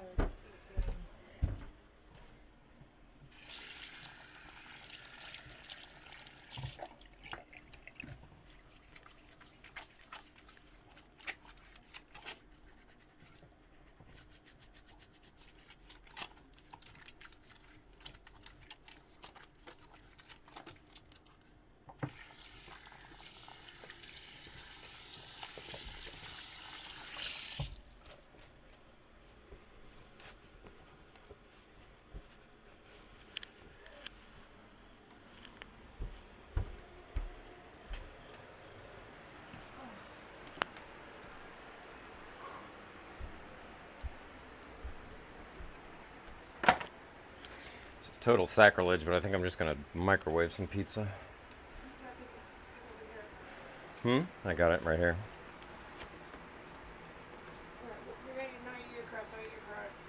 Okay. Oh, God. Oh. Oh my gosh. We're gonna leave here at 4:30, right? Yep. What time is it now? What? What time is it now? 3:30 3:30? Oh boy. Alright.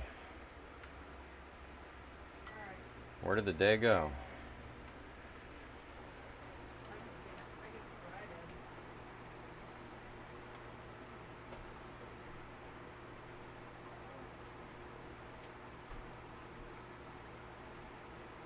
did. Yeah, it looks great. I mean, it's spotless, babe. It's awesome.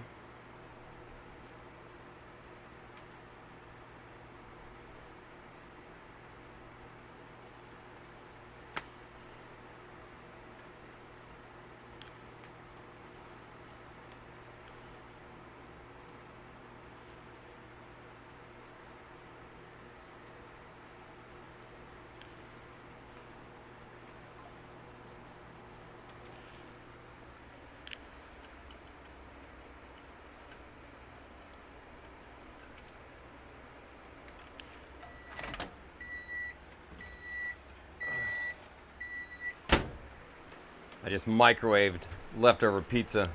Just something I hate doing, but I'm hungry.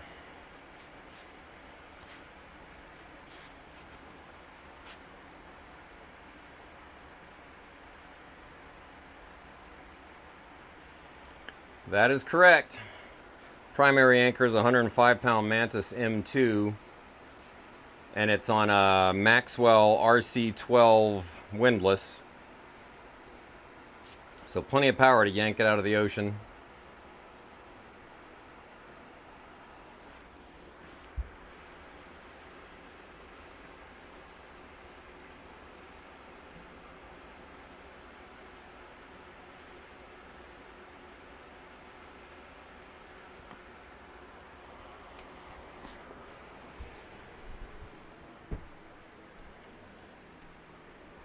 So yeah, Jane, Sales is exactly right. The primary anchor coming up and down is pushing a button. You know, and the machine pulls it up and down. Almost no effort from me.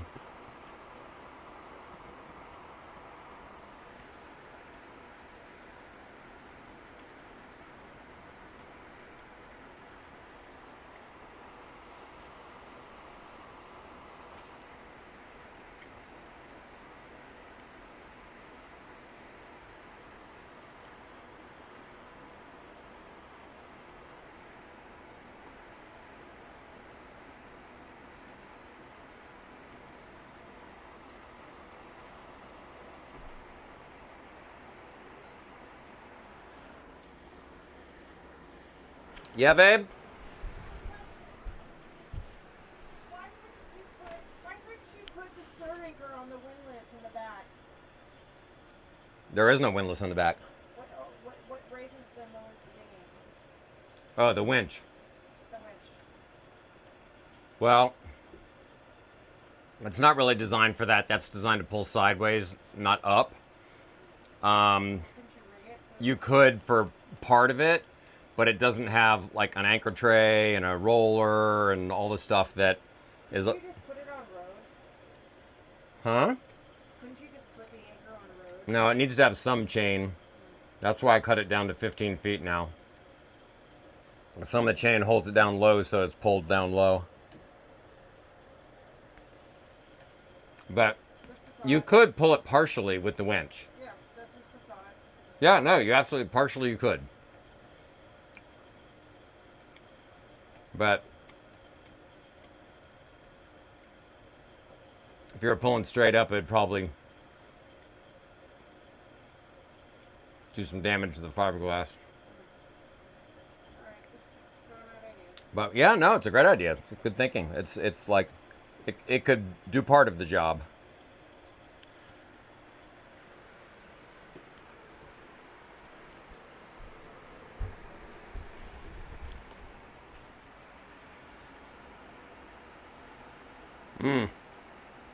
Got the anchor stuck under rocks. It's happened. And right before we left, I used to charter this boat, right? So other people could take it. And a guy, he got it stuck under a bunch of rocks and destroyed the whole bow. Tore the trampolines apart, tore the whole thing apart, did over $15,000 worth of damage trying to free the anchor from it being stuck. And the worst part is, he had a scuba diver on board with him that could have gone down and fixed it. So dumb. But yes, the anchor can get stuck. There's a bunch of different methods for getting it free. Wouldn't be too bad here because it's warm water and I'm a diver, so I could go down and deal with it. You can also put what's called a trip line on it to pull it up from the other side. There's lots of ways to deal with it, but the idiot that caused that big accident, that was a bummer.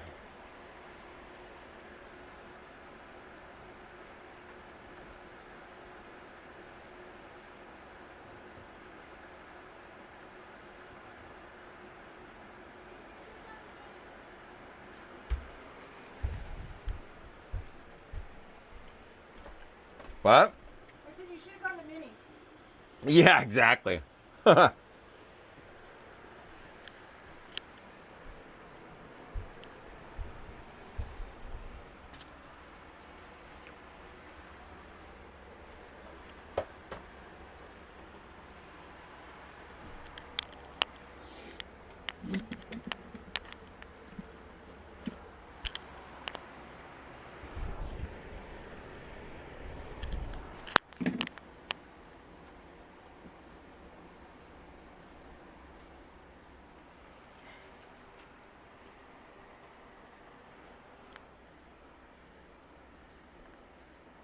Yeah, scuba diver would make it easy.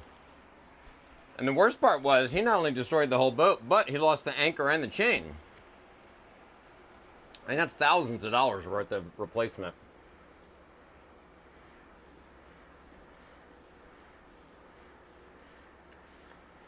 Oh yeah, Vanuatu. We're planning on going there. It's beautiful here.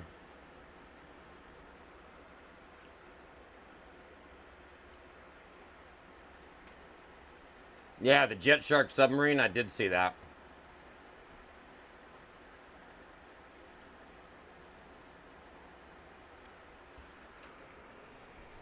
Oh.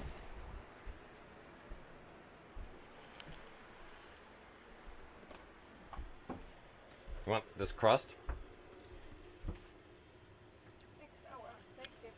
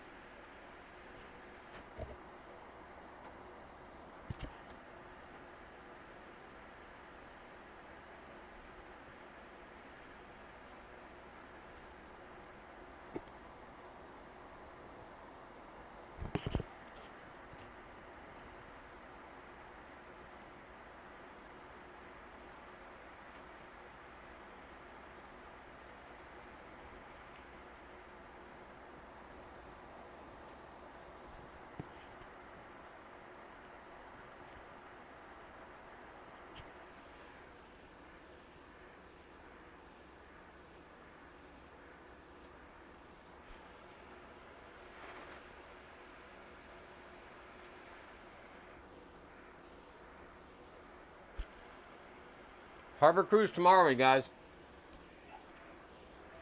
It's actually already scheduled. Thanks for asking, Craig. I set it up so if you look in the upcoming live streams, there's one for it's our time at 5 or 5:30 tomorrow, which is for you. That's 2.5 hours later in LA and 5.5 hours later in on the East Coast.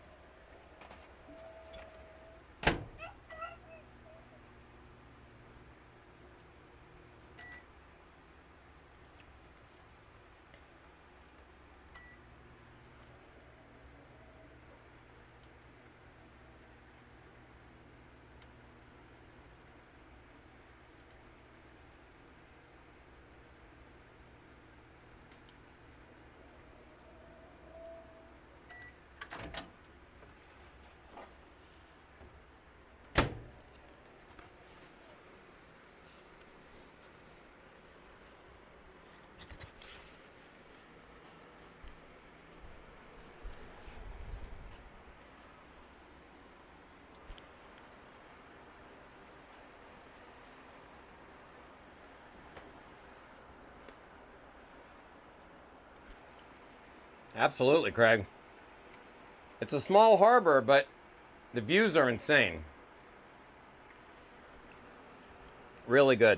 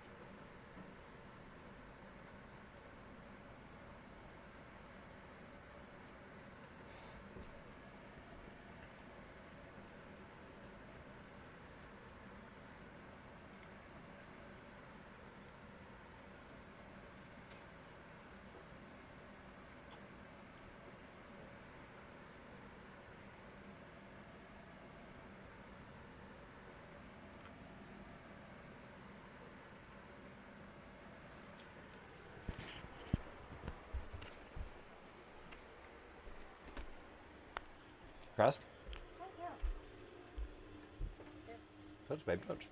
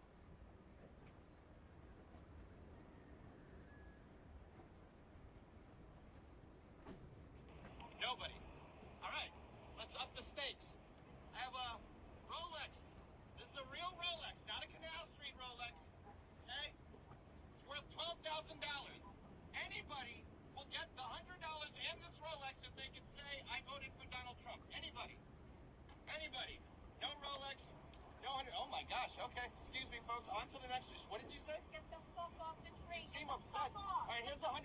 Take the $100. Oh. Ma'am, what's your name? What's your Instagram? What's your Instagram, miss?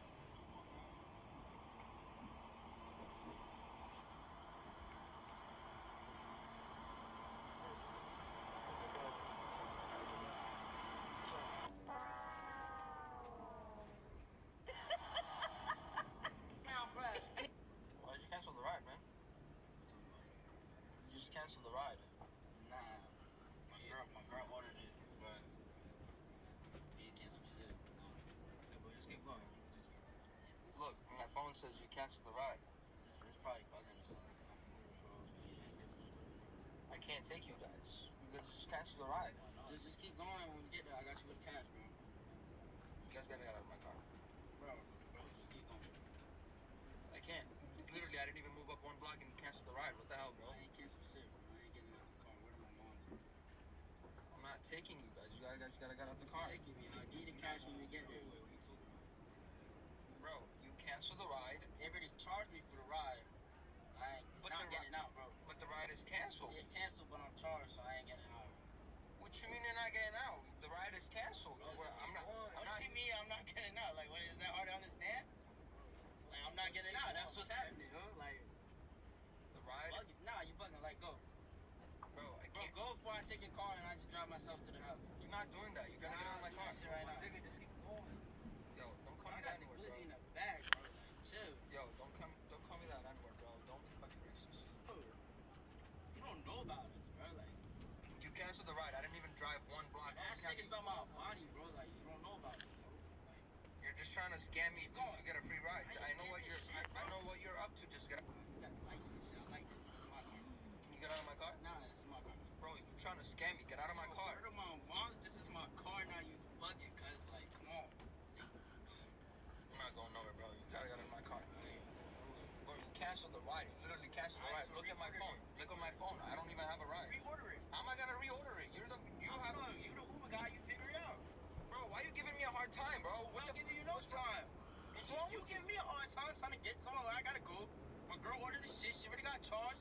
You canceled it and you ain't coming at me. Why would I cancel the ride? Bro, you're doing too much talking. Get out of my car. Yo, get out of my car. Yo, I'm not moving nowhere. Get out of my car. Yeah, get out the car. You take it out. I don't gotta do nothing. You gotta get out the car. I'm not going nowhere. I gotta do nothing. I'm gonna stay here till you take me to the home. Alright, I'll sit here too. It's your car. It's your gas. You using. I'll do it. Bro, just get out of my car, man. You're wasting my time. Bro, we're not going nowhere. You canceled the ride. I can't go anywhere. You gonna walk out of there with some stars and black eye. Bro, I don't care. I don't care about stars. You already canceled the ride, so get out. I care about my face. You're not gonna touch me because you're gonna go to jail if you touch me. That's if they can catch you. They will catch you. They have your information. Why would you threaten me like that? Bro, so get out of my car.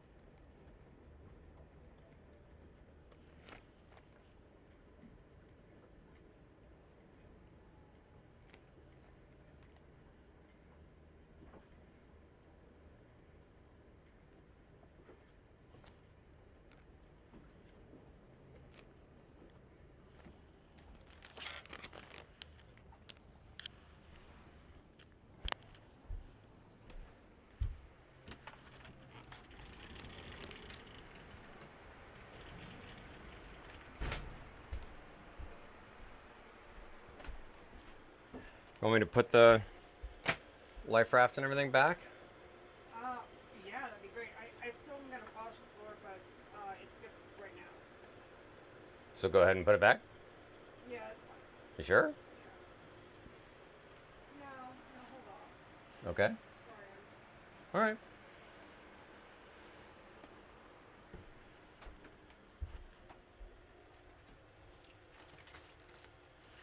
I think I'm gonna grab a shower. Are you showering right now? Unless you want to. No, go ahead. I'll shower after you.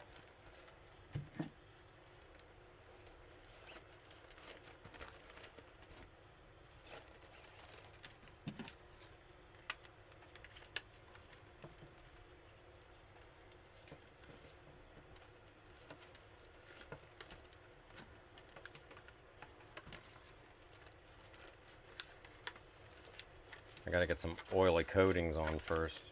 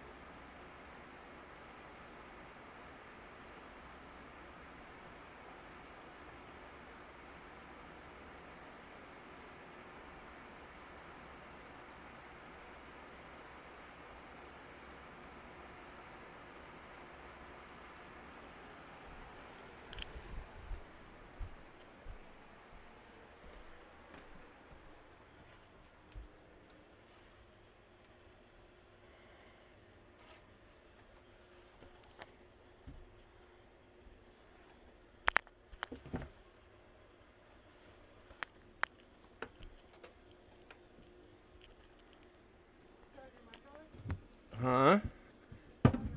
Yes, I do.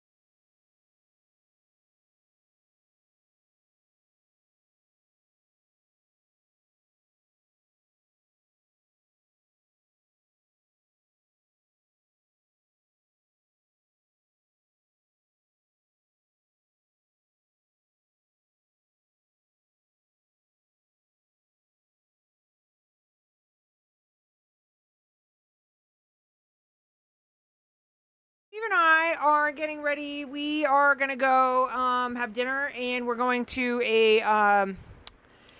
it's like a hotel, but they allow out of people that aren't staying there. If you pay a little fee, you can. Hi, Cheryl.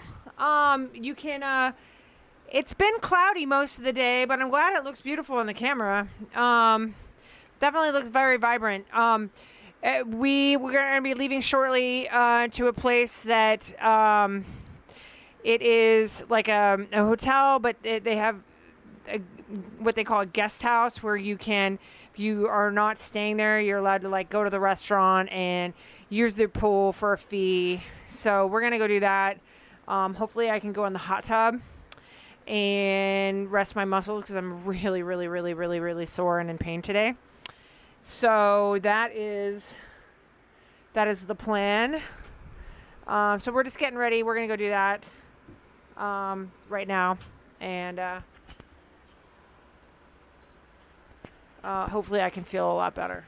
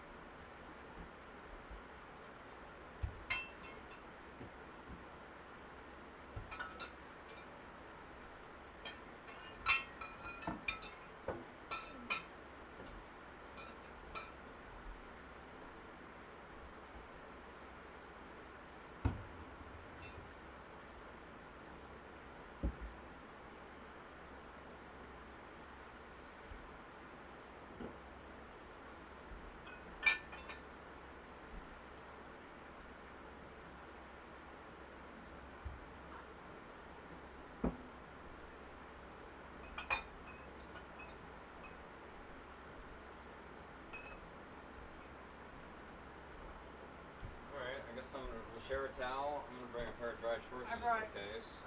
This is what I'm wearing. Oh, this fits you. It's nice. Sort of. It's a little snug. small, but it's a little small. This is what I'm gonna wear this, and I brought. I mean, Yeah. are you that guy now? No, that's enough. Oh god. At least you're not that guy with like the big turtle belly. Can we at least be like this guy? Yeah. Is that okay? Yeah, whatever you want. Okay. Pugs. All right, so we'll leave here in like 20 minutes. Go frolic, pugs. I'm gonna polish the floor and then we can move the furniture back.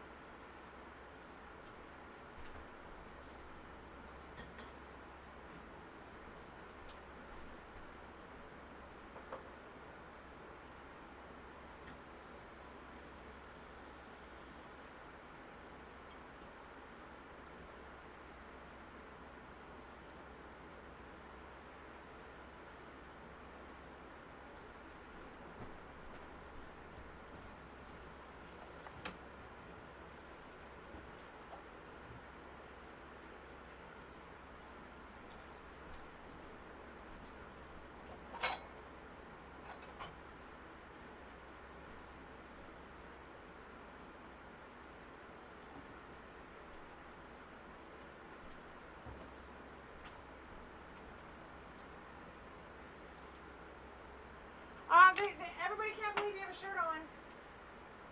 I know, and the funny thing is he had it like unbuttoned all the way, and it was like, we can't be that guy. Like, it's one thing to be no shirt guy, but like, don't be the guy that has it all unbuttoned. I don't like that.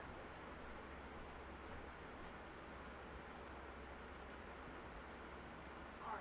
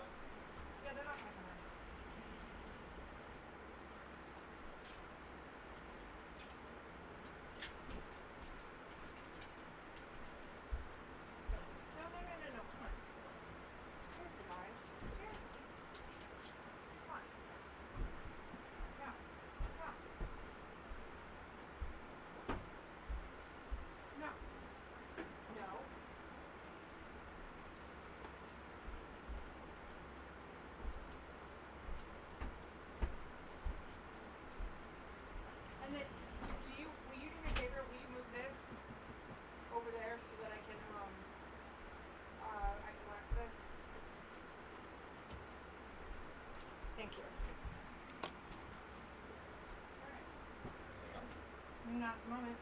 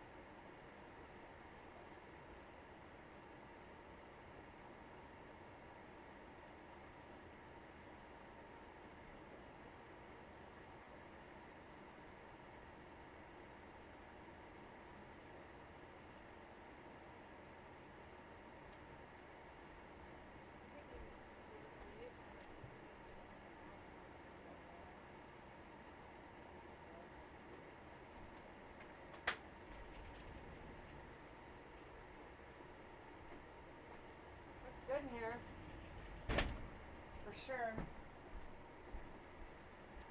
Clean, clean, clean.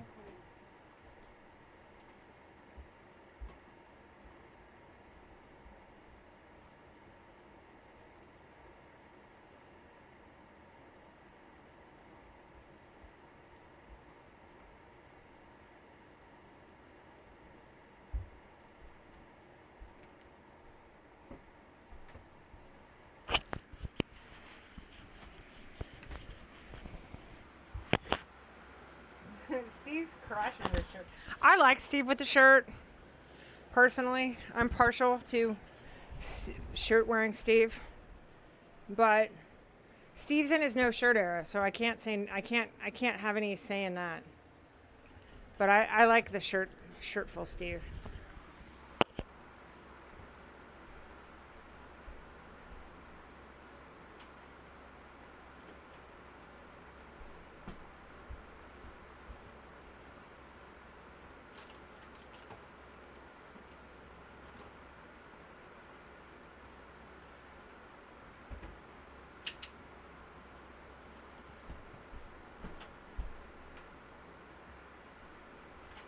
Why did you stop on the sunshade?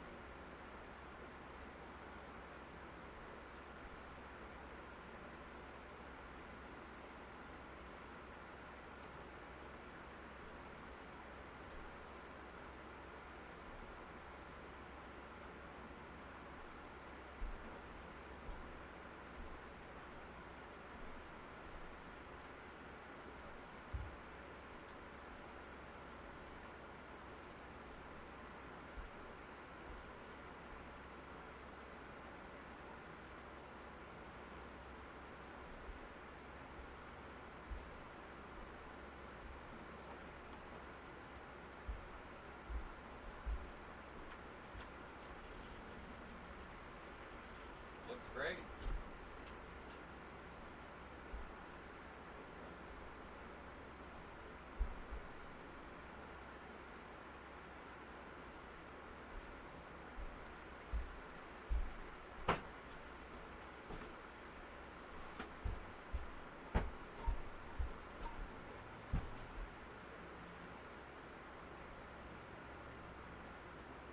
Put the ottoman down.